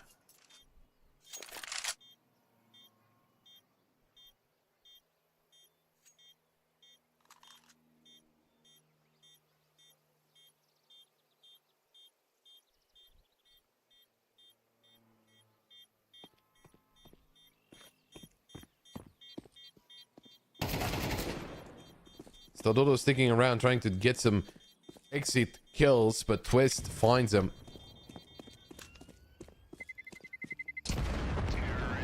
Oh, we put UP, Pleasant, and Era, they all go down to the bomb explosion, and Twist actually gets a kill with a P250. Well, in the end, it doesn't really matter that the three of them went down. It's the last round of the first half. They have more than enough money to buy whatever they want. Again, another one of those questions. Era, do you buy an AWP? You do. Oh no, he doesn't. Never mind. He sold it. He's still sticking to the M4.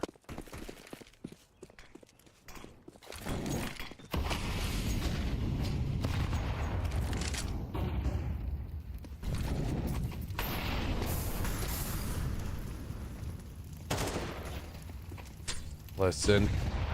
Playing at the edge of the molly. Good flash from Stadodo. Mopos will get that kill. That should force him towards the A site. But hang on. Look at the A site. Look at Avid. He's already in long.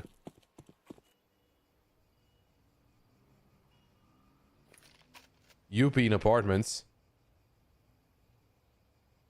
But Avid's position is just so good. Mopos spots him. Gets the information. Great kills from both Alex and Saucel, but look at that. The EVG and Alex quickly dealt with. Smoke comes through. Saucel.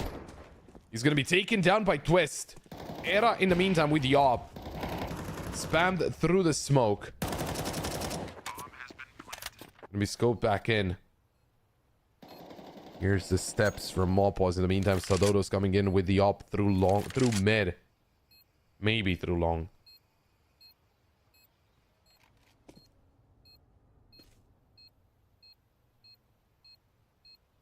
Oh, Era, it's an easy kill, and he's gonna get it.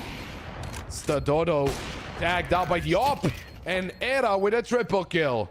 It's gonna be Alliance to win an unlikely round. Great job by both Era and Twist to turn the situation on its head.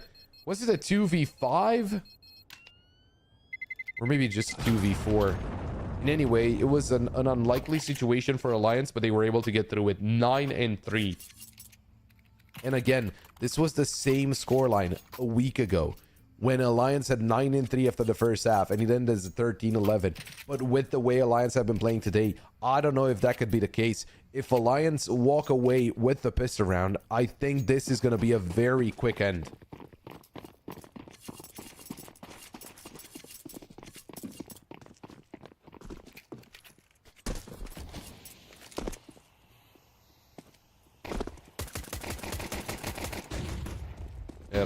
A little bit of damage spamming through the smoke. He's gonna have to run away, but Mopos finds the kill. In the meantime, Avid with the dualies. Oh, faces, and he's gonna be taken down by Saucel. Yuppie able to find one. Oh, that would have been impressive. That would have been the second. It's not a second. He's just gonna go down.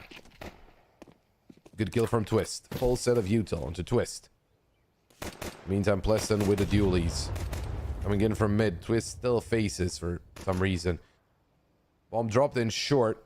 Pleasant, can he isolate those duels? Oh no, they're going for the double peek. Pleasant, unable to take down both. He does get one, but Davy G comes in with the trade. Iberian Soul, 4 rounds on a board.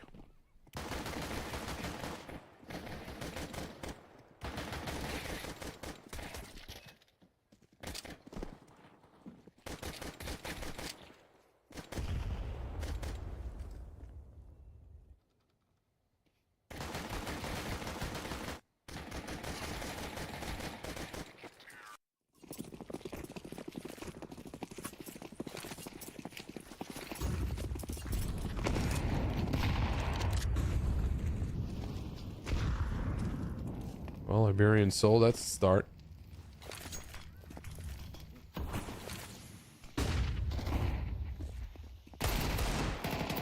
Ooh, Twist. Great headshot.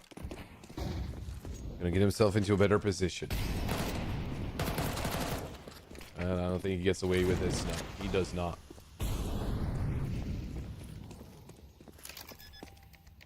Look at Saucel as well. In behind Avid. And it's actually Avid who wins that duel. That's impressive.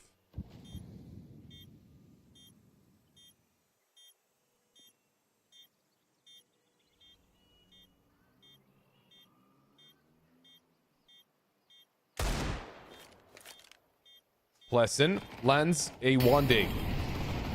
It's a 4v2 right now, and they found out where Stadodo is. Davy G eliminated, and it's all up to Stadodo. Smoked up. Mac 10 won't get the kill. Pleasant has a defuse kit, and Stadodo is unable to take down any of the two players.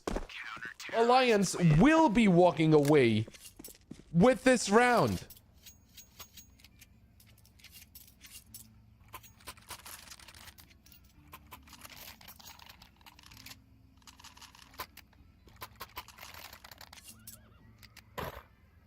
That is an absolutely crazy situation, and Iberian Soul, they're gonna feel the brunt force of that.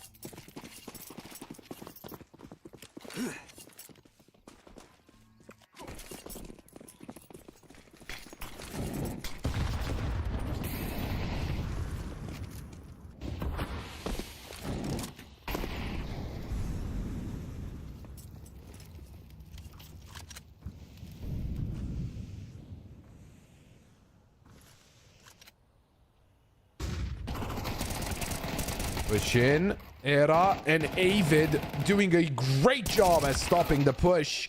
Although there's Stadodo with a double. Maybe there's still some hope.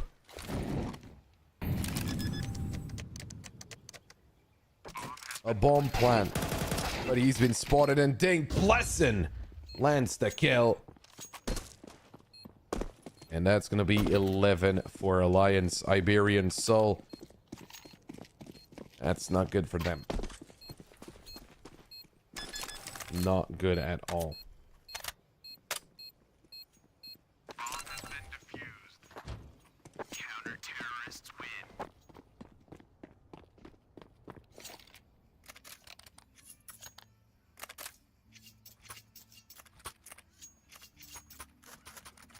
Iberian Soul, their final tactical pause in Alliance. They need a couple more rounds to close out this first map. The fact that for Alliance it is looking a little easier than last time, it is a good sign for them.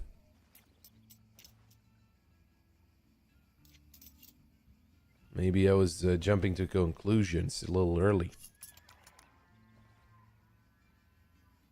Well, you know, I still think the Horde is better, but that's a completely different issue from a completely different game. We're not, you know, talking about it. Because at least, you know, for this map, Alliance have been looking a lot stronger. To be able to get another 9-3 a week apart from the first 9-3 you got it against Iberian Soul, and you would expect, right, Iberian Soul to put up a better fight. Well, the game is not over for sure, and Iberian Soul, they still got some tricks up their sleeve considering they called for a tactical pause.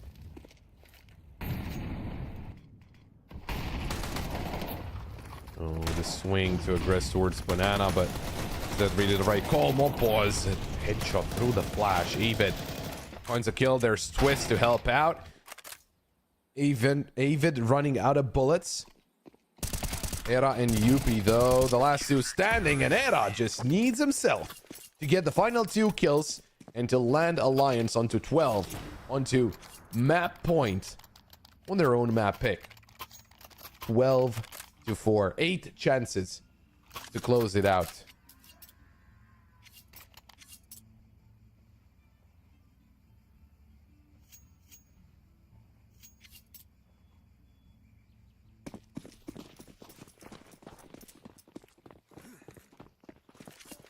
It is again another great buy for Iberian Soul. A couple of Mac 10s, a Tech 9, a Galil, and a Deagle. That's their loadout for round 17. In the meantime, Twist, first one to go down. Davey G. Only if he knew how close he was to taking down Plessin as well.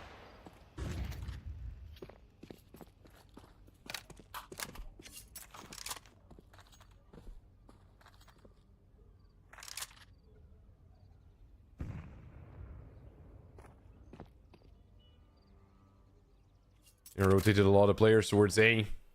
They are going to face mid, though, and they will get some information out of that. The longer Iberian Soul takes in pushing into this B site, the better the chance of Alliance of catching up. They do have a small great nade from Avid. Oh, another molly came through. They're stuck. Oh, they're in such a bad spot. Look at Plessin. He's going to take down one, tag up a second. They're going to try and turn around, but they're going to be pushed from B as well. Yuppie's around the corner. Surprise, surprise. And there we go. It's Yuppie with a double to close it out in favor of Alliance. What a great map from Alliance. What a great performance out of them. Avid with 20 kills. It was Twist with 19. I mean, everyone was doing great. Even, you know, if you see Yuppie on the lowest amount of kills, Yuppie was always flanking. Yuppie was always making noise towards that A site. And he was the anchor of the A site as well. And the majority of the plays did go towards B. So a very respectable score from Alliance. A very good start to the best of 3. And that was only the first map. I know they picked into it. And Nuke is up next. But Alliance, they have played around on this map as well. Now, it's not as great of a win rate. And the last time they played, they lost 13-10 to Iberian Soul. But something tells me today they are on fire, and it's going to be even harder for them to be stopped. Because Iberian Soul, while they did win against Alliance about a week ago, then they won against OG 13-11. The most recent couple of results on Nuke are against Aurora and Spirit Academy. And let's just say they got 3 rounds in 2 maps. So we'll be very excited to see what's going to happen on this second map. We'll take a break and we'll be right back.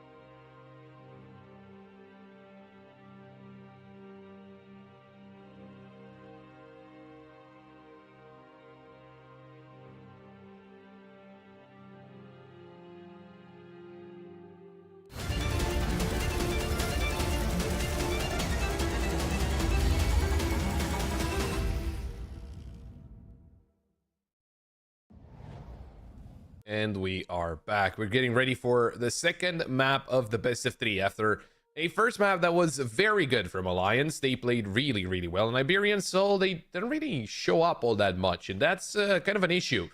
Because Alliance, if they keep on the same level of play, Iberian Soul, they're going to have a lot of problems on Nuke. So I guess we're going to have to wait in to see exactly how Nuke plays out. I know I keep referring to the game about a week ago, but it's kind of the most recent endeavor between the two teams, and I think we can get a pretty good idea of what should happen. Is kind of expected to happen. But on Inferno, I mean, we did see kind of the same things from Alliance, right? They got a 9-3 first half, and then they managed to close it out fairly quickly. It was completely different from that 13-11 where Iberian Soul were trying to come back.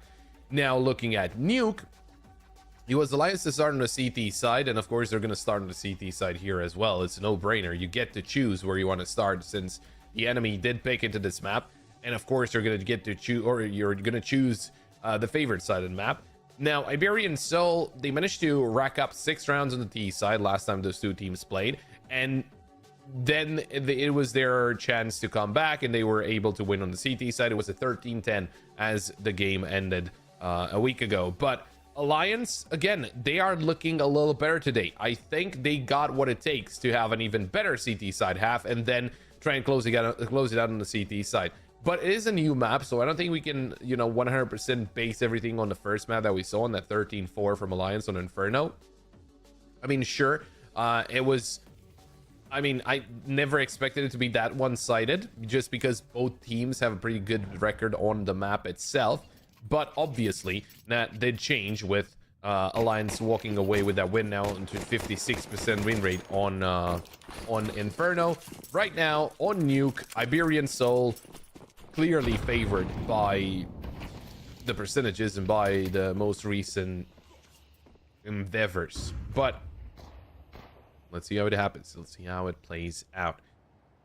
As Iberian Soul already got Stododo towards Secret. Ooh, good headshot onto Twist. Long range headshot from the P250. Davy G took down Pleasant. Stododo finds another kill. Our player spotted. That's even with the dualies. They're going to try to gang up on him, and that is Stododo indeed to get another kill. Era with the dualies, only able to find one, and it is Iberian Soul to walk away with the pistol round. A very important pistol round at that, just to kind of get them going, get them a little more confident.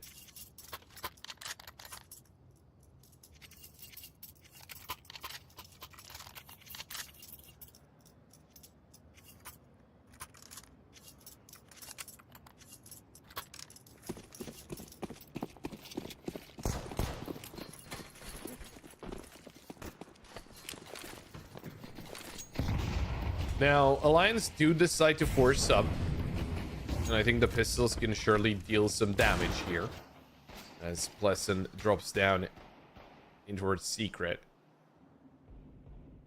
Try and play the headshot angle, or not even. Is that gonna be the headshot angle? Maybe eventually. David's there to help out. Good shot onto Alex. Pleasant takes down Davy G. It's already a 5v3 favoring Alliance. They need to stabilize though. Mop was long way from his teammates.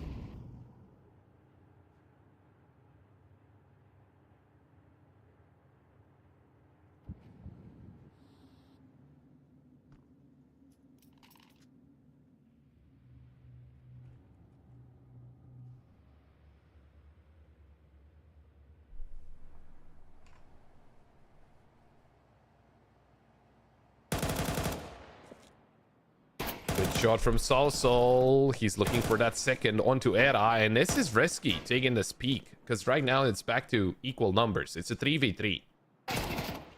Salsol, good shot onto Avid. There's a dink, and another coming in from Salsol. That is very impressive. That triple kill, I think it saved the round.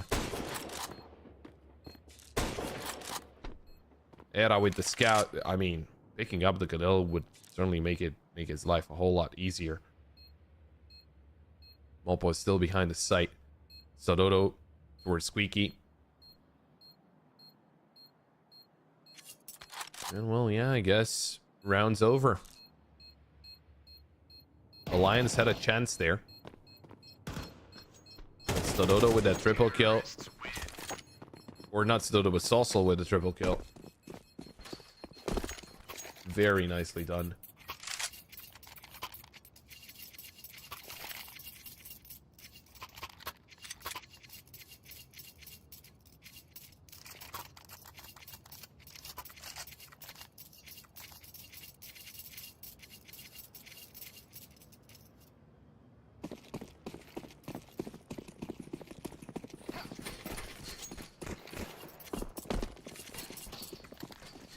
It is USPs now for Alliance. Trying to deal as much damage as they can.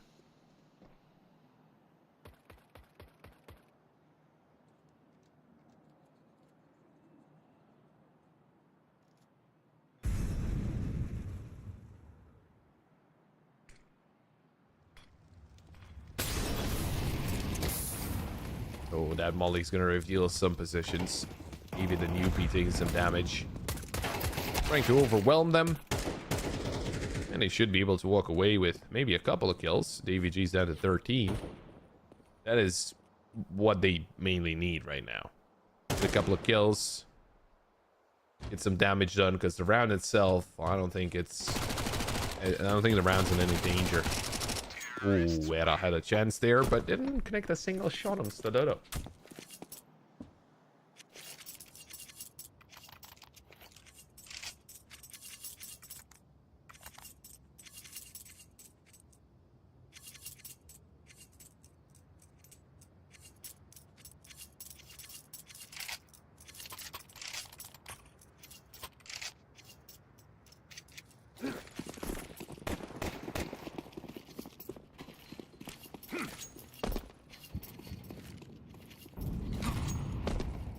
Weapons do come out here for Alliance. Is there going to be an answer back? Is there going to be some kind of a pushback from them?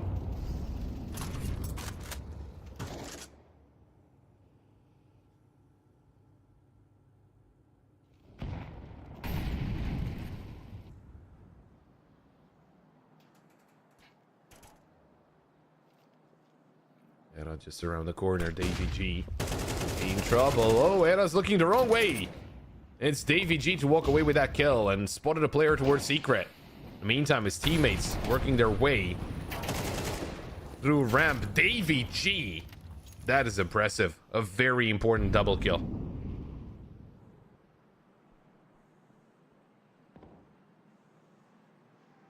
has been planted.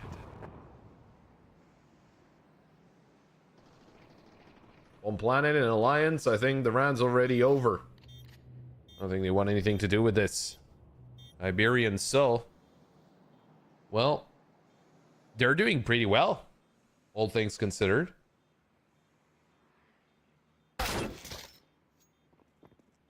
Good shot from Avid. Gonna take down Davy G. That's an AK-83. And they should be able to save the 3 weapons they have at the moment so that they can buy into the next one as well. The round itself does go the way of Iberian Soul. Certainly a better start.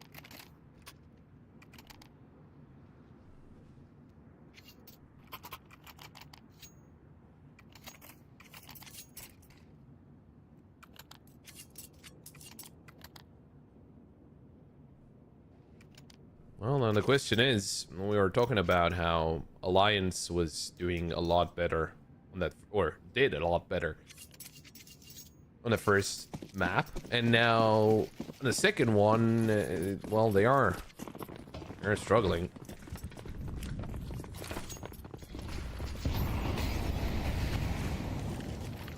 Iberian Soul not giving them any breathing room. exactly what you want to do. But Plessin finds the opening kill in round number 5. Under Molly to stop any kind of pushes, but Avid does take a very big amount of damage.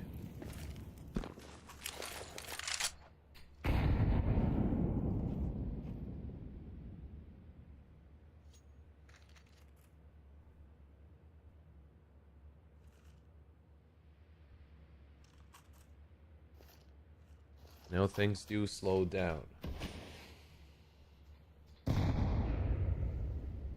3 players pushing outside. Salsal hanging around lobby.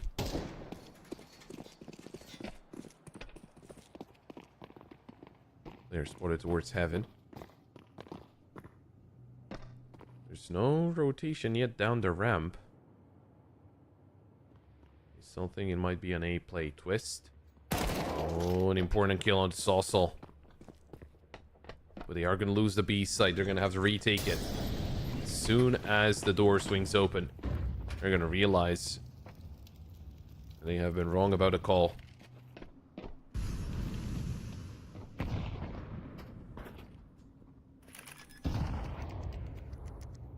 Bomb has been planted.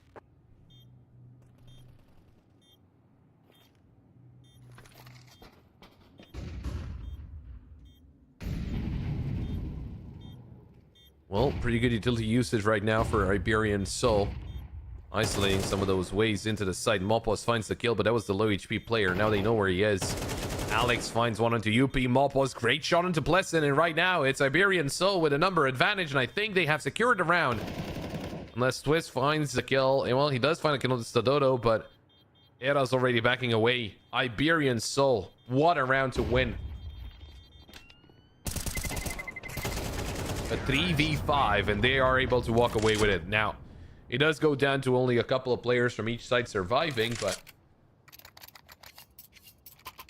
hey, they got the round in the bag. That's all that matters. Wonderful stuff from Iberian Soul from the 3 players still left alive.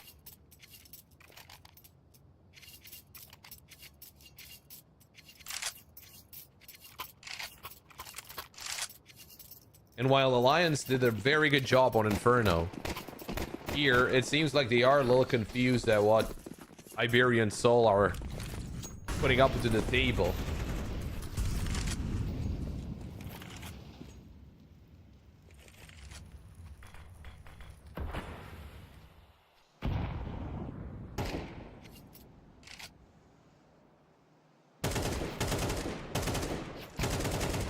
So initial duel against Plessin, and he's gonna win it, not even losing a lot of HP in the process. Era, this time he has an op. Is he gonna get an angle? David isolated from main. Flash is coming through, and Era actually forced off of the angle for a second. Oh, a lot of players spotted already, and I don't think Alliance have any idea what's coming their way. Nicely done by Davey G. Great double.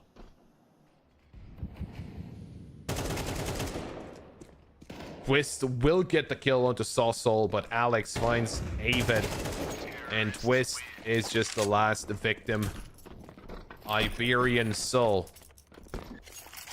Great play so far.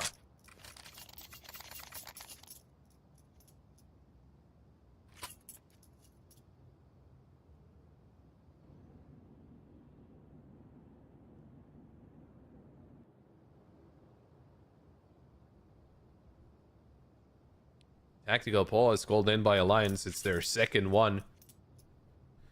Because obviously it's not going all that well.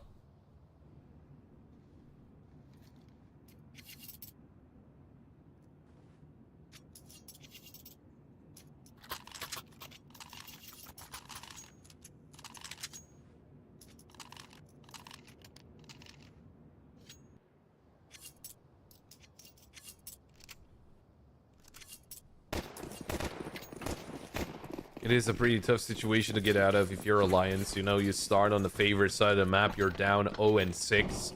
And even if you find a winning formula and win the remainder of the rounds in the first half, you're still just equalizing the score. And then you'll get onto the less favored side of the map. That's the problem.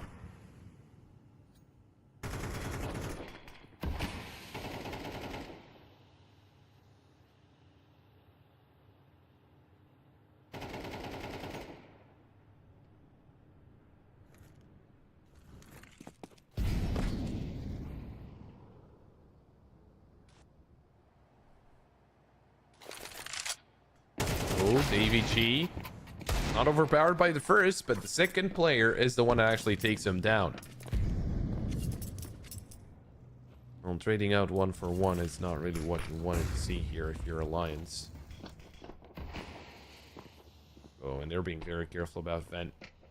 Salsal has the angle down, Malpause as well. Bomb has been planted.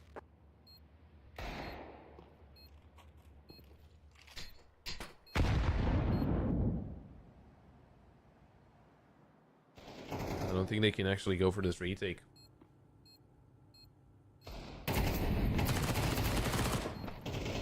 Good shot from UP. Well, if they do want to go for it, it's a little late now because they have no D2 skip. Malpause takes down Avid. UP trying to take down Alex, but unable. Era will find a kill, but it doesn't really matter at this point. It's the 7th round on the board for Iberian Soul.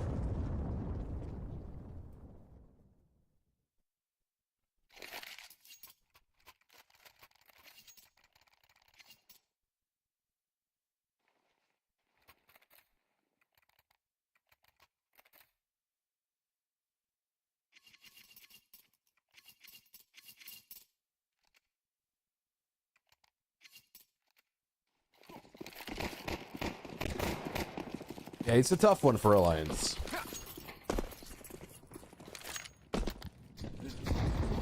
I mean, you know, not even calling the map already over, but it's just, it's gonna be very hard to come back from this on the less favored side of the map. Already somehow better at the T side. Percentage-wise, they are, so let's not count them out just yet. They would need a lot of rounds here on the CT side. Twist only able to get 1 there. Brute forcing their way into the A site, Iberian Soul. Oh my, what a shot from Sadodo. That backfired for Pleasant big time. And there's gonna be another save here from Era and Yuppie.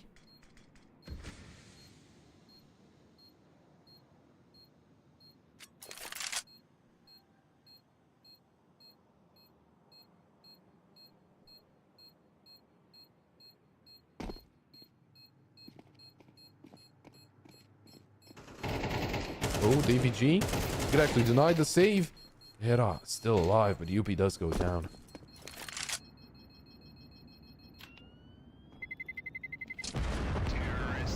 Hera. Is he able to stay alive? It seems like he is, yeah. Took down Mopos and the bomb took down the other player, so... I mean, they're doing a lot of damage. A lot of players going down from the side of Iberian Soul, but... there's no rounds. There's absolutely no rounds so far for Alliance.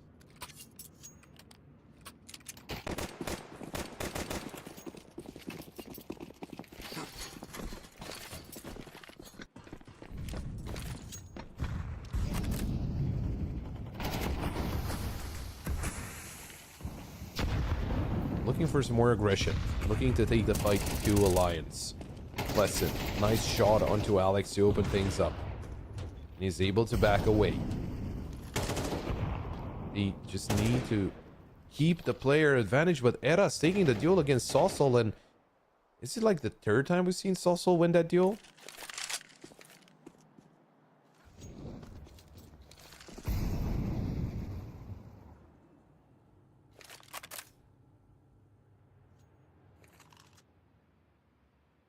I like the re-aggression here. They have no idea there's a player right above them. Mopos. What kind of an angle is this? Even. What kind of an angle is that? What a great shot. Twist, revealing his hand.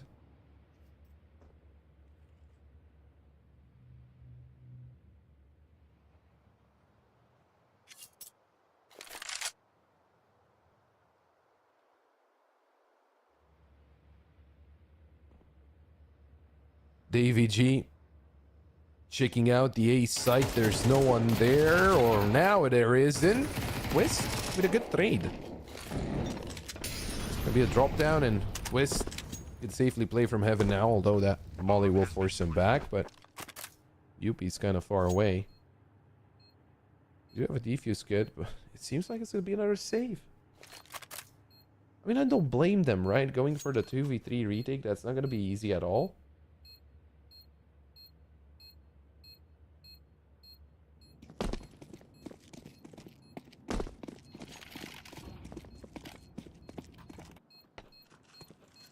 And yeah, it's just looking so one-sided, even though, you know, there's not a lot of rounds where Iberian Soul keep all their players alive or something. It still doesn't matter. They're getting their rounds in the bag, and that's all that matters.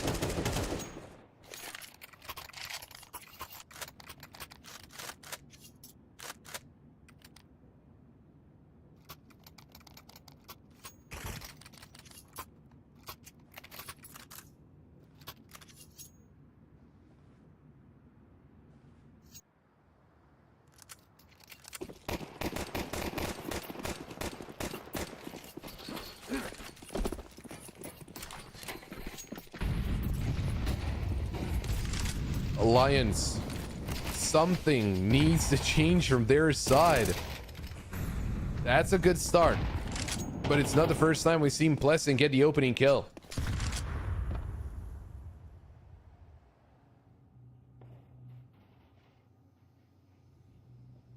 Stododo already down into secret. Oh, UV needs to stay alive here, needs to keep putting pressure onto Malpos, but look at Malpos, he already pushed up.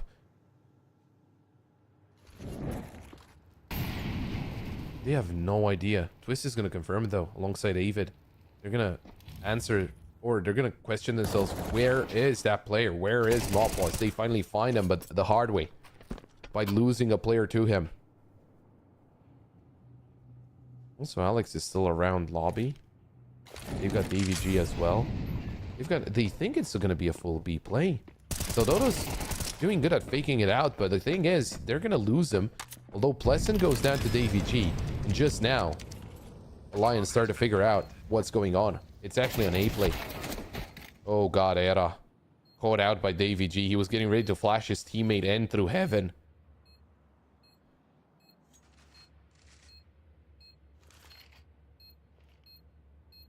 Alex in a good position. There's a flash to push in. But I don't think they're going to check him. I think he's just way too close. The AVG, the bomb is planted for him. Smoke comes through. Alex gets the kill. Avid, he's not on the bomb, but he's going to be taken down by DVG, Iberian Soul. Getting themselves to double digits.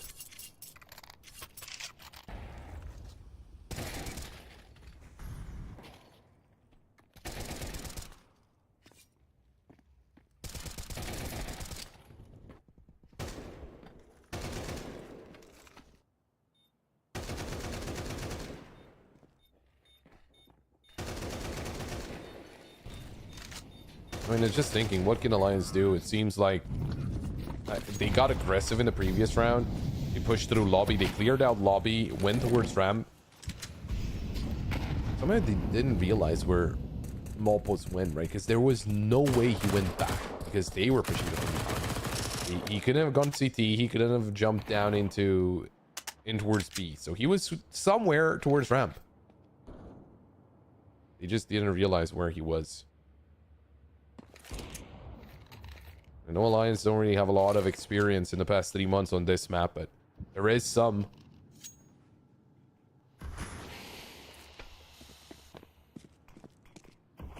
Oh, well, you could say that. Iberian Soul, things are just lining up for them perfectly. Only looks like it. Well, a couple more rounds possible for Alliance in this first half. I don't know if that's going to be the difference maker, but...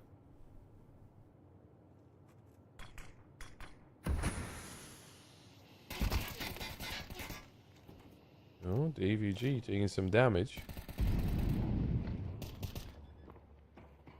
The bomb is being planted in B, though. And Pleasant has no idea. He starts reloading as he jumps out event.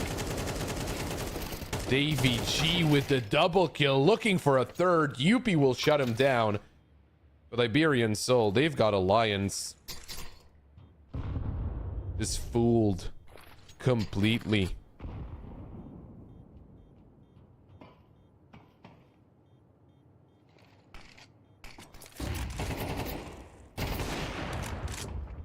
And well, as we've seen so far, trying to save.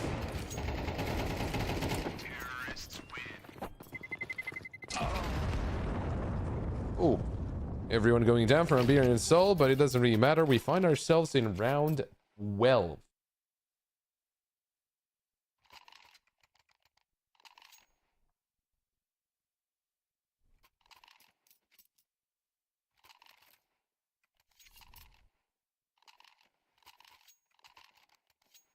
Completely different beast here, Iberian Soul, from what we've seen on the first map.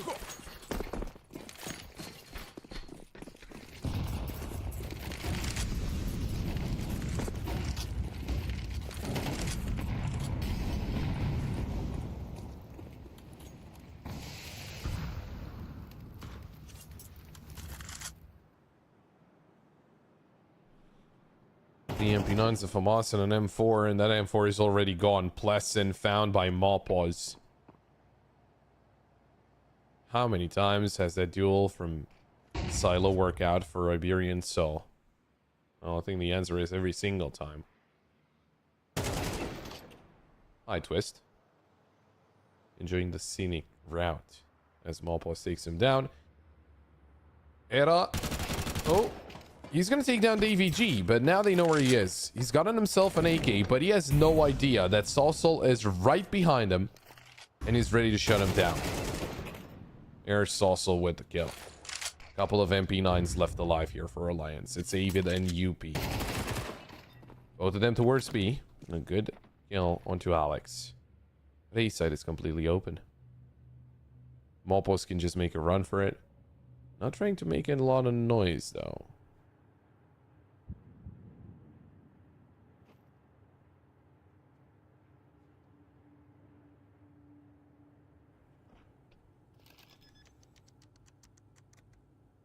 We'll be planning onto the A site. They've got Avid coming in. It seems the longer way through hell. Potentially jumping up towards heaven. UP reveals his hand.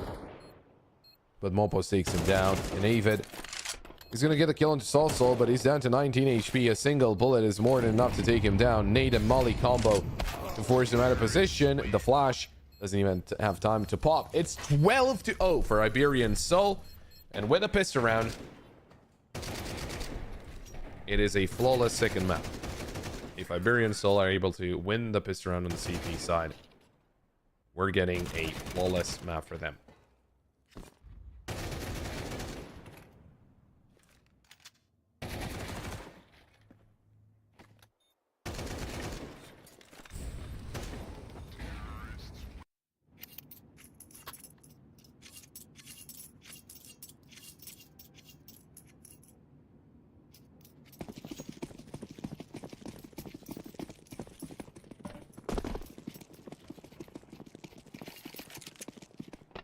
A nade and a flash is what Iberian Soul are going for this pistol round. And with the setup here from Era, it seems like it's going to be an A play.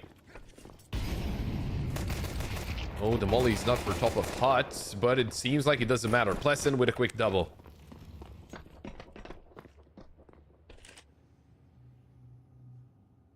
Bomb has been planted.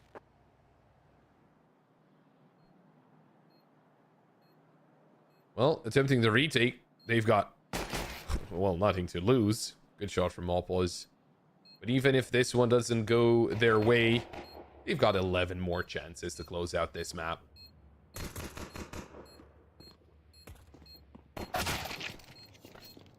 Nice shot from UP to take down Mopos. It's Salsal to be running away, and Alliance are getting their first round on the board.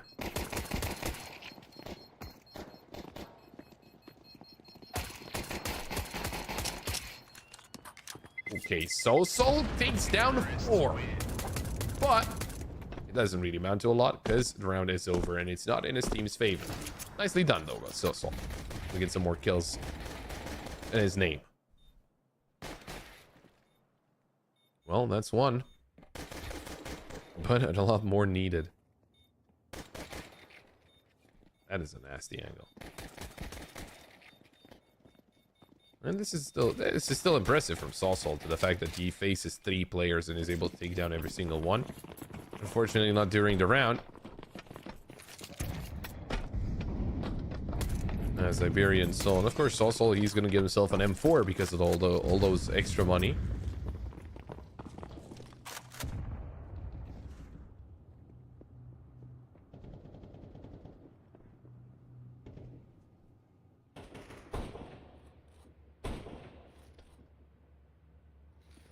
Here to scout shots outside.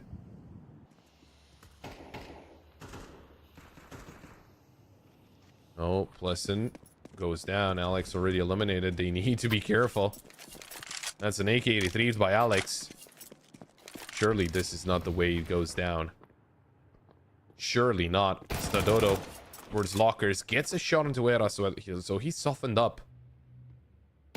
Malpos is already in B. Oh, hello, Malpos. He was asleep at the wheel for a second there. Alex still paying attention to potentially players coming in through Squeaky. The smoke for control room is actually very good.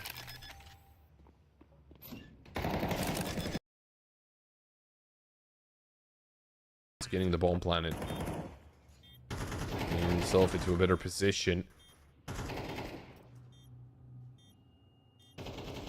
It's not an easy retake for Iberian Soul, but Salsal surely wants to make it a lot easier as he gets the kill onto Yuppie. Twist right above them, and here he faces position, drops down, but he's not going to get anything, and Era will be going down. Iberian Soul, absolute masterclass on this map. 13-1 as they secure their map pick and send us over to a third. Crazy stuff from Iberian Soul. Alliance nowhere to be found on this. Just very, very surprising. I mean, I know, you know, Alliance, they don't really have the best track record on Nuke. And last time those two teams played, Alliance managed to get 10 rounds. This time they only get 1 after winning a lot easier on Inferno, 13-4. What's the third map got in store for us? That's the biggest question. Because, you know, Iberian Soul, they did play this map. They almost came back against 9 Pandas today on the CT side. And Alliance, if I'm not mistaken, they did manage to come back. They actually did manage to come back on the T side against Potty Vision. From being down 3-9, they actually won 13-11. So it should make for a very interesting decider. We will be taking a break, and we'll be right back.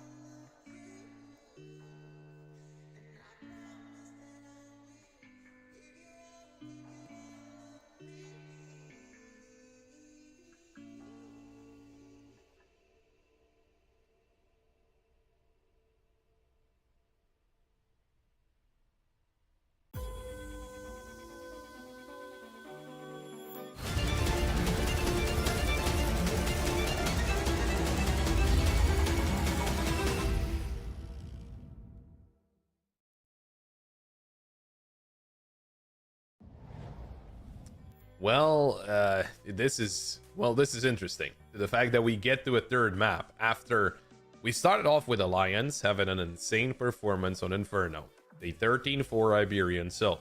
Then we move on to Nuke, and you know, the sentiment was Alliance are playing really well, Iberian Soul not really anything out of them.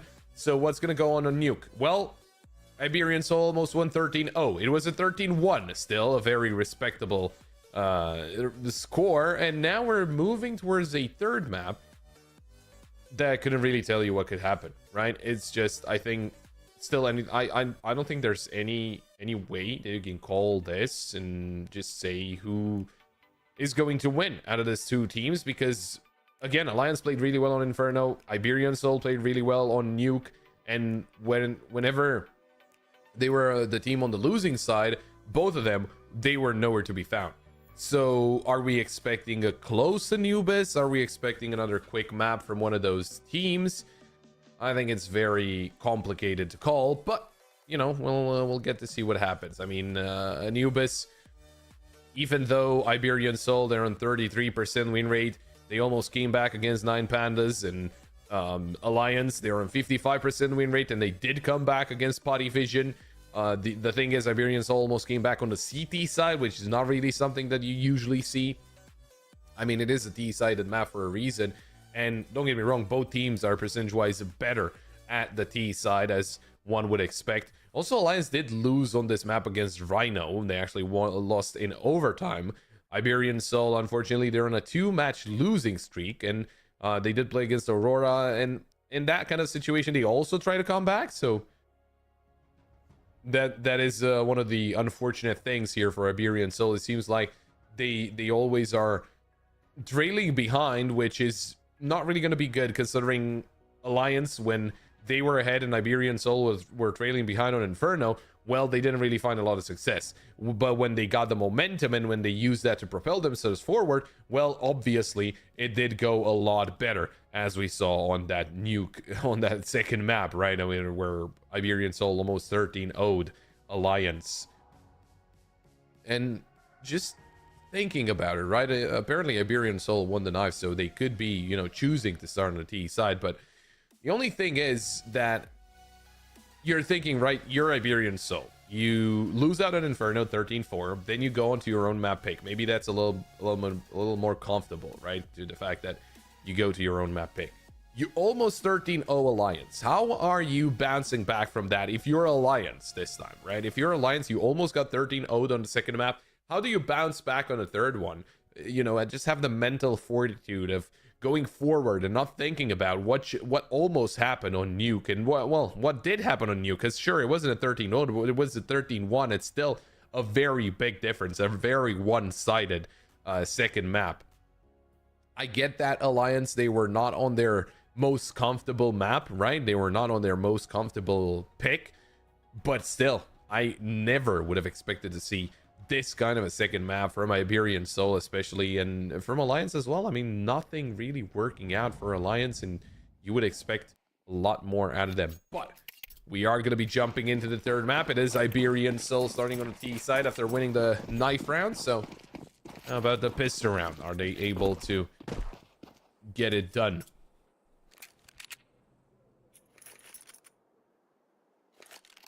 Now, Iberian Soul getting all their players in front of A main, and Alliance, they have 4 players towards B. They have read this wrong. They push in. They get the site. They will get a bomb planted. Bomb has been planted. Twist rotating out of the site, waiting for his teammates.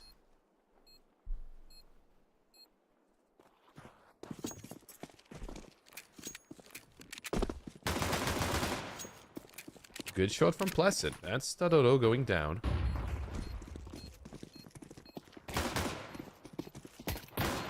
Well, they keep pushing. Twist in the meantime coming in from Sewers, able to take down DVG. The defuse is going on from UP, and he's gonna stick it. Era gets the final kill, and they actually steal away the round. The Lions. Great retake. Nicely done. And Iberian Soul, they surely didn't expect the round to go down like that.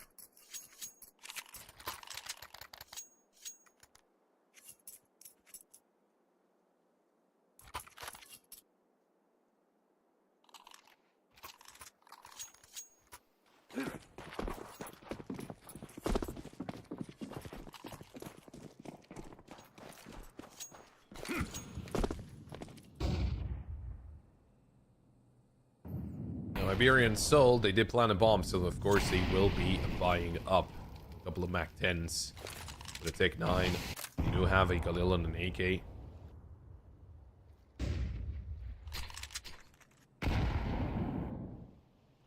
Nade comes through, but doesn't really blow open the smoke.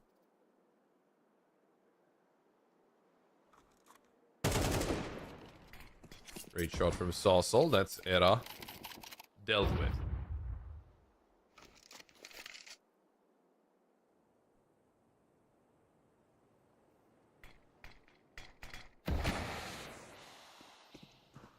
Making their way slowly towards the E-box. Avid just around the corner. No flash coming through. Avid with a double. Stadodo, he's not able to take him down either. It's a third, maybe a fourth. Avid shutting down the push single-handedly. With a little help from Pleasant, I should mention. But it is an ace from Avid. Great job on the defense in E-box.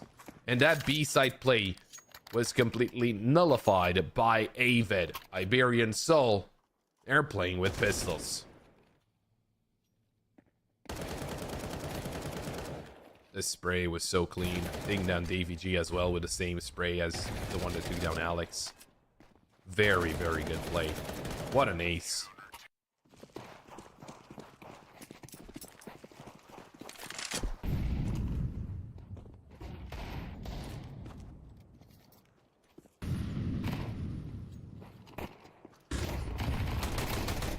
Oh, getting a little too aggressive here, Alliance. Davy G gonna be walking away with a couple of kills.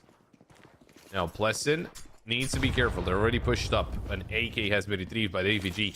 They don't have any armor. That's the thing that Alliance has got going for them. They got that advantage, so they could swing into the weapons. The bomb is being planted, although that nade is going to deal a lot of damage, almost taking down Stadodo. Davy G around the corner.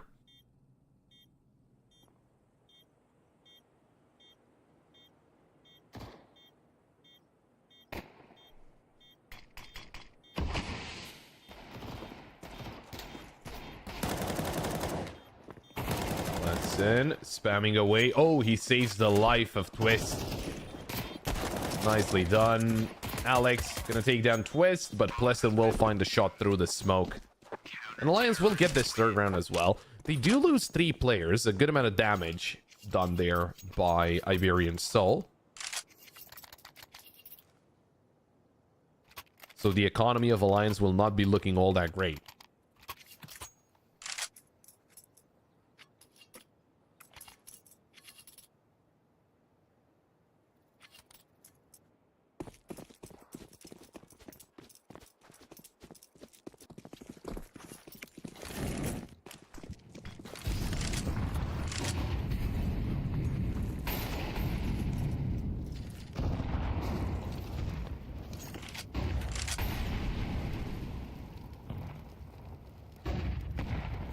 Well, Iberian Soul, their first buy round.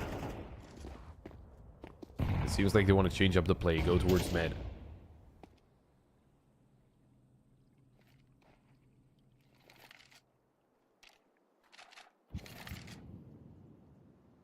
Oh, Pleasant.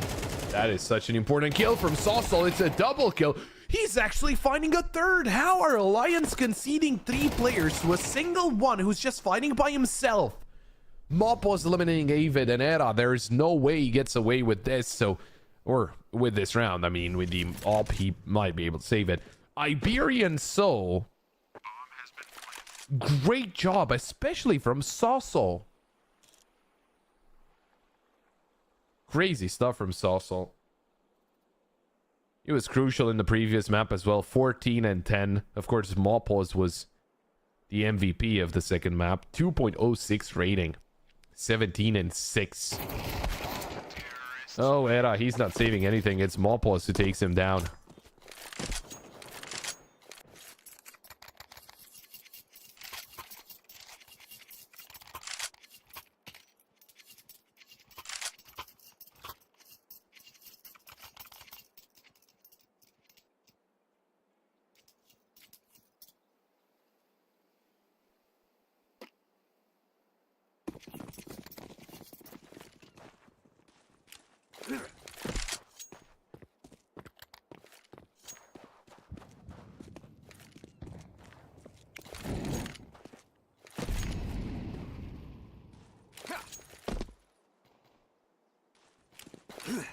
Well, it's just an eco right now for Alliance, and they're just getting mowed down, trying to push through A main. It didn't work out. Terrorists win. Twist eliminated as well. Iberian Soul. Flawless round against the Pistols.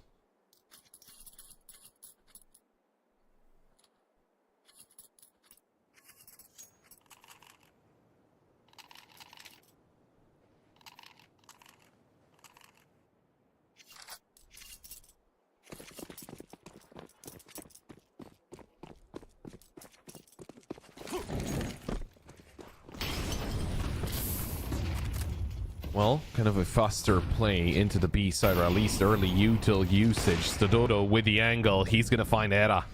That's the Opera going down. Stadodo trying to find some more, trying to open up some more ways into the side for his teammates. That's Pleasant trying to go back. Denied. Avid found by Mopos, and Iberian Soul, they're making it look easy.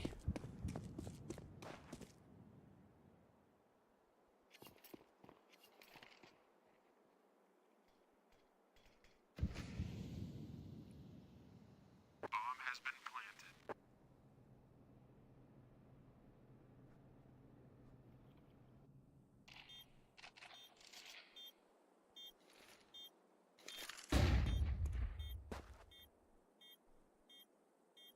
Yuppie and Twist will just try to hang on to their weapons. And another round on the board for Iberian Soul.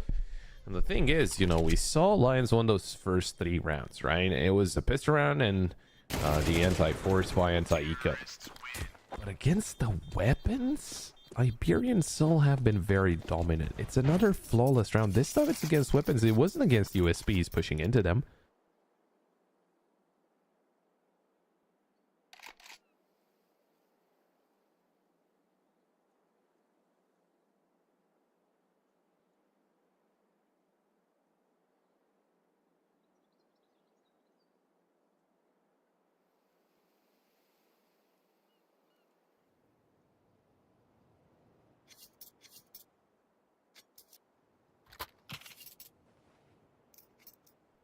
Well, what can be fixed here? That's the biggest question, right?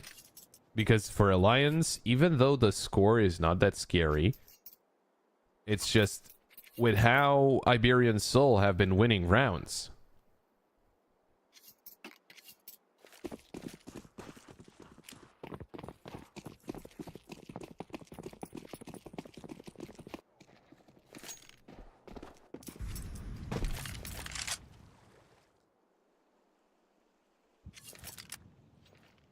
Just some pistols for Alliance, so Iberian Soul, a pretty good chance for them to get ahead. Saw Soul, only thrown over. Yuppie just around the corner, and Yuppie finds a double. There's Alex with an answer back, but Avid lands the headshot with the Deagle. So right now it's a 3v2. The only unfortunate thing is that the weapons couldn't be retrieved, and they're not able to retrieve them. I mean, look at Stadodo. He needed the weapons back. Maybe it looked a little weird with that nade, but that's exactly why he threw that nade.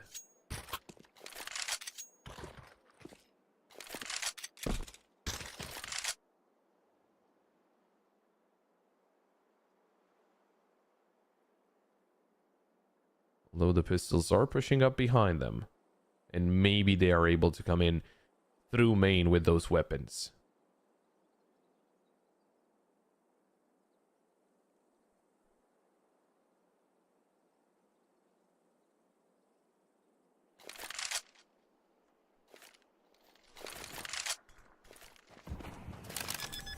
They do expect the flank, though.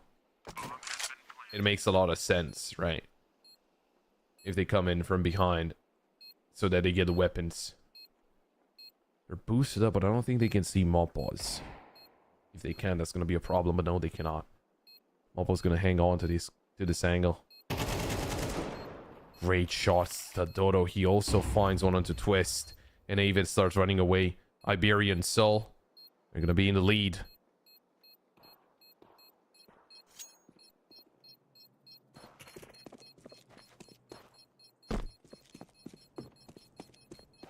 Better try from Alliance, though. So let's see what transfers over into the buy round.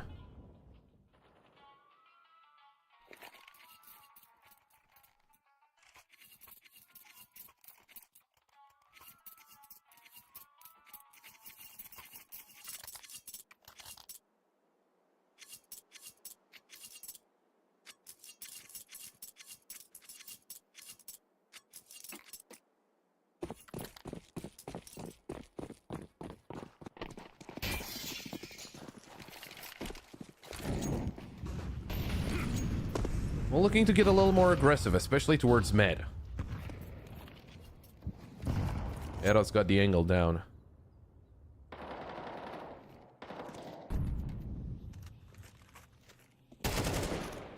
Good shot from DVG, sneaking through the smoke into E-box, trying to eliminate Avid as well, open up the site fully, and Twist gonna find a kill, but there's the trade out from Salsal. 4v2.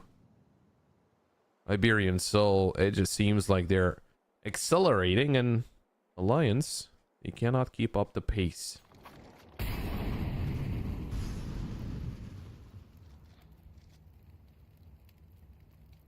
has been planted.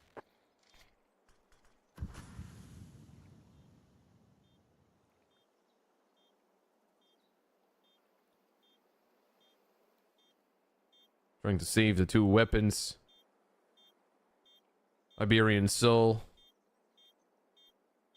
you know, not really hunting, even though they have plenty of money to try and do so.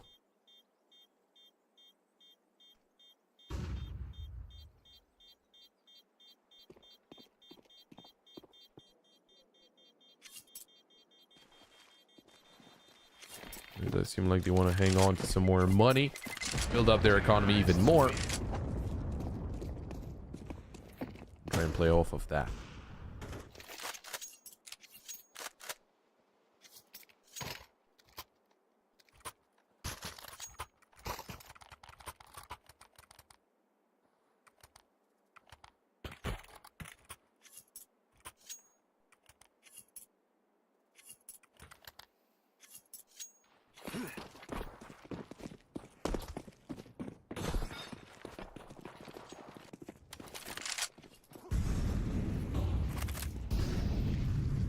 Now, how about this round from Alliance?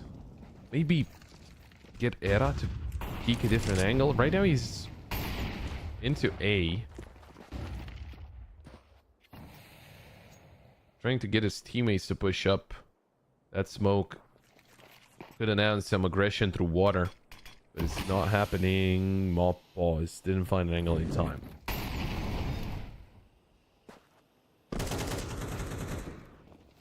Okay, Malpos finds the shot through the smoke onto Avid. That's going to be a problem for Alliance. Pleasant reveals his position. Good shot from Pleasant, taking down DVG, but can he stop the push coming towards him from main? Nade is going to deal some damage. Not a lot, though.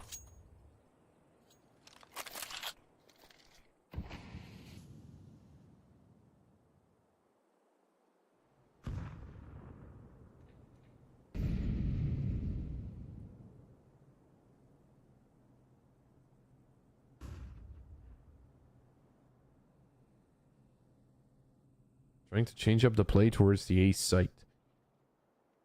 They've got Malpos a little farther back. 30 seconds left. Nice find by Alex. Oh, Stadodo, that would have been so important. They're going to start throwing util towards the ace side, but it's actually a B play. Oh, this is only a fake. It's a late round fake, and Alliance, they never saw it coming. They lost the B site. The bomb is planted, and it just seems like the round is over. Yeah, there we go. Twist is running back to his teammates into the A site.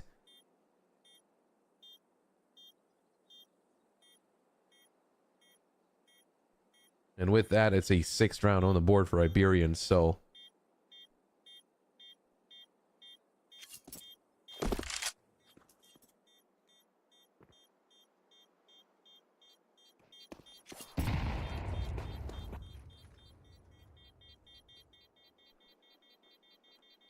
Alliance. Maybe another tactical pause, but I don't know if that's gonna fix their issues. Good shot from UP.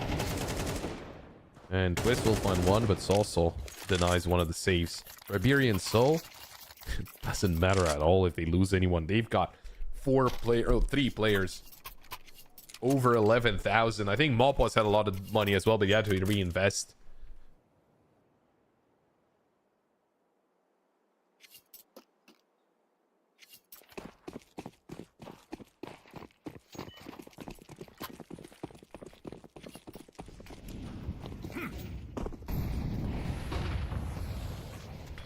Well, we're running out of first half rounds.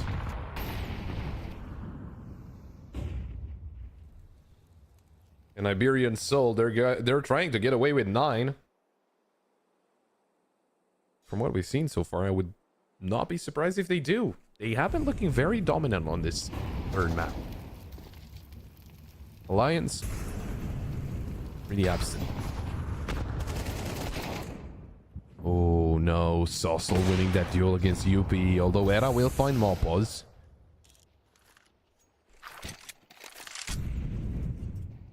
You swap weapons there. Saucel will be tasked with the op.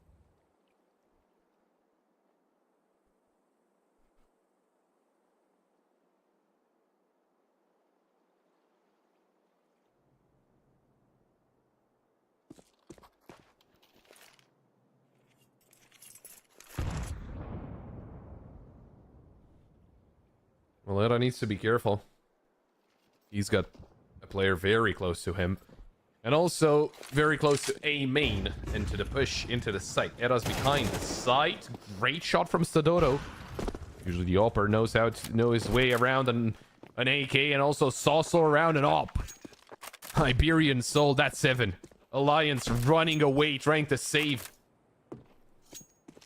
This is so good. This is so coordinated from Iberian Soul and Alliance. I'm gonna be honest, they do seem a little lost. It's not a good site. I know they're on the less favorite side of the map, but I don't think it's supposed to look like this. Not at all.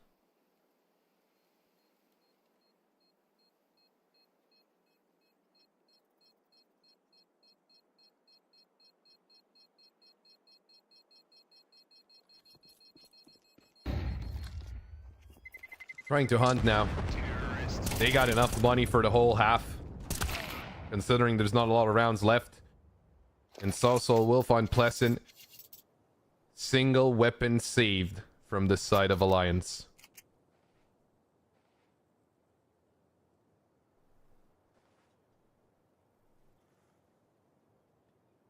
Yeah, there's a second tactical pause. Something needs to change. Something needs to work.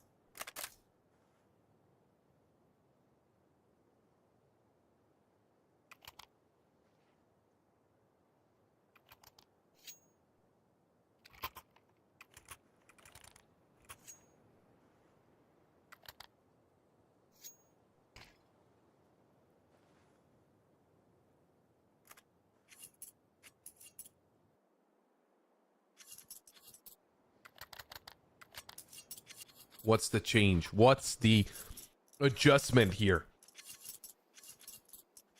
from Iberian Soul? What can be done?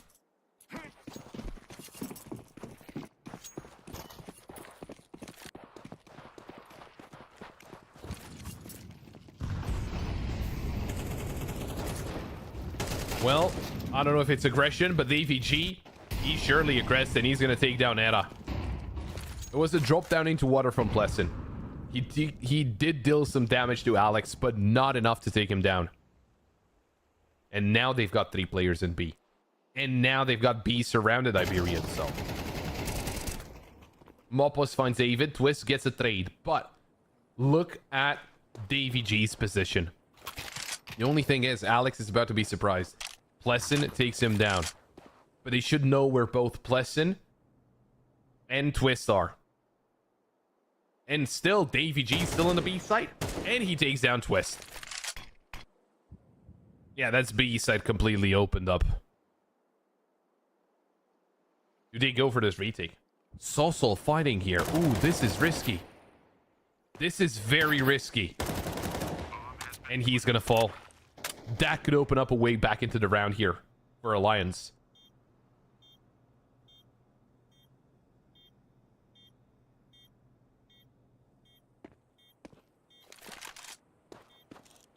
Well, Pleston still coming in from Temple, but what a shot from Sadodo. And that Molly should secure the round. Yuppie throws the nade. Sadodo's very much alive. It doesn't really matter. He's all safe. Good try from Yuppie, but Iberian Soul, it's yet another round on the board for them. Tough, very tough situation. Very tough for Alliance here.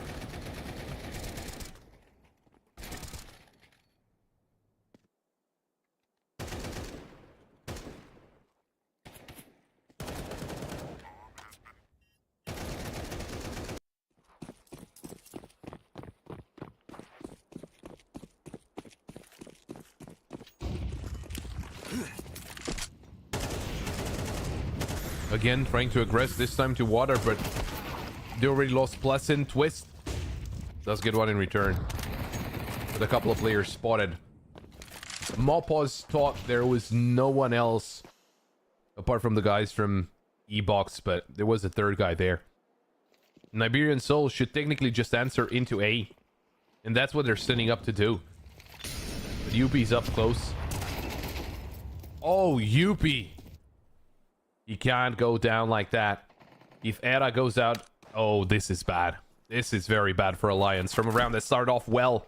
One of the few that actually started off well for Alliance. Bomb has been planted.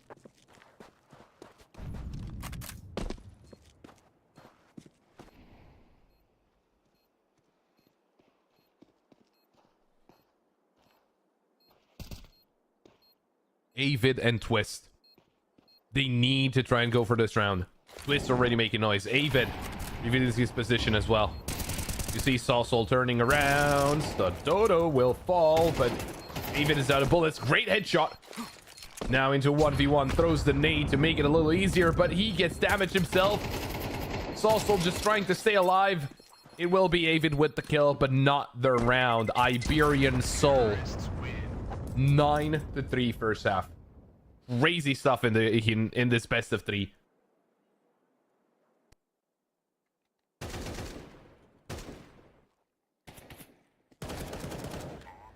Iberian Soul after that first map.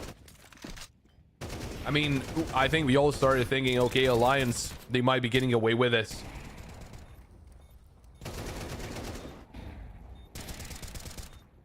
Now, before we, start thinking how Iberian Soul will make it into the Swiss stage, I think we all have to remember that Alliance, when they played against Potty Vision, they came back from this exact scoreline to win in regulation.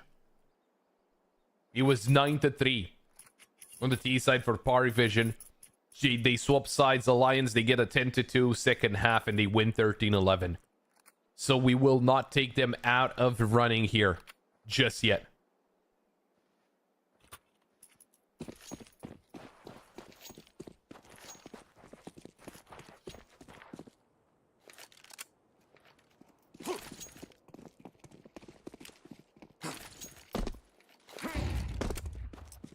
A lot of util being thrown towards the A site, but a smoke dropped over by Saucel.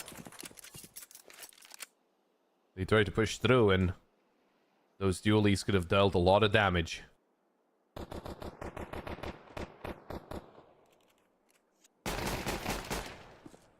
Oh, Malpaws, good aggression. Gonna find a kill onto Avid, the opening kill of the round. Of the pistol round. Nice shot by Davy G. That's Twist eliminated.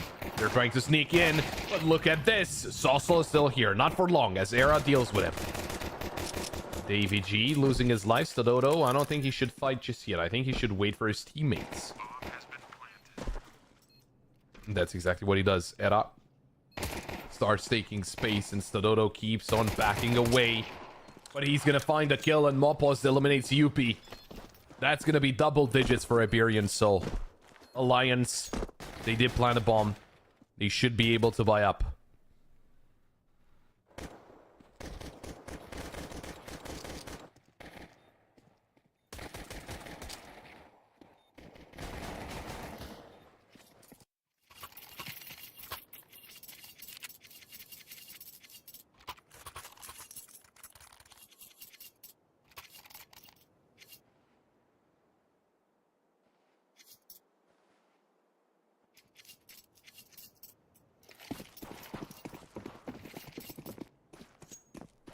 As expected, a force by here out of Alliance.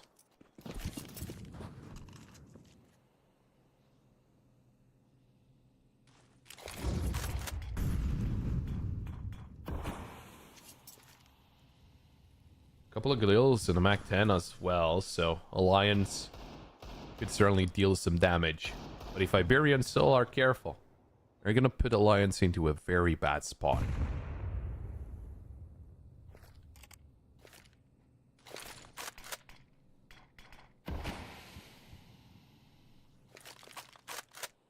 AVG, good timing on the smoke, and look at that. Turns around. 3 players trying to get some information out of main. So Dodo will be hanging around though. Only an MP9 for him. They think it's clear. They think it's not going to be a B play. And they're not necessarily wrong. They spot out Avid. Deep Molly into main. Saucel checks out the corner. There's no one there. But in the end, it will be an A play. And Saucel able to take down Yuppie. Pleasant does get one in return. Now Alex, can he hold on until help gets there? Gets himself into heaven. It's a swing, but Twist finds a headshot in a second. Oh my, Twist. Important double kill. That could open up the round. Malpos though, he finds 2, and he's looking for that 3rd. Pleasant, he's down to 41, but he's out of bullets. He's got his pistol out, finds the kill onto Malpos, but the MP9 of Stadodo will save the day. 11 for Iberian Soul, moving closer to securing the 3rd map win.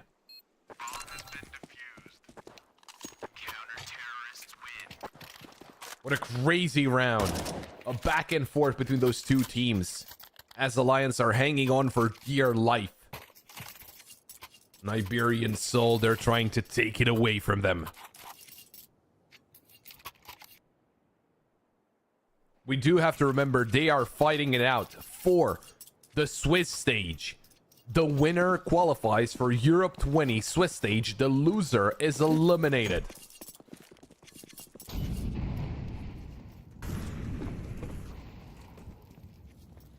Two rounds away, Iberian Soul. That bomb plan, though, does give Alliance a bye.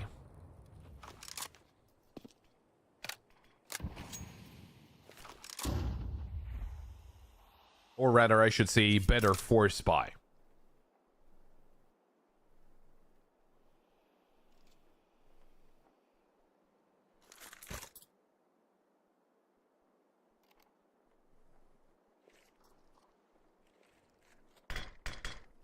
Lesson just behind that smoke as it fades. He moves in a little closer. Davy G with the FAMAS.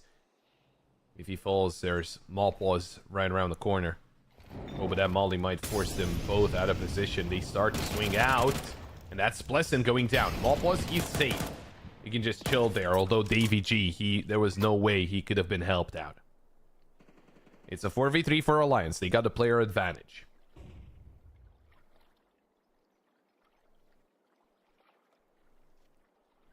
Ooh, the push from Malpos into water. That's going to be risky. Yeah, it's to back away. But Twist, he already pushed into the site, and they have no idea. Malpos dead. Great shot from Twist, and that's the round over. Alliance will be walking away with this one. Finally finding some more success. This op is going to be very important to carry on into the next round. Not going to be enough money for a full buy here out of Iberian Soul. Arguably, it's actually going to be a force buy. You should be on 1400 lost bonus, considering they haven't lost a round here in the second half. So, it's only been 2. This is the 3rd. But the M4 and the op will be very important for the next one.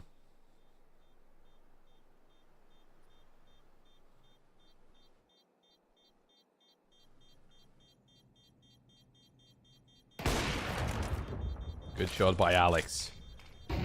They know where they are, but Alliance can't really afford to push up too much. So they'll just stick around. They'll save their weapons. That is Alliance. 1-4.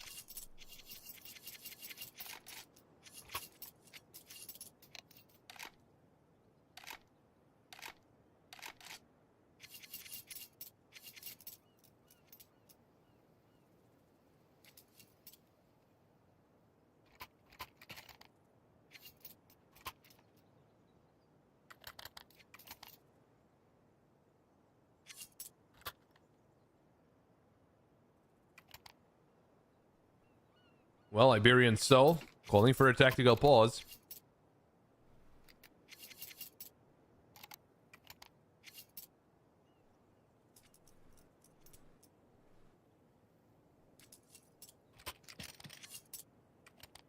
Even though they're ahead by 7. And 2 rounds away from closing out this third map and the best of 3. Still gonna be playing it safe.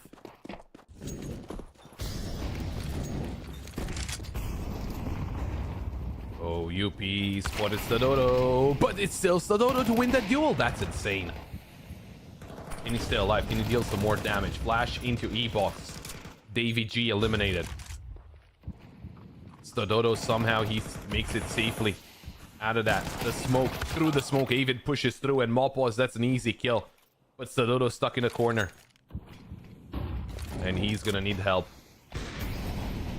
Good shot from Stadodo. A missed chance from Blessin. And there's Blessin with a kill onto Alex. Saucel, he's here. He's spamming through the smoke. Throws the molly. That's gonna force Blessin forward. And Saucel understands that. Gets the headshot. Iberian Soul. That's 12 on the board for them. Map and series point. I guess you can call it qualification point. Whatever the case, but they need one more round and they secure their spot into the Swiss stage. And they eliminate Alliance.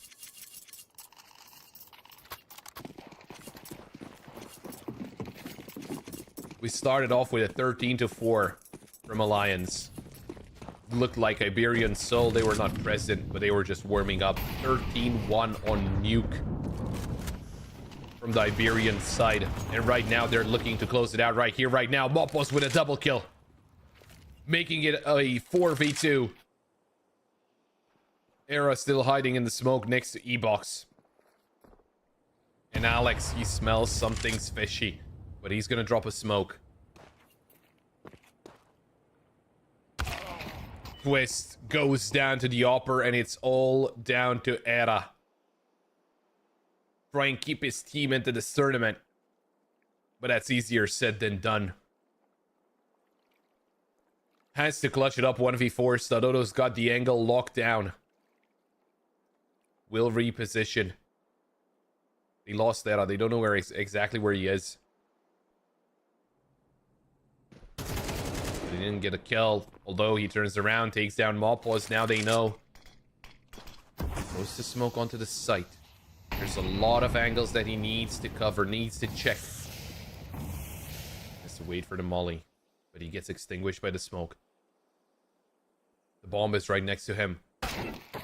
But Alex is as well, and there we go. There's Iberian Soul winning 2-1. Winning only 4 rounds on the first map, but dropping only 5 in the following 2. That is absolutely insane. That is some crazy score lines on those third maps. And again, we go back to Inferno, where we're seeing a very good Alliance. We're seeing a very good first map out of Alliance, and it seems like they could take this one as 2-0. Well, they cannot. It's Iberian Soul with a great second and third maps. Absolutely insane on Nuke and on Anubis as well. Alliance nowhere to be found on both of those. And Iberian Soul, they make it look easy. They take that third spot into the Swiss stage. And with that, we'll see them 2 days from now when the Swiss stage kicks off in Series 20 of Europe in the CCT Season 2. And well, with that, we are done in about 2 hours and 20 minutes with a whole best of 3, but we got a whole nother best of 3 to go through. We can take a quick look at the schedule, see exactly what's left up for grabs, but I think everyone knows what it is. It is going to be OG taking on Favbet. It's going to happen in about 40 minutes, so don't go too far, because we got some more CS lined up for you. We'll take a break, and we'll be right back.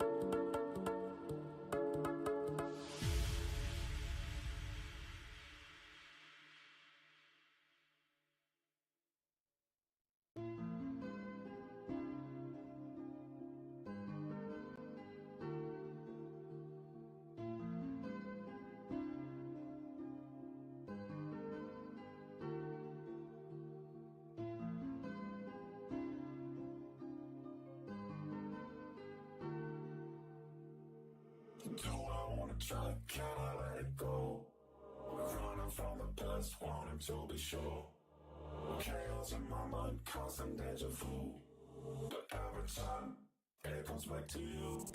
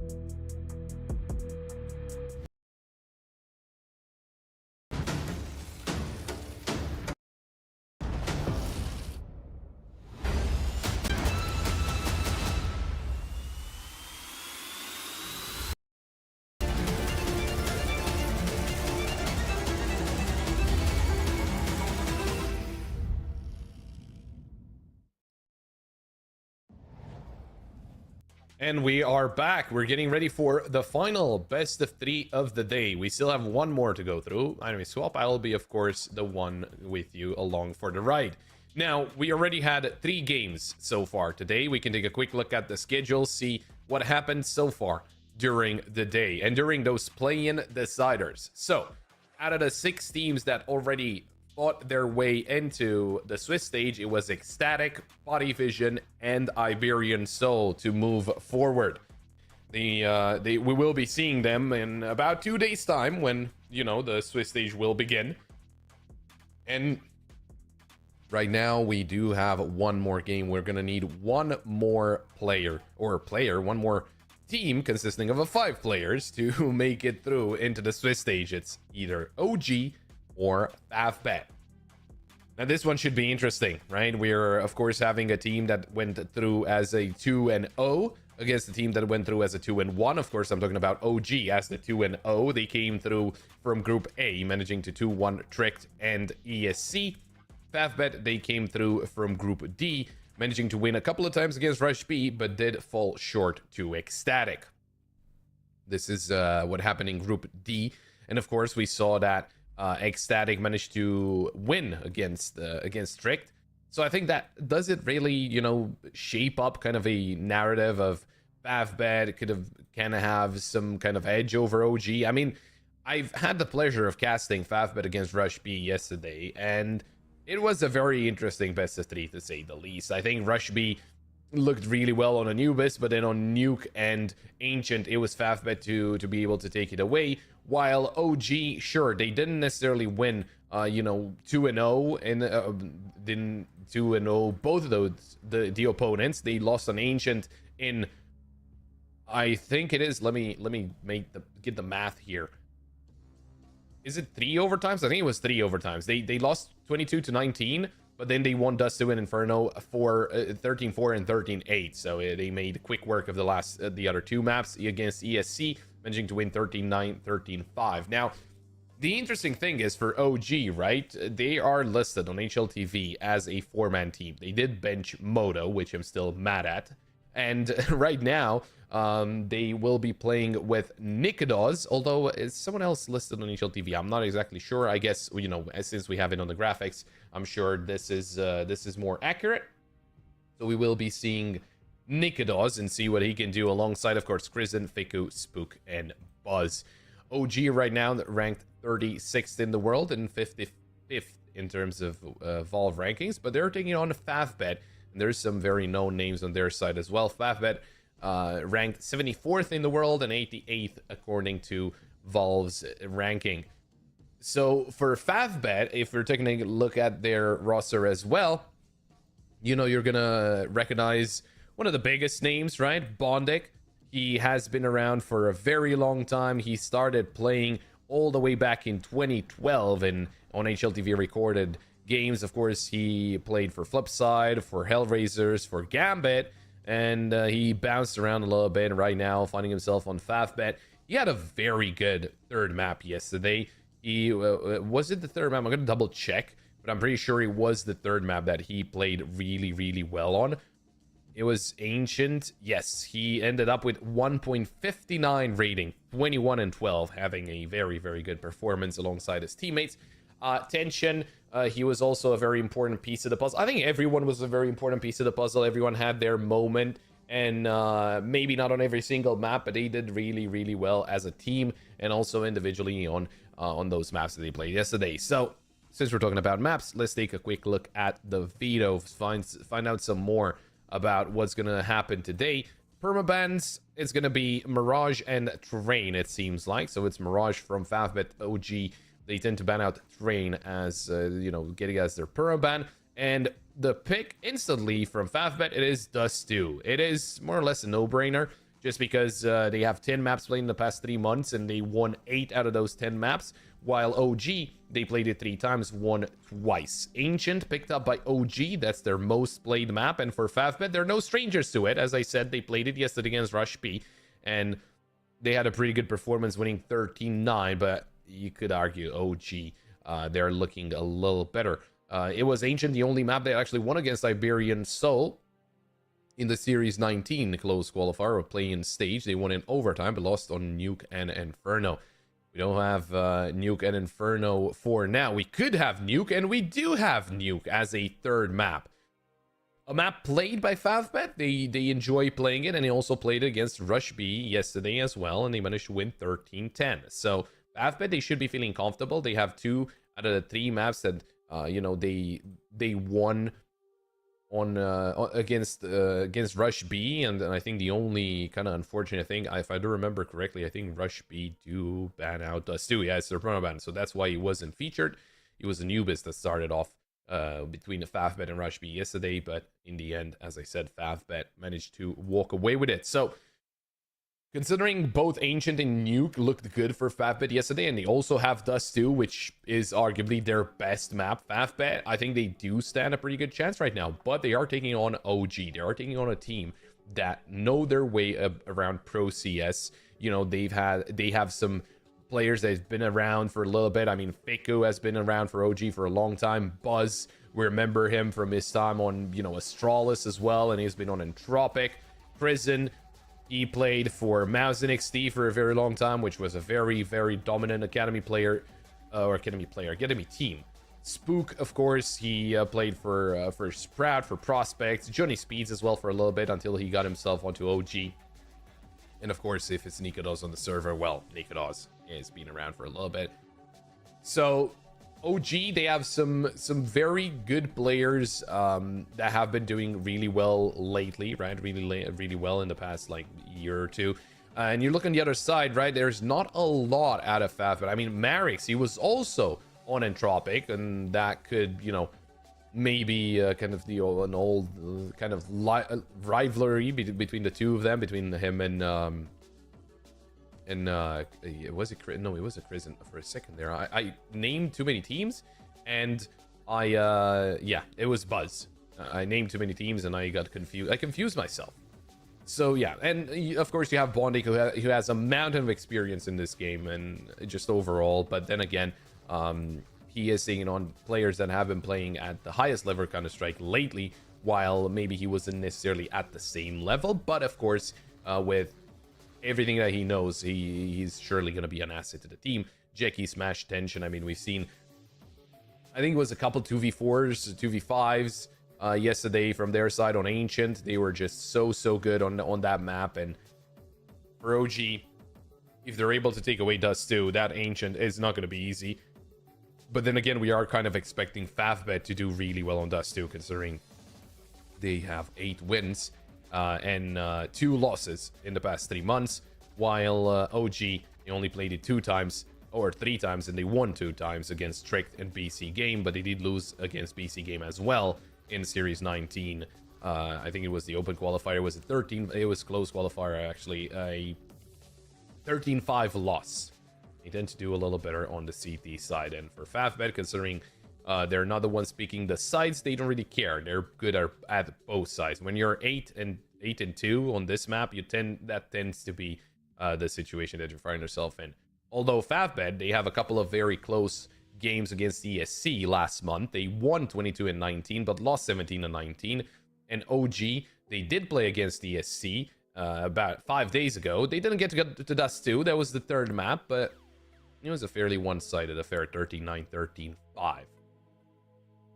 So yeah, we're waiting for the players to be ready and for us to be jumping into the server, see exactly what's going to go on in this final game of the day and the final game of the play-in stage. Of course, after this game is over, the play-in stage is over, and I think every single play-in stage is going to be completed. What I'm trying to say is, this is the last series of Season 2 of CCT. So this is going to be the last game of the last play-in stage of Season 2. And we're going to get to see what the last team qualifying is. Of course, as I said, in about 2 days' time, so on Monday, we'll start off the Swiss stage. And of course, after that, we're going to have the playoffs. And then, that's going to be the Season 2 concluded. Of course, we're still going to have the global finals. And also, the South American series is going on right now. I think that's Series 8, and it might be just, the last one of South America as well. It is Series 8 as well. We have some very interesting games later on today. Actually going to be starting in about half an hour with Dusty Roots against players. So that's also going on.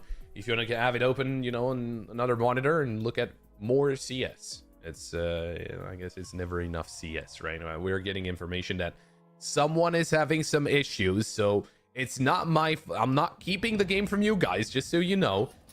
Someone was having some issues, but we're ready. We're jumping into the game, and it will be OG starting off on the CT side with FAFBet on the attacking side. Let's see what they can do as they're taking on OG. I mean, you look at the rankings, right, and you're expecting OG to just be the favorite team in this best of 3.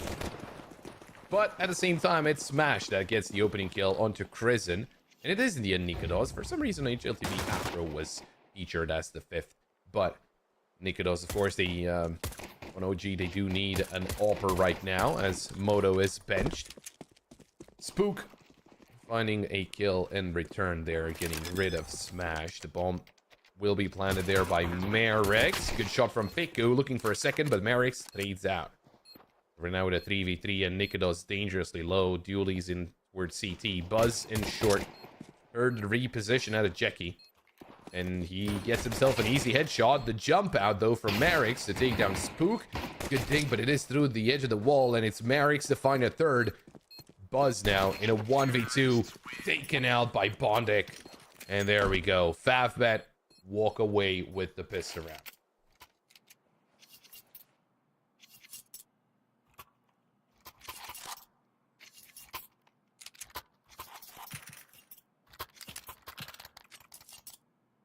Even though OG, as I said, technically due to their rankings at the moment, they should be favored. Their most recent results on the second map as well, on the 24th of February, overtime loss against Tricked and overtime win against Iberian Soul. Just what I'm trying to say is Favbet, they're not the favorites in the best of three. I think OG just takes that spot because of the ranking. But overall, I wouldn't put Favbet too low in this best of three. I don't think they're fully underdogs, like it's going to be a miracle if Favbet win. No, I don't think that's the case. I think Favbet actually stand a pretty good chance of taking this one. But look at that, Piku. What a headshot onto Merrick's. They did lose Nikados early on to Tension Scout, though. Okay, coming through. Prison. Spots a couple of bullets flying through the smoke, but he's not going to land a shot onto any of those enemies pushing into the site. Repositioning. Veto, low HP, barely still alive. Smash. Drive-by through that smoke. Bondic finds the kill onto Fiku. And he's looking for more, but he's going to take down Krisen. Will be taken down by Spook. A Galil coming through for Spook.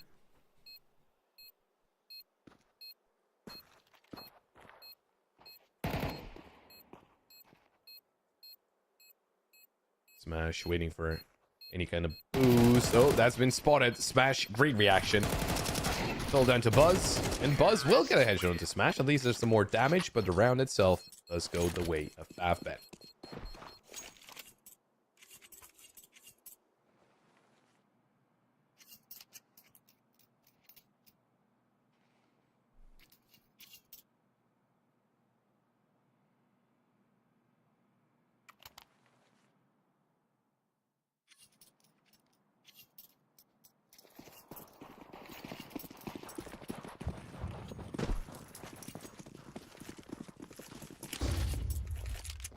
Pistols right now for the side of OG. Oh, flash over. Merrick's mowing him down. He's going to take down 3, but he was fully blinded right after, so he will go down to Nikados, but the round is very quickly over.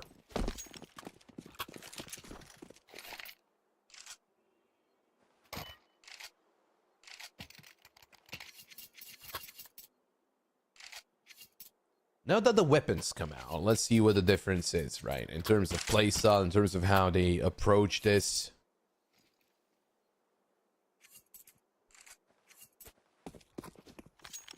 Considering OG played only 3 maps of Dust 2 in the past 3 months, I think that would have been their permaban before Train came through. Which I don't think would be very surprising. Oh, Tension, that's nice. Another tag onto Nikados this time. He is an opper, but he is softened up. Prison. Good reaction. Taking down Merrick's, making it a 4v4.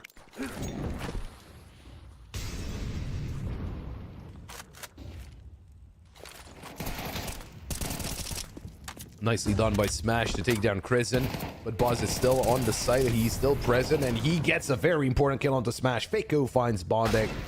And what a turnaround. Tension gets himself on op. He's got plenty of time, but an op is not really the weapon you want when you're going in for the retake, and he's going to throw it away, which means he's still going to try and go for it. Oh my, he actually lands a pretty good shot onto Fiku. He never expected them to double peek him. If you would have taken it a little safer, maybe there still would have been a chance.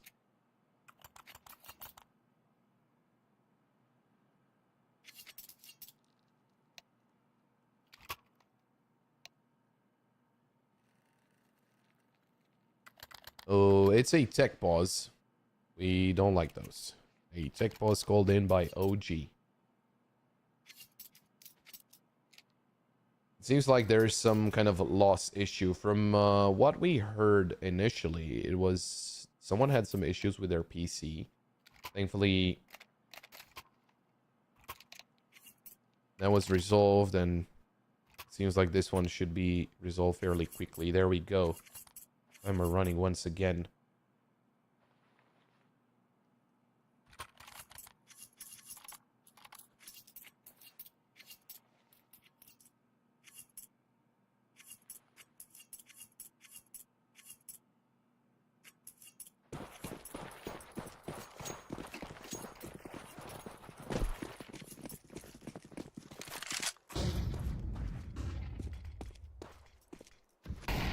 Well then, OG, they got one. Can they link up more together?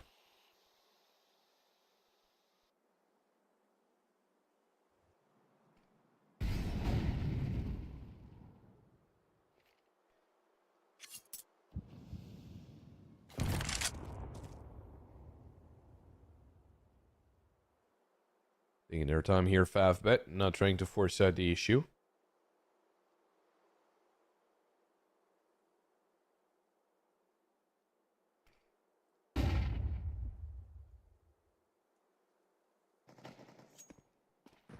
Buzz will take down Smash, though. The opening kill going the way of OG.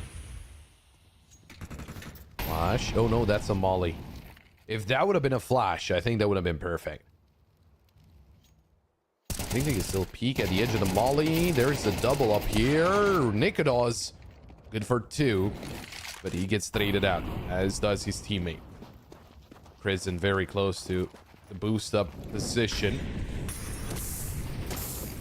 Oh, he's taking damage. Position reveal, but it doesn't matter. He's just going to push forward, get the fight, and get the kill.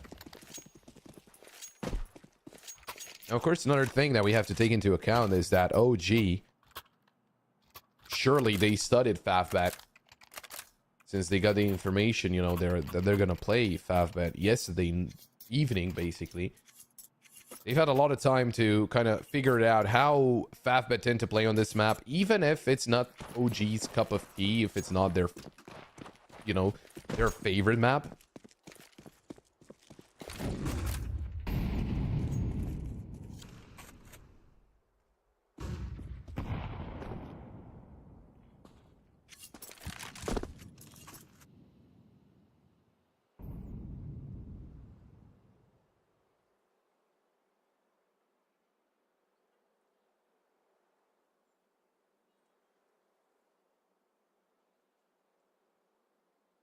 Once again, taking things a little slower. One of the things that I was mentioning whenever we were watching Favbet against Rush B yesterday is that Favbet knew when to press down on the accelerator pedal and when to kind of slow down. Which Rush B, they really knew only how to play fairly slowly, and whenever Favbet were aggressing very quickly, then Rush B couldn't really do anything about it. Now, Favbet, they started off very confident and very swift, but they do start to slow down to see exactly what's going to go on. At the same time, it is a Glock round, so there's not a lot of hope.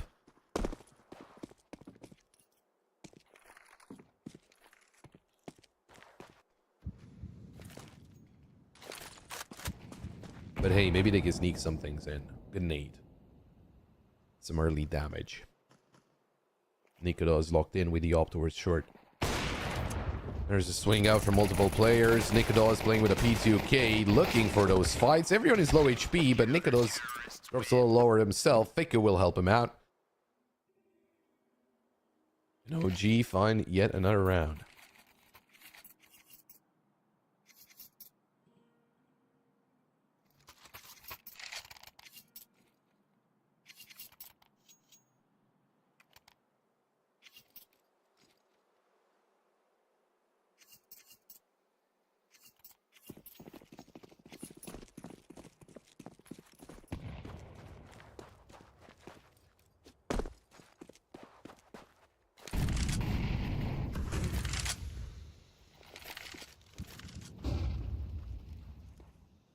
Quite a lot of presence towards mid from OG. Great shot from Nikodos. He was playing the off angle towards top mid, and he's gonna find Jackie.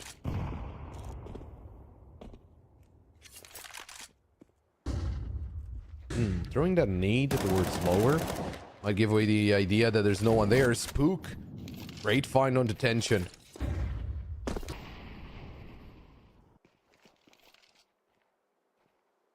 Well, right now, Fafbet being completely surprised by what OG bring to the table. Veto, good shot onto Merix. Nikodos is there to help out his teammate. And look at that bonding. Never expected this to happen. There's the swing from Kristen, and OG with a flawless round. Very nicely done. I really like the approach that OG are bringing up to the table here on this first map of the best of 3. Another map pick either. Remember, we just saw a best of 3 that went 13-4, 13-1, 13-4.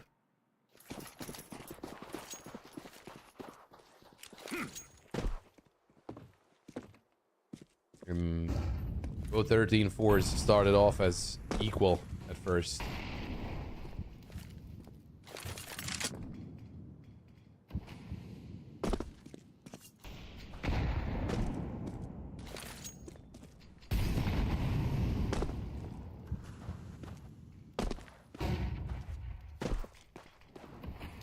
Back to pistols here for Fafbet.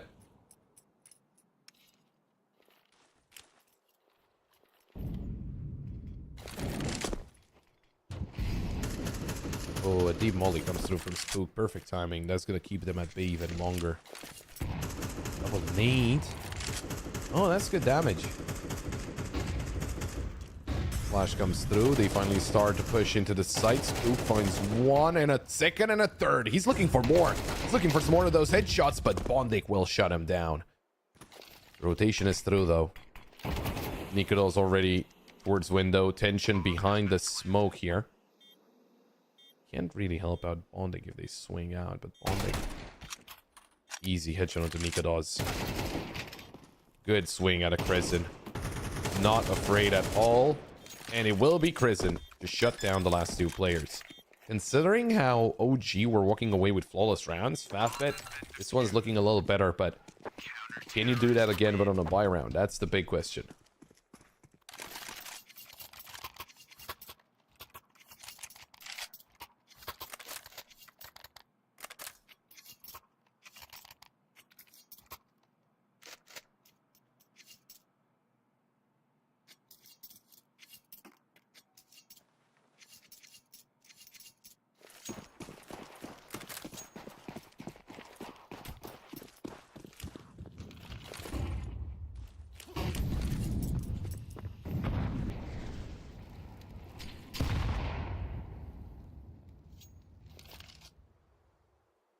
Now, Fafbet, back to weapons. Ooh, Nikodos had a chance there. And Fiku's kind of stuck. He's gonna try and fight, but Merix wins that duel.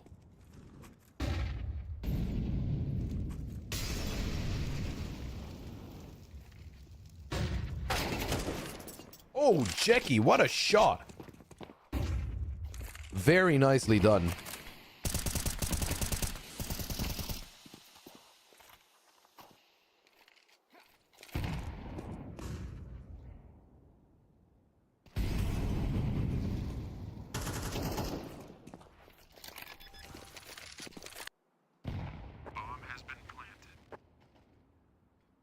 On planet, and I think this one will go the way of Fafbet. I don't think OG are gonna go for anything else.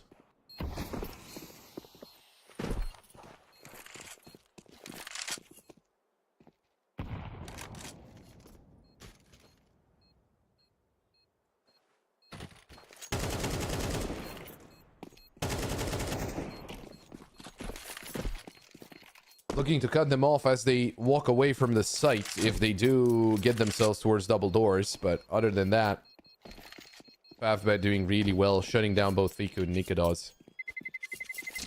Terrorists win.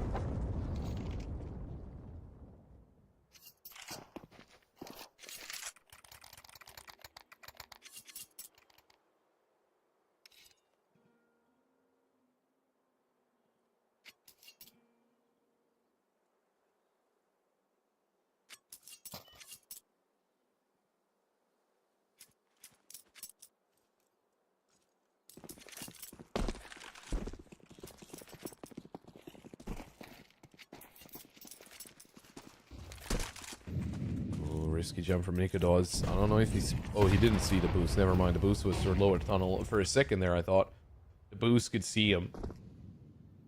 But no.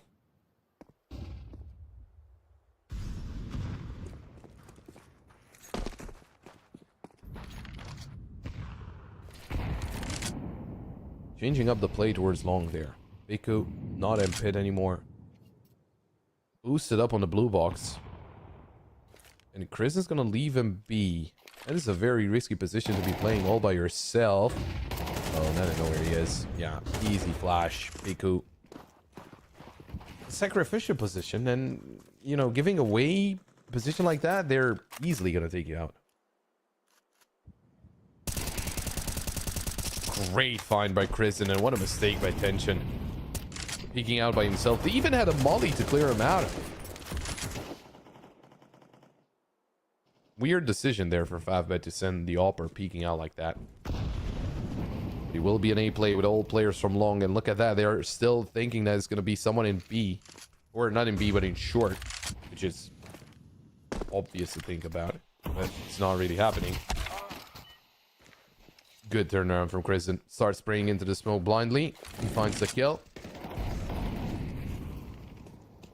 Sending only a couple of players to take the site itself. There's no one here, so we're not close enough so that they can get the bomb planted.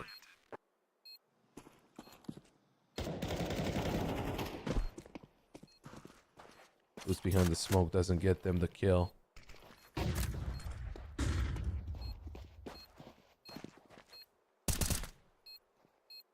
They're down in ramp. A player towards Goose and one towards Long. And there's the double kill coming in from the two players pushing in from short. And Buzz will find Merrick's. There's the defuse. OG. He took some time. They managed to get themselves yet another round.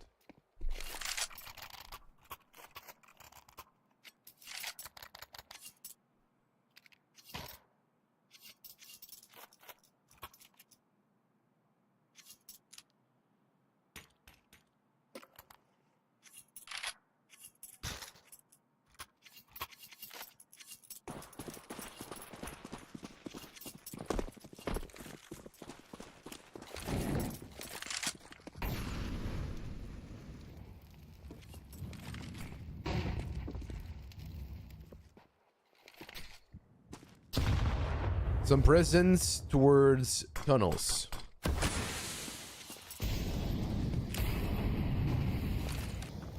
Bet they got 3 players there. The bomb is not there though. Tension is actually the one that's going to be carrying it from T-spawn. Made some noise towards B there, Favbet, but OG, they're keeping them at bay. In the meantime, Tension towards top mid. Nikodos walks into his crosshair. Tension. Patience pays off.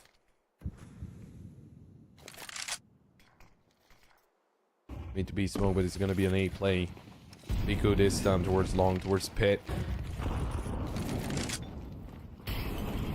Risen towards CT, but not spotted just yet. Didn't have a chance to fire off the shots, although he can sneak in. There's a kill. Looking for that second, almost taking down the second player. Tension with a kill of the spook. Buzz turns around. It's a double kill for Buzz, and now it's a 1v1. It's Fiku against Jackie, and Jackie sees the head. Fiku didn't expect Jackie to be that aggressive. A great 1v2 and triple kill overall from the Ukrainian player, and it's Favbet with 5 looking to equalize the score.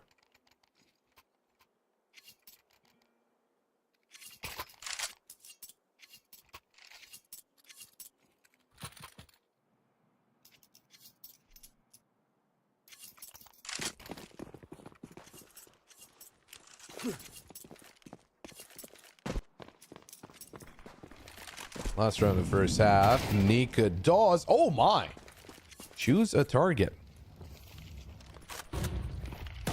Thinking about a saying, and I'll tell you about it after the round ends, because Spook and Buzz, they're looking to close down this B site.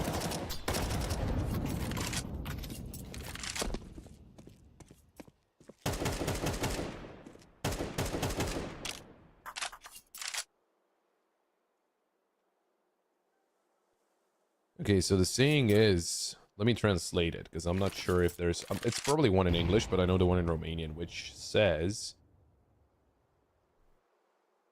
if you chase 2 rabbits, you will not catch either of them. Or is it the fox that chases 2? No, that's the fox with the grapes. Never mind. It's not a saying that says the fox that can't reach the grapes says they're sour. Anyway, enough sayings as Bondek takes down Crescent. Tension's locked in towards double doors, and oh, Buzz, that's a good kill, and also gets the attention from Tension. Buzz with a second kill. It's actually his third in the round, and Jackie's all alone.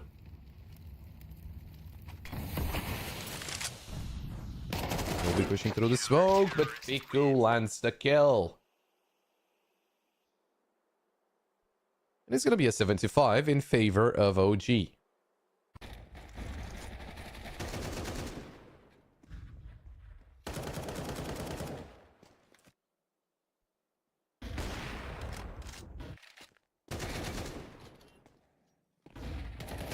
Well, it's not a bad start from OG at all. Considering the 3 times they played this, they were better on the CT side. They kind of checks out. T side is where they don't really do all that great. So we'll see how they do today.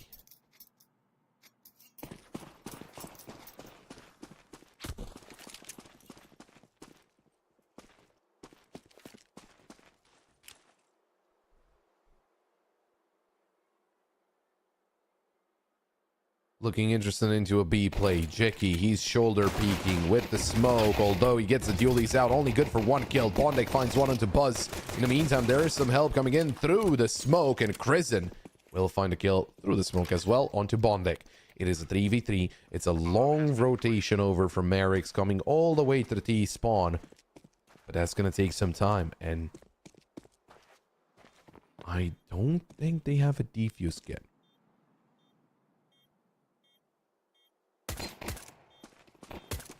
Taking this fight against Tension is very risky. Tension, he finds 2 headshots. OG, they had no reason to fight, but Spook is still alive. And now into the 1v1. Tension trying to get the triple and trying to win the round, but Spook is also looking for a triple. This is very awkward. They both run out of bullets, but it is Spook to land that final shot and get the 1v3 clutch, saving the day for OG. Maybe they were expecting 5-bet to be a lot closer. They didn't know that Marix was having a very long rotation. Time was of the essence for 5-bet as well. And Tension almost single-handedly won the round for his team. But in the end, it is Spook. Pull off the clutch. 12-7 right now. Tied up in kills in terms of kills with Buzz. They've been doing really well. Crescent as well. Fiku, yeah, he's up there as well. Considering he was the long player. And sure, Nikodos might be a little behind, but it doesn't really matter as long as he's getting impact kills, and he has been.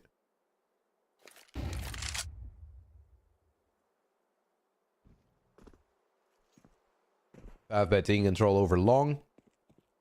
OG, they're actually looking interested in short, which could be dangerous.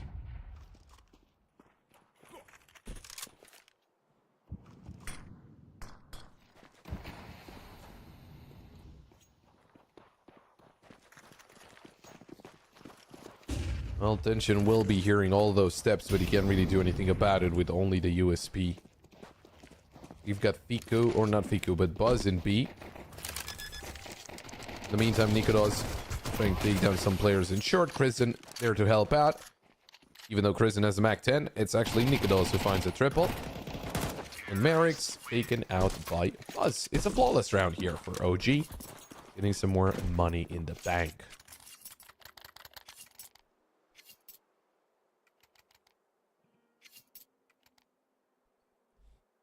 And you know, more money in the bank, but at the same time, it's basically an elimination chamber right now, because whoever wins here moves forward, whoever loses is eliminated. Kind of like the elimination chamber later on today, but that's something else. We won't talk about that.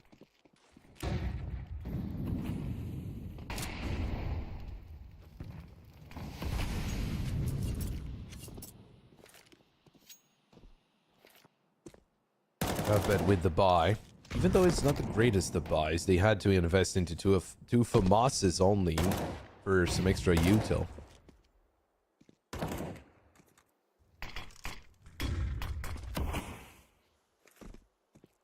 Mid smoke spook. Takes a quick peek before it blooms and there's no one close.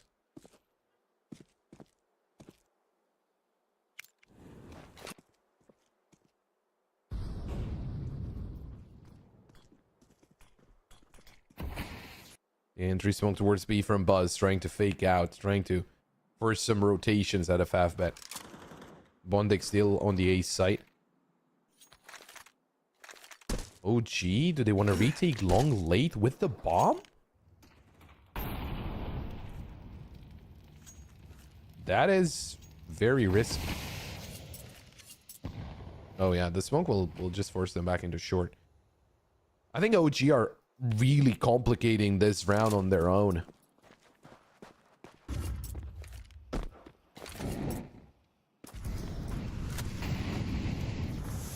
They do still have a smoke and they're going to use it for mid to B. Oh, Jackie can't do anything about a Mac 10.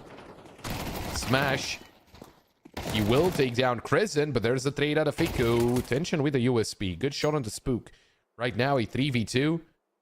Nikodos hears the steps from Merrick's, but I think Merrick spotted Nikodos as well. Yes, he did. The nade almost taking out Merrick's. Tension.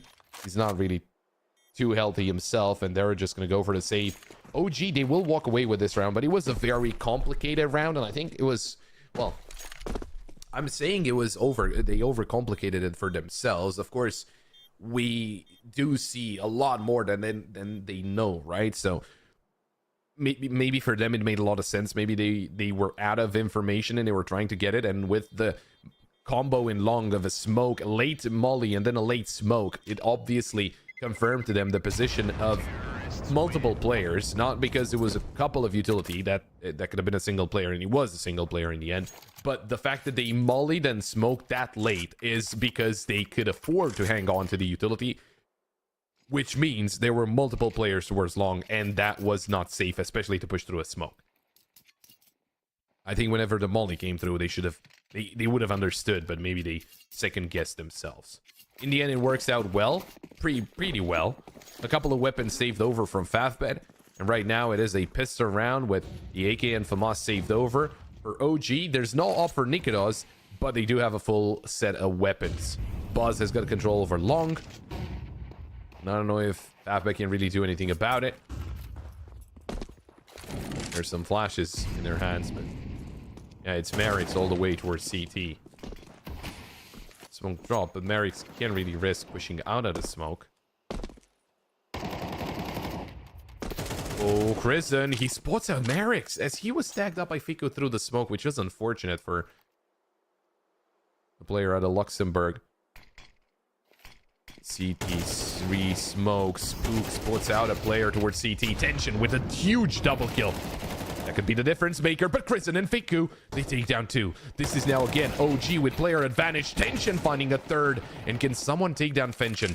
Tension, it could be Nikodos that's pushing in from short, and he could take down both. That's exactly what he's gonna do. A late push from short gets OG round number 11.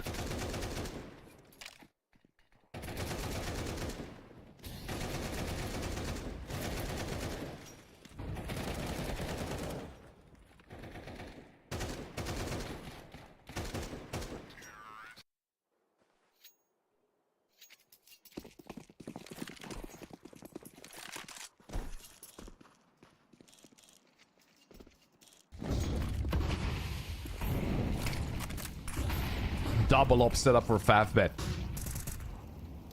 That's the answer they come up with. Jackie got the second up towards B. Right now, OG being very patient, but ever present towards mid.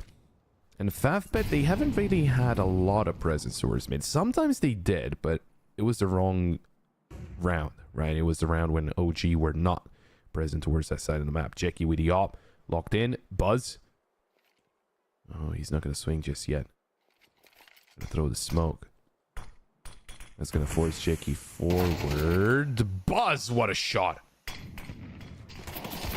As the second op eliminated, Tension will take down Fiku, but then he should know that the opper is on the other side of the map. Although he rotated over, he is towards CT. Gonna drop a nade. Spooks right around the corner, and Tension misses the no-scope.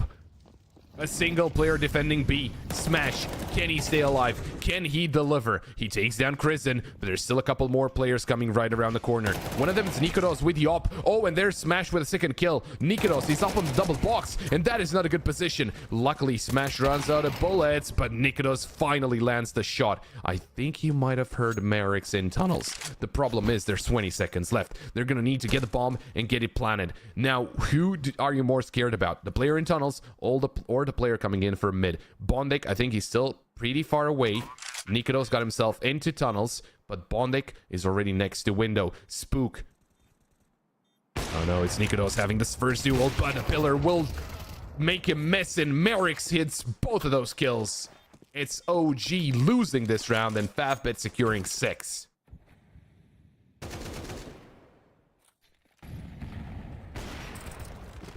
They were not expecting a second player in B, even though they only took down 1. And Spook spotted 2 in CT. Great job by Smash. Very, very good cover. That lost a lot of time out of OG's time bank, and he couldn't really afford to lose it. So just overall, very nicely done by Smash. High impact situation. Well, that's another on the board for Favbet, but it's still pretty far behind.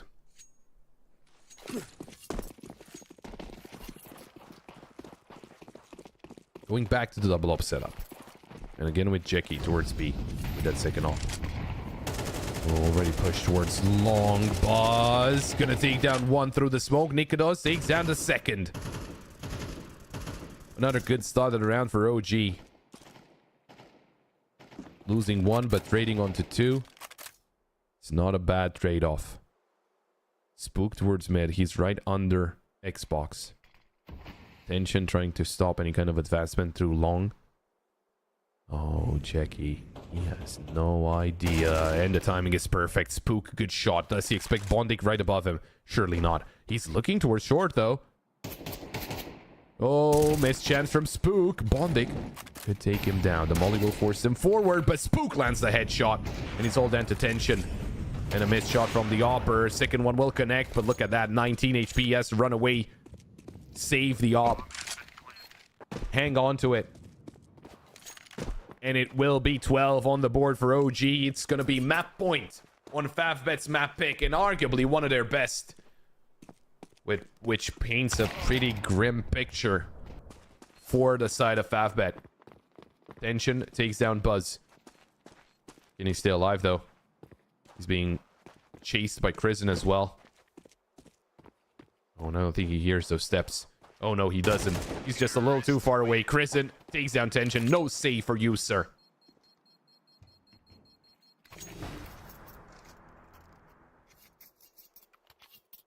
Money's not good for Favbet.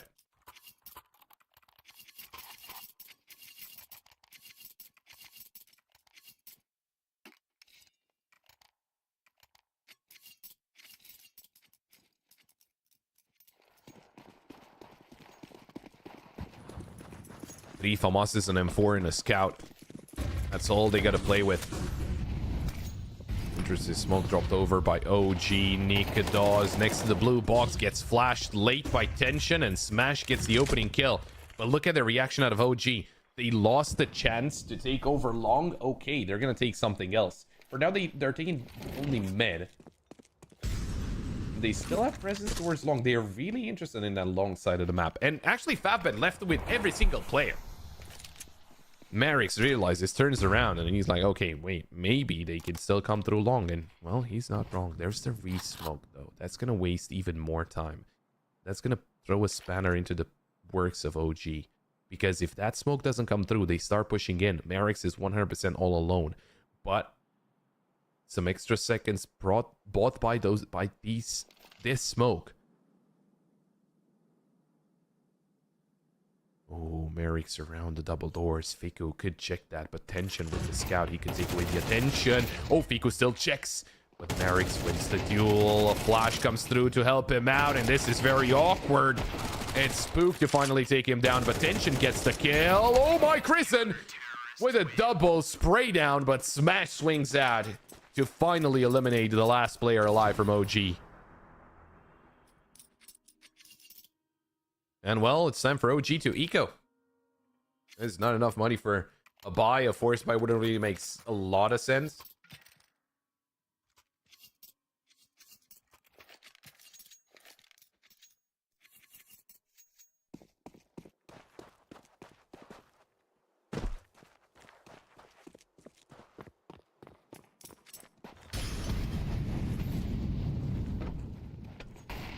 Five chances remaining for OG to close out this first map. This round is probably not it. With 4 Deagles and a Glock.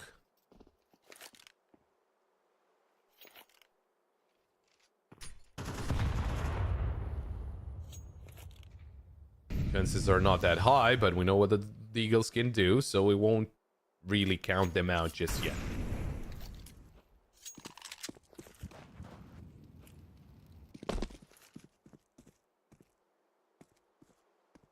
Oh, Jicky needs to be careful. There's a lot of Deagles very close to him. In the meantime, the Deagles are making their way towards the A site. Tension doesn't have a scout. He has an MP9 now.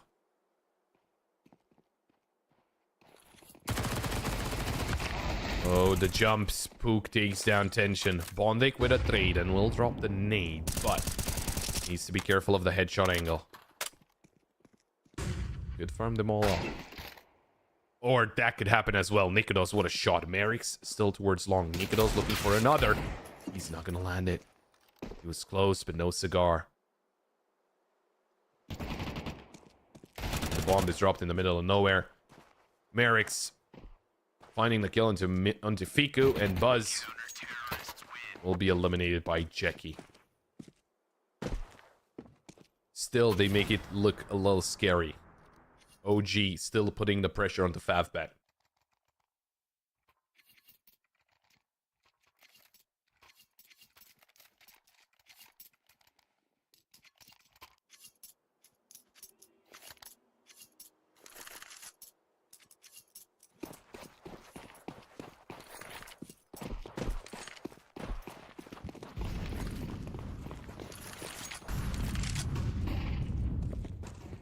Oh, fast play into lower tunnel, and that's Nikodos finding Jackie.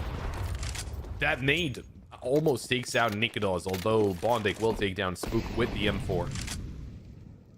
Tension with the op and short. In the meantime, Buzz, he could find Bondic. Smoke towards CT. Flash comes through, but Bondic, what a shot.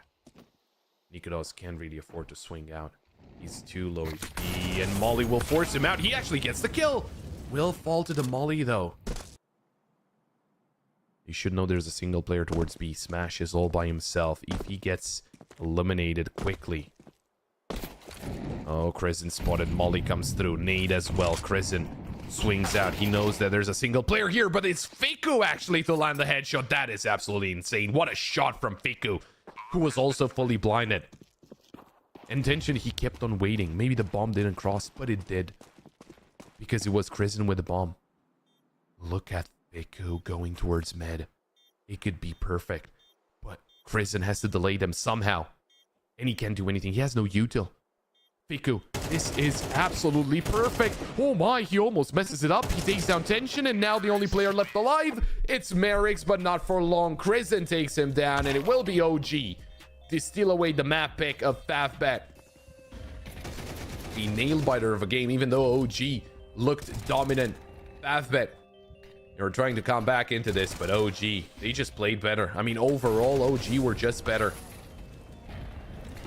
With how they adapted, this shot was absolutely insane. I don't think that should have ever happened. Almost Fiku messing it up at the end there with the flank, but nonetheless, they will take away Dust 2. And that was the map pick of Favbet. Now we're moving into Ancient, and the odds are changing heavily towards OG. At least in terms of win rate. 72% win rate for OG on Ancient. their best and most played map up against Fafbet, who have played this map for a good amount of time, 17, but only 47% win rate. OG, they're going to be feeling confident walking into the second map. We'll see what happens. We'll take a quick break, and we'll be right back.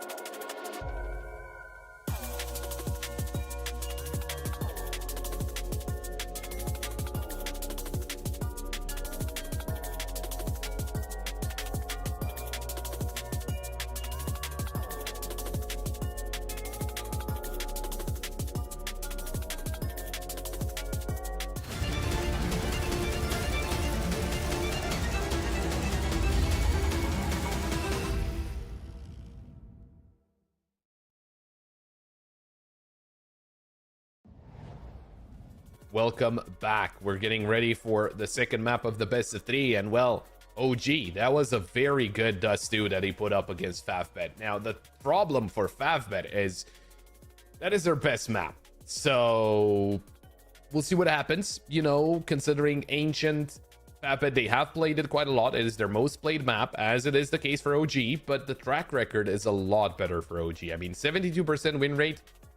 They're up against 47 from Favbet, so not looking all that good, I'm gonna be honest. Again, Favbet, they did play this map yesterday against Rush B. Was it 13-9? And it was a very good showing, especially from Bondic, right? He was hitting a lot of those shots. Meanwhile, OG, when they played about a week ago against Iberian Soul, they did win, but it was in overtime. It was a 16-12. So, you know, going from a 6-6 to a 6-6, OG, sure, they won 4 rounds in overtime, and that was it. But it's just, you're thinking, right? OG, they showed up big time on Dust 2 when it is not a very played map for them, right? They only played it, this was the 4th time they ever played it in the past 3 months, of course. That's, you know, the timing that we're talking about. And with Ancient, it's not going to be an easy call. But from our information, some players are having some ping issues. Hopefully nothing too serious. Hopefully not, it's not going to impact, you know, too much the start of the map. But we are going to be throwing it back to a break. And as soon as everyone is ready and everyone is on the server ready to go, we'll be jumping alongside them. We'll be right back.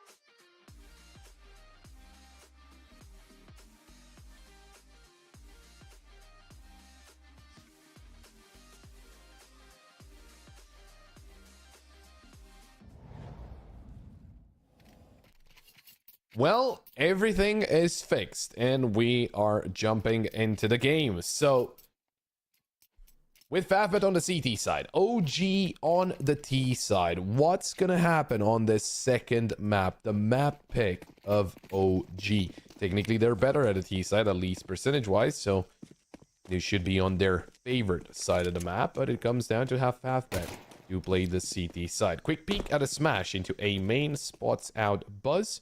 Takes a shot and then falls back. He didn't see the bomb carrier.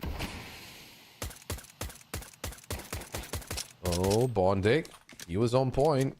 Was about to get a couple of headshots, but they were dodging his bullets. Now, Smash blinded up. Bondic still trying to take down some more, or some players rather, because didn't find a kill just yet. You make it into the site, but it's going to be a 5v5 retake attempt from Favbet. Or defend attempt from OG, which way you want to call it. Merix finds a double kill. There's the trade, but Jackie eliminates Buzz. Right now, it's Krisen and Nikodos. There's the smoke on top of the bomb. They're trying to find an angle. Try and deny. The players trying to deny the bomb defuse. It's Nikodos 1v3. The bomb is still being defused. The headshot is not landing. And Tension will take down Nikodos while Bondic got the defuse in. Favbet walk away with the pistol round.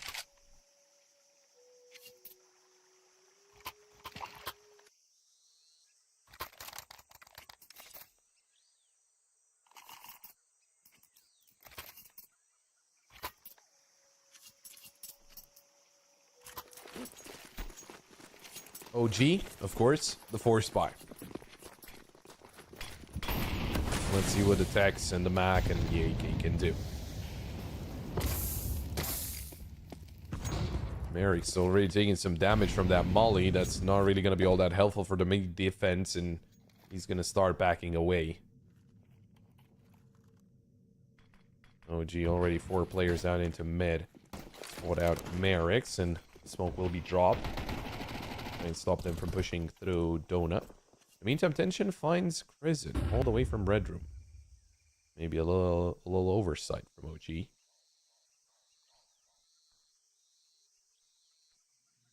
Deep CT smoke.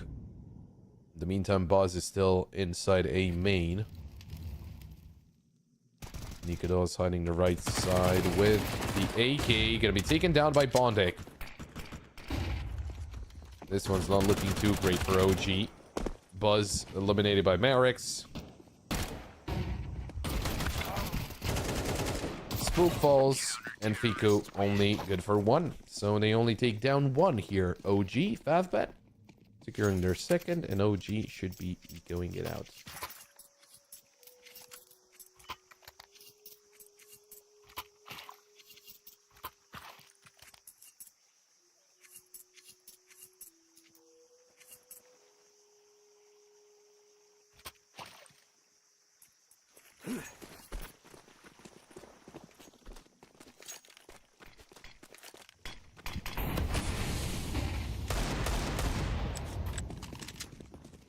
Well, a little bit of a quicker peek in towards the B site. Tension just around the corner with the MP9. Gets the kill onto Nikodos with a little help from Jackie. Good nade. Deals some more damage to Fiku. And he spots a couple of pistols. Needs to be careful about that. Merrick swap positions with Fiku, interestingly enough. Nice shot from Spook.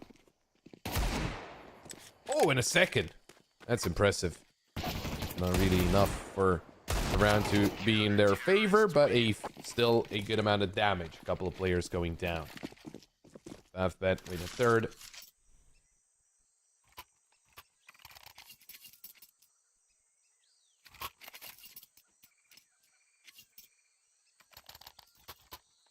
What about a full buy from OG, though?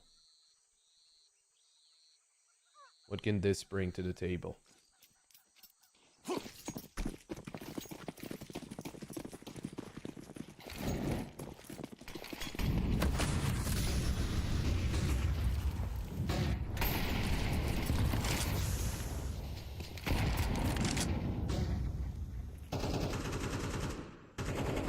Obviously a little more defended approach from Favbet.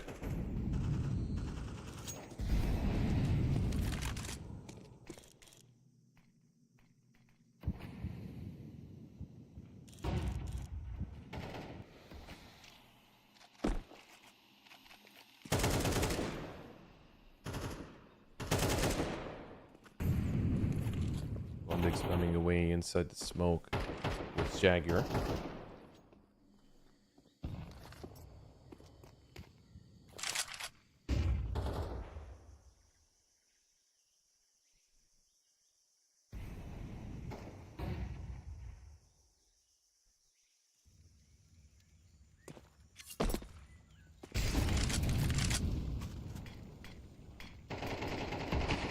Taking their time here, OG. Not rushing headfirst into things. And they actually pushed Favbet back. Oh, there's no smoke for long. Buzz able to take down Tension. Jicky almost eliminated Nikados. Oh, look at a push from Kristen. That is so ballsy, but he's going to get himself a double kill. And now it's up to Merrick's. A late double peek, which Merrick's deals with. But Fiku finds the headshot in the end. Merrick's, he was on track for 1v3. But Fiku denies it. OG might have won their first round, but he was not clean at all. What a good double kill from Kristen, though. I thought there would have been a double peek here, but it was late peek from Nikados.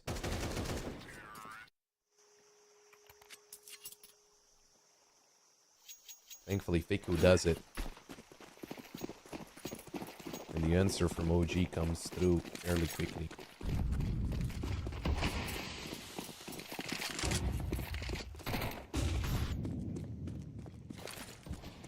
Fast playing to B. They already got control of the site. Jicky will find a kill into Kristen. Tension takes down Spook through the smoke.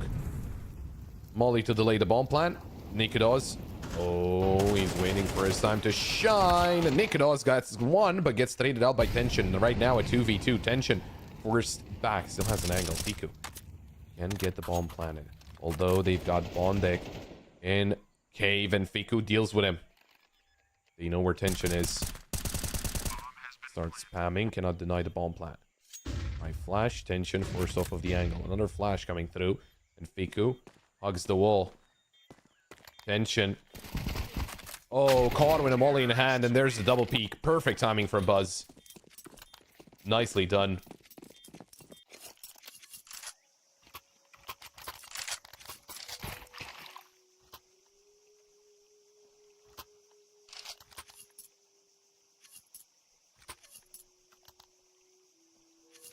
Pistols on the board right now for Favbet. Run on the money.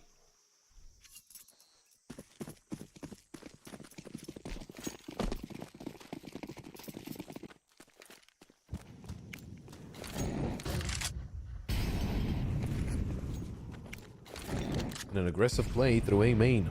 Oh, Spook hears all the steps here. This is a risky position to wait in, and he's going to be taken down because of it. Fiku. Oh, he wants those kills with a Mac 10. Gets a double, a third, and the Glock comes out. Jicky does have the AK now, but... Oh, Jicky will find the kill. There we go. A double kill for Jicky so far. Round itself should not be in any danger. Fiku getting that triple kill with the Mac 10. That's certainly going to be helpful. Some extra money.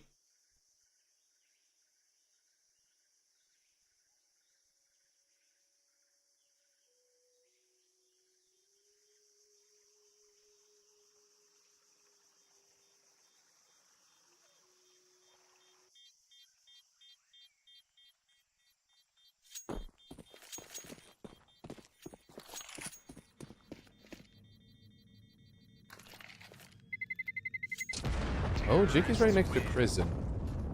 Oh, never mind. No, for a second, why did I think Jicky's there? No, it's Nikados. Nikados has no problem with prison. Confused for a second. It doesn't matter. Jicky stays alive, saves the AK. We're all tied up here.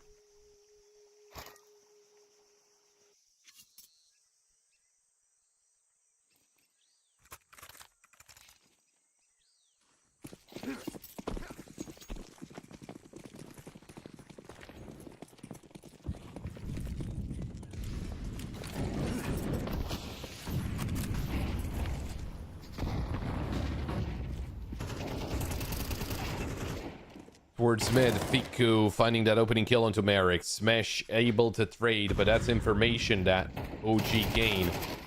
And Fiku finds the kill onto Smash. Nikados in the meantime working his way into Temple, into the A side, but Tension will get an easy shot. They do know where Tension is though. They could just push through. They could try and take him down. Brute force their way into the site because they know there's only a single player here. Second molly found there. by tension. Bomb planted.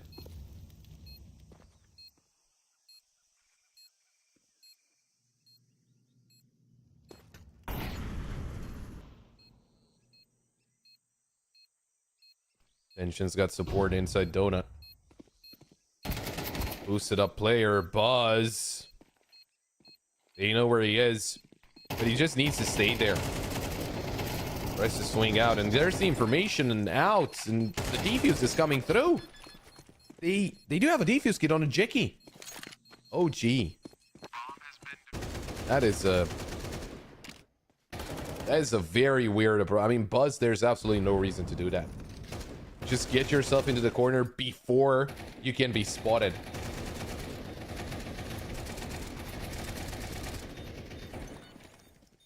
Yeah, a fairly easy retake after, you know, they know that a player boosted up is kind of low HP and then someone should have boosted him up, so there should be a player in main. And only by him being spotted gives away his position and his teammate's position.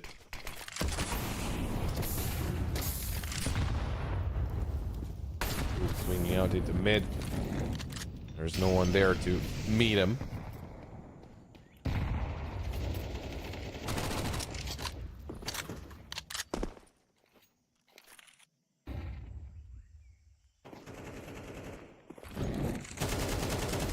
Oh, good shot from Buzz.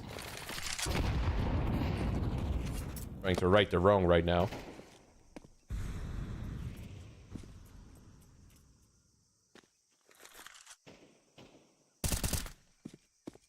Great find by Smash. That is Buzz eliminated.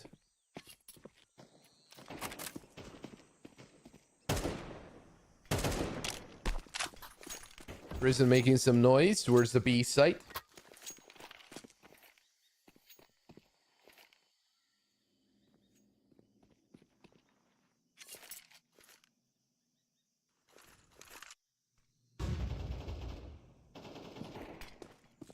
OG grouped up, looking interested in a B play.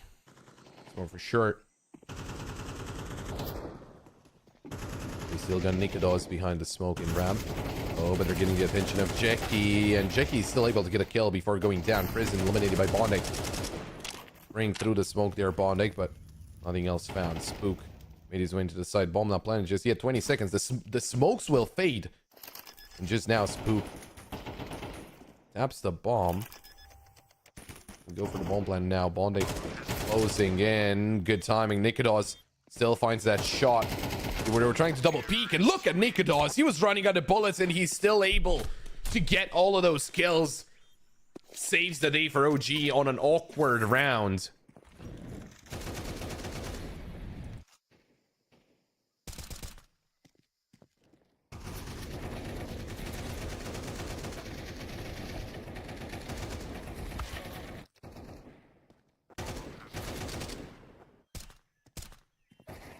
OG, a very tight one. Could have gone either way. Look at this. A tap, 3 bullets left, and another tap. That might actually get them a lot more than they bargained for. Pathbet, they forced up, but... Oh, they find Chris and the aggression pays off. Pathbet, they're out of money. That's the issue. Pushing through a smoke against the force spy? Yeah, that's not a good idea, Spook. Buzz will get the trade, but it's already a 4v3 favoring Pathbet.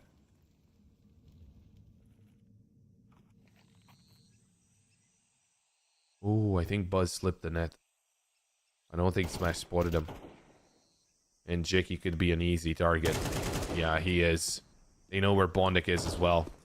They're just gonna work their way into the site itself. Smash drops a flash, and Buzz just gets fooled. Bomb planted by Nikados. Piku towards Donut. Good nade. Hit a player, so that gives away information. Nikados on top of the site. Very risky position to play at. He was spotted inside Donut, but he's only able to take down one, and Smash takes him down. Pathbet with 5. OG, they're dealing with this post-plant situations very weirdly. It was a 3v3. There was Not really a reason for Buzz to be staying there. I mean, sure. I guess you're thinking that you're going to surprise, but Bondik heard you push up closer.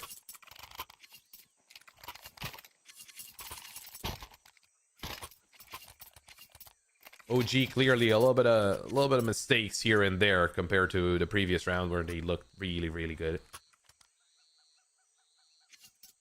This time, maybe Fafbet even forcing them into making those mistakes.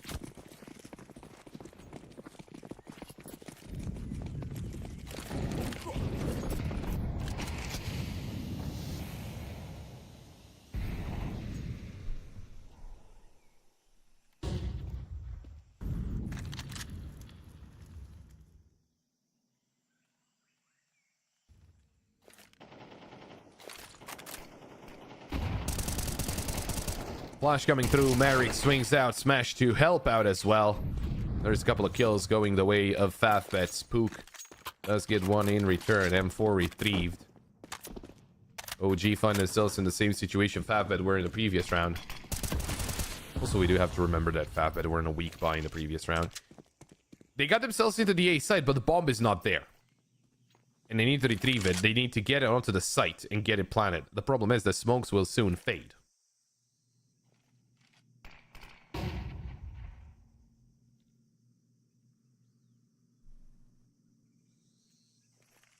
Yeah, all of a sudden, this is a way harder round.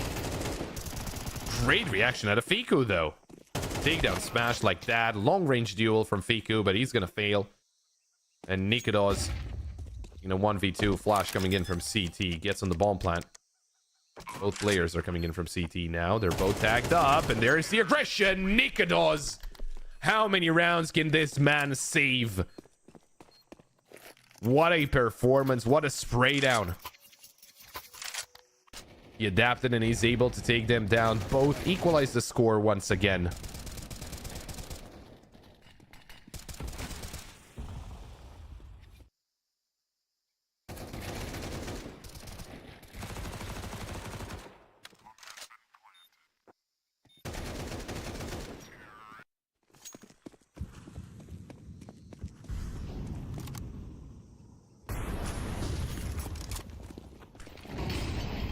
Couple rounds left at his first half, and look at that, they're just mowing them down here with the push from Jaguar. Already 2 players eliminated from the side of Fafbet.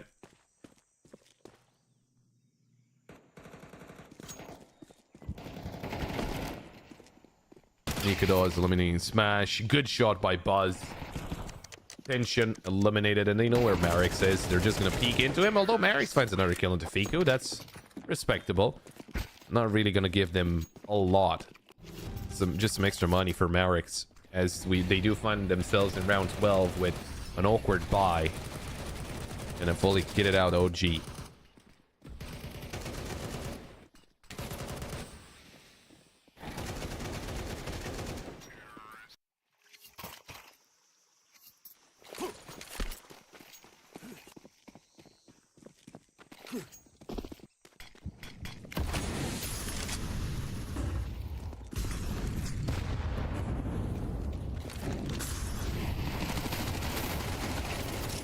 This does seem like a repeat of the previous round. Jiki and Bondik doing the exactly same thing, and it's the exactly same outcome. Going back to the times of... what was that game? I'll remember for sure. Smash. Oh, gets himself into K, but he's been spotted. Buzz gets the kill, and it's Tension all alone. Far Cry 3? The definition of insanity? Doing the same thing over and over again, expecting a different result, although it doesn't apply here. Could have been a different result, but with the Molly there and the Mac 10, the help from Spook, they did well. 75 is the end of the result of the first half. Not too bad, all things considered. Let's see how Fafbet do on the T side. That's technically their favorite side. But OG are not bad at CT either.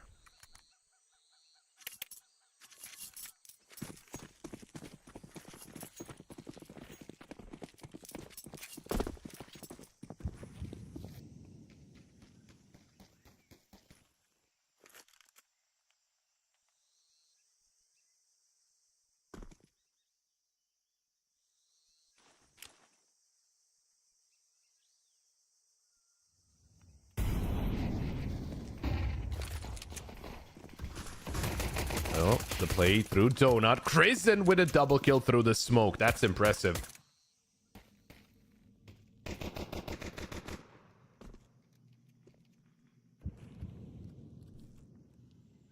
Although Bondek Smash and Tension, they have to retrieve this round. And look at that. Nikidol's already pushed up into T-spawn. They know it's an A play. And Tension finds a shot like that. OG giving away 2 kills. That's one way to go about it. Tension finding those 2 headshots. Buzz, important kill into A main. He can retreat into A main, or he can also face. But considering the shots that Tension hit, I don't think that's the smartest play. Nikados could be on for a quick flank. And he didn't do any damage. Tension actually takes down Nikados. He's on for the ace. If Tension gets this ace, that's a 4th. And they should know the A side is completely opened up. Fiku, he thinks they're still going B, but they're actually going A.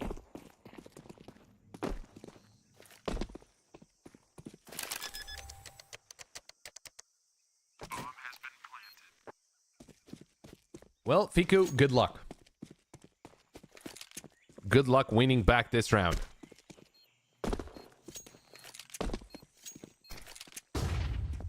Flash from CT. Fiku swings out. Almost landing that headshot. Taps the bomb. There's still a player on the side. Guess who's there? It's Tension.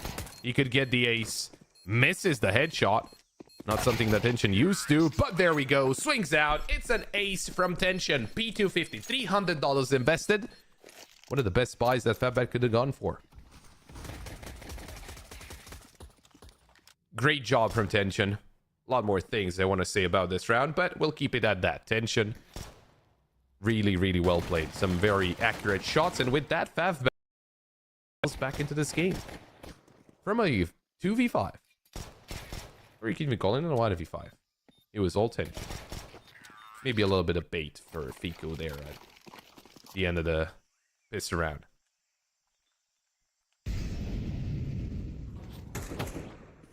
Another thing that should be mentioned, those are the kind of rounds that get you back into this game if you're a little scared about everything. Oh, they tried to overpower all this mid presence, but they couldn't do it. Nicely done by Favbet. They do lose a couple of players, but it was bound to happen when you get peaked by 5.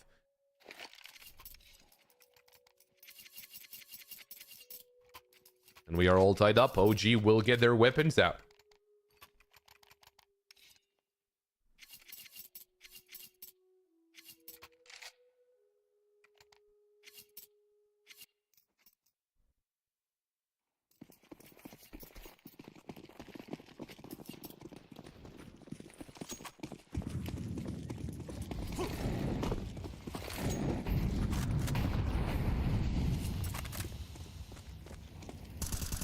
Well, very focused onto the B side, but guess what? No one's here.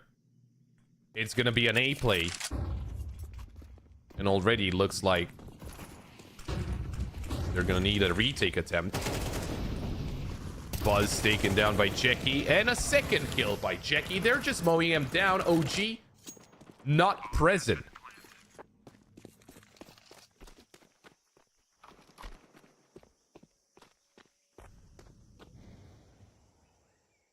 They should know Jackie's here.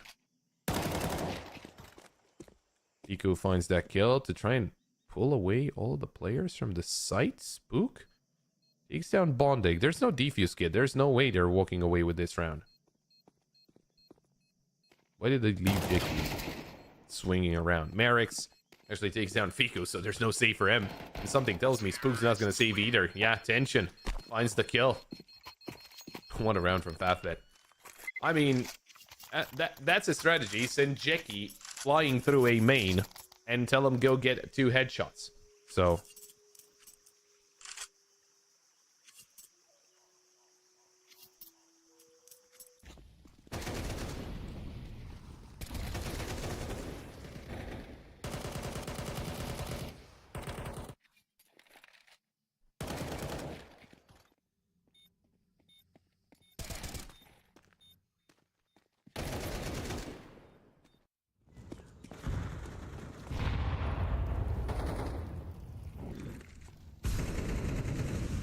Favbet in the lead. With pistols for OG. Good try by Kristen, but Bondik takes him down.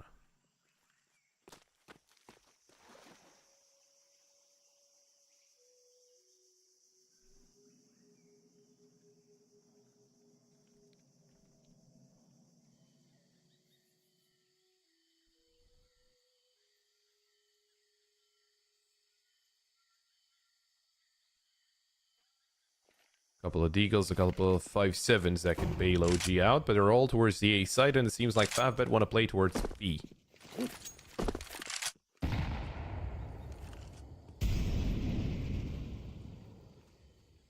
Or at least that seems to be the general consensus.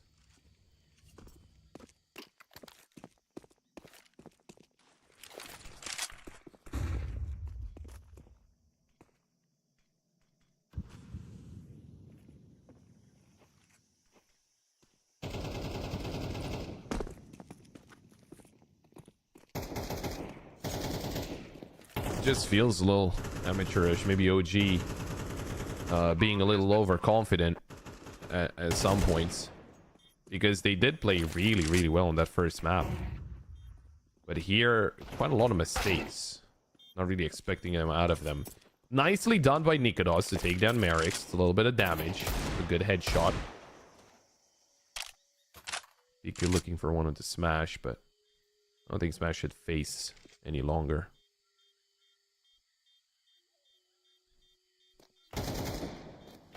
Ooh, tension. Easier to clear them out.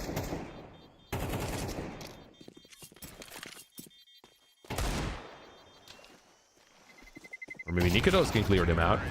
Ooh, not able to find another shot.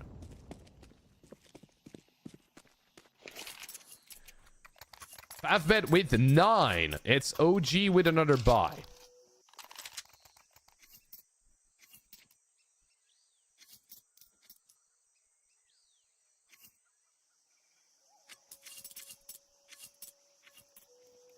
I think Nikodos is yet to pick up the op on the CT side here. Maybe they can benefit off of that if he's able to get one. Not yet, though.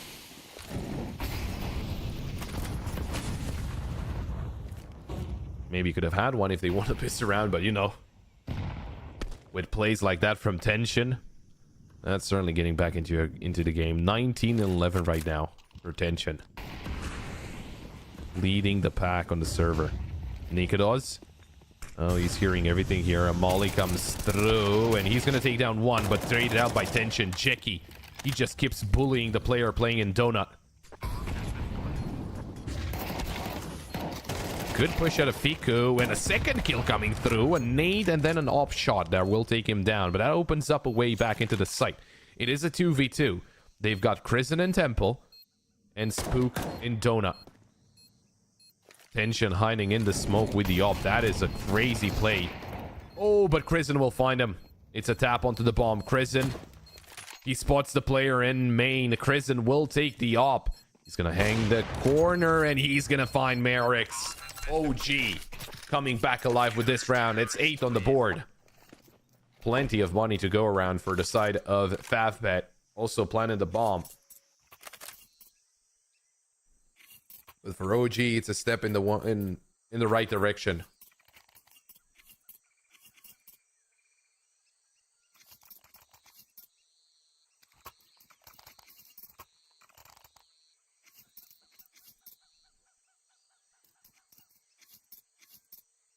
And a tactical pause called in by OG.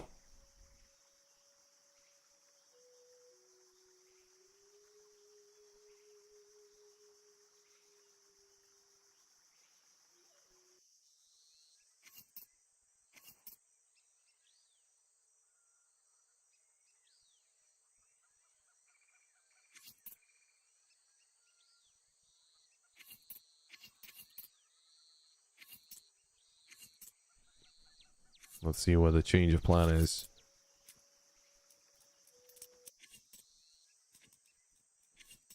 Or not necessarily the change of plan, but the adaptability, or the adapting.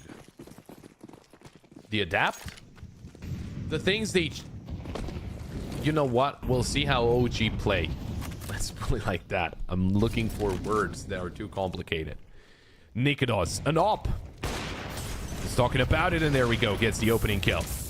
Oh, he's inside of Molly. Gets another swing, another kill. Wow, he was fully blinded. Nicely done by Nikodos.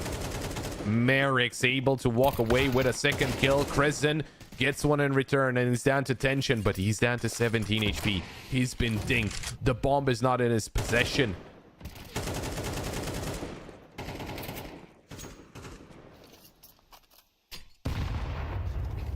Nade coming through. They see that no one's close. And tensions on the other side of the map. Going to take the long route.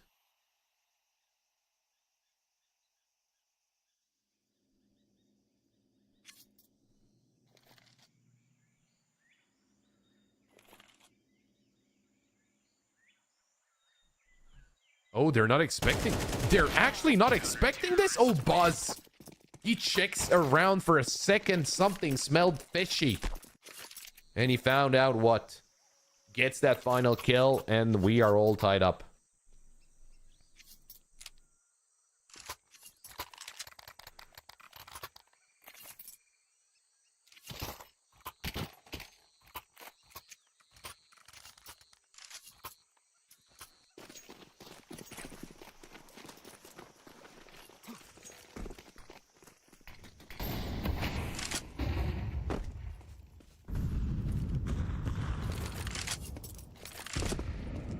Oh, what a nade to start things off. In the meantime, Buzz finds the kill onto Smash. The MP9 of Crescent can take down multiple players, and it's going to take down 4. OG with a flawless round to work on their economy and to get themselves in the lead.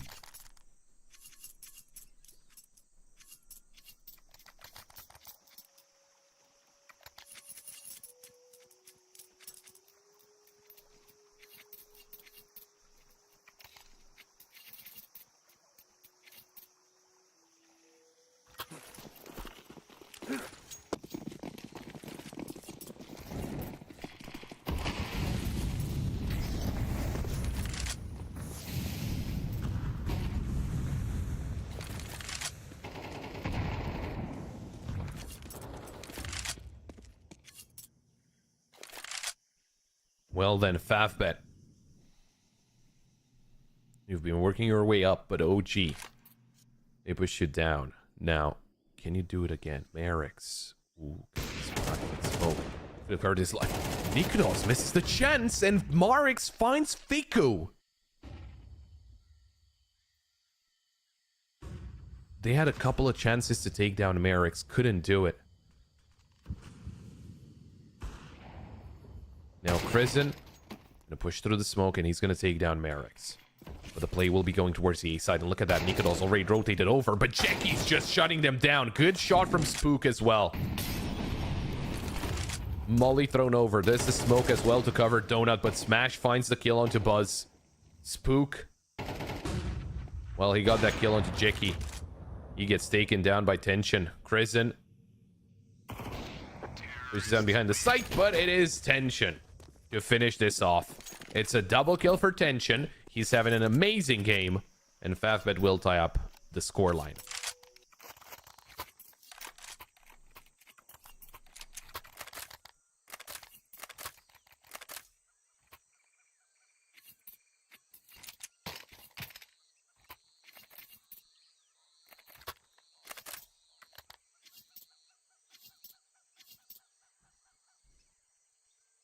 Another tactical pause called in from the side of OG.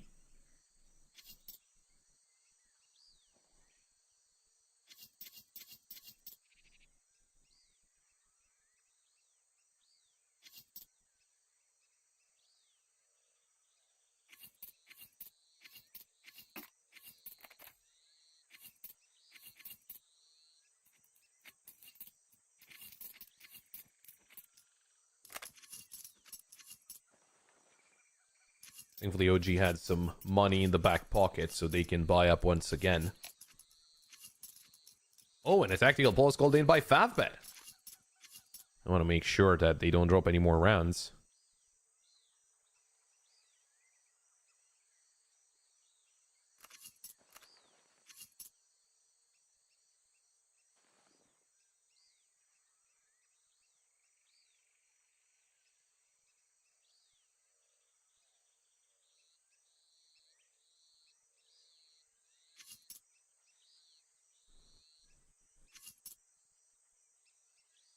Well, what changes? That's what we're waiting on. To find out what changes on both those sides, especially on the side of Favbet. Or at least, what can they adapt? Well, that's more like it. That sounds better. To try and shut down OG's defense.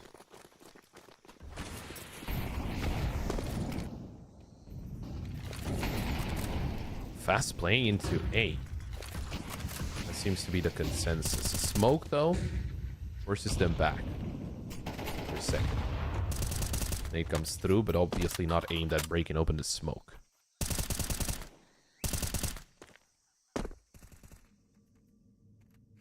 You know, you look at the kills of the side of on the side of Favbet, right? You know, it's obvious Tension had a great map. But you might overlook Jackie, who's only on 13 kills. But he had so many impactful entries that it doesn't even matter that he's only on 13 kills. Like, he was able to push into the A side, get a double kill, and basically secure it around like that.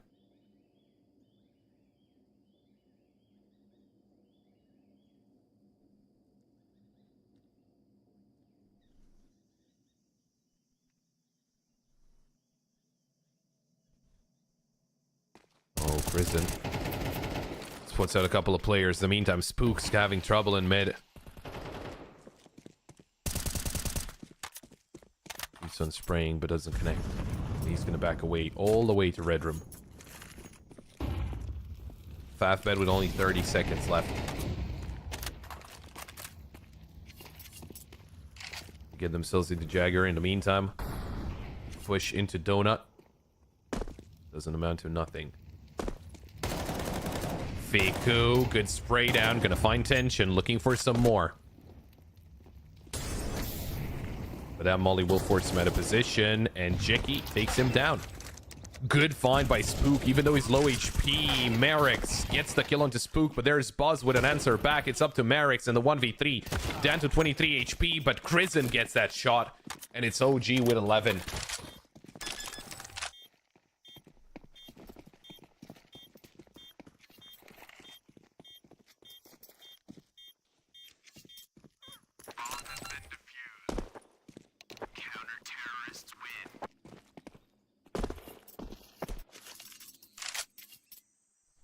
Oh, a tech pause. Now, those are no fun.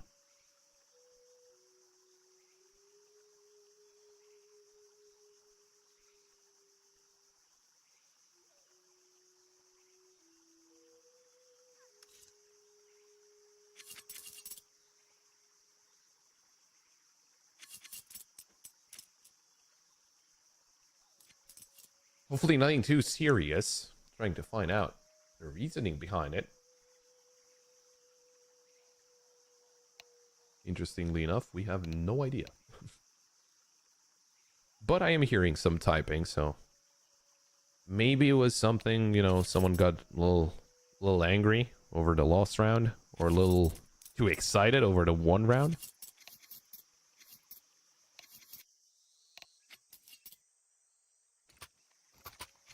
Well, whatever the case, he was lifted and now he's back in place.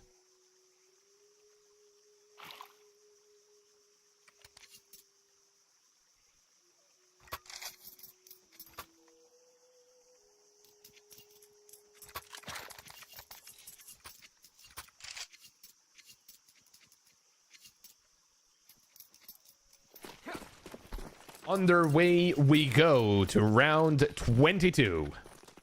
Now this is going to be a problem for Favbet if this one is not successful, because they could be out of money.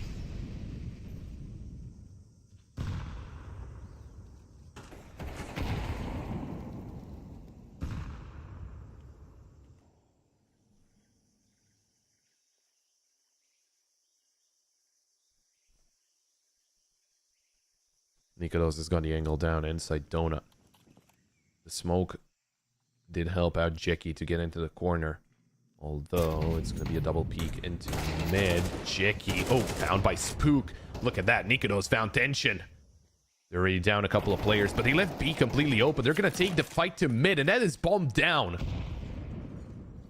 Bondik throwing a nade into Red Room. He's still finding Piku. Nikodos trying to help out, and there we go. There's the trade a little late, but He gets the kill. And it's Merrick's in a 1v3. 50 seconds left. The bomb is still down in mid. Needs to get it back, but that's not going to be an easy feat.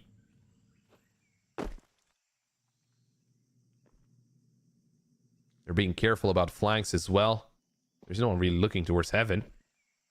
But I think Kristen is safe now. I don't think he can be spotted by Merrick's. No.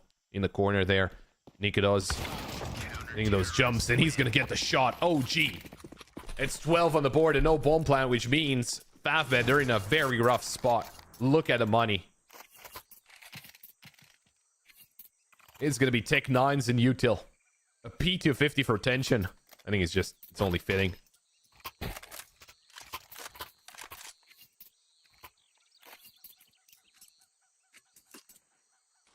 The P250 that got him that ace in the pistol round.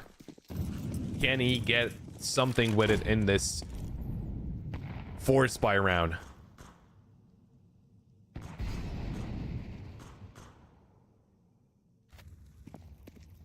Well, Kristen, all those steps inside Jaguar, they are being heard.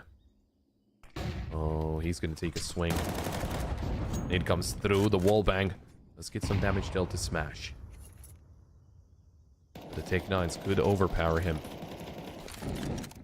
Molly to force him back. And Kristen, he's gonna take a safer approach. Has a smoke from a teammate. Flash comes through. They're trying to power their way through. Kristen gets one. Spook helps out with a second. Jackie able to eliminate Kristen. Fiku towards long. Needs to be careful of the players pushing up the ramp. And there's tension with one. But Fiku trades out. Bondik with an answer back. It's down to Buzz and Nikodos. And Nikodos is actually coming in from Jaguar. Buzz, important kill. It's all down to Bondik. And Nikodos will find him. It's OG to win 13-10. 2-0. And they will be qualifying for the Swiss stage. A way closer map than expected. OG gave away some chances to Favbet, and Favbet for sure took advantage of those, but it was barely not enough. A very good effort from Favbet, and I'm very curious to see their progress moving forward, but unfortunately they will not be part of Series 20 anymore. This is where their road ends, but they will get some more chances for sure from what I've seen on the CCT Twitter.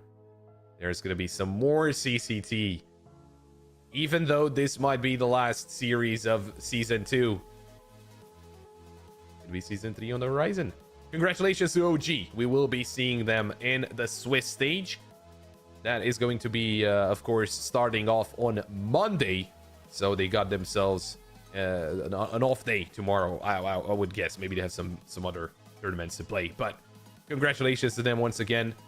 I want to say a solid performance on the first map. It was. Second one, could have gone a lot better. I do think some of those situations could have been played, you know, a little more careful, especially the piss around in the second half. You know, they shouldn't really have allowed tension to get away with an ace, but sometimes those do happen, and still a very good showing out of tension, and not only out of tension, but out of the Favbet overall. I just think, you know, they might have lost 2-0, but they were still looking fairly strong, especially on Ancient. And with that being said, I think we can take a final look at the schedule for today, just to remind ourselves who won. So with that in mind, Ecstatic, Body Vision, Iberian Soul, and OG will be qualifying for the Swiss stage. We'll be seeing them alongside the other invited teams from Monday onwards. And to see exactly who's going to qualify for the playoffs, you can see the format as well. Play-ins are concluded.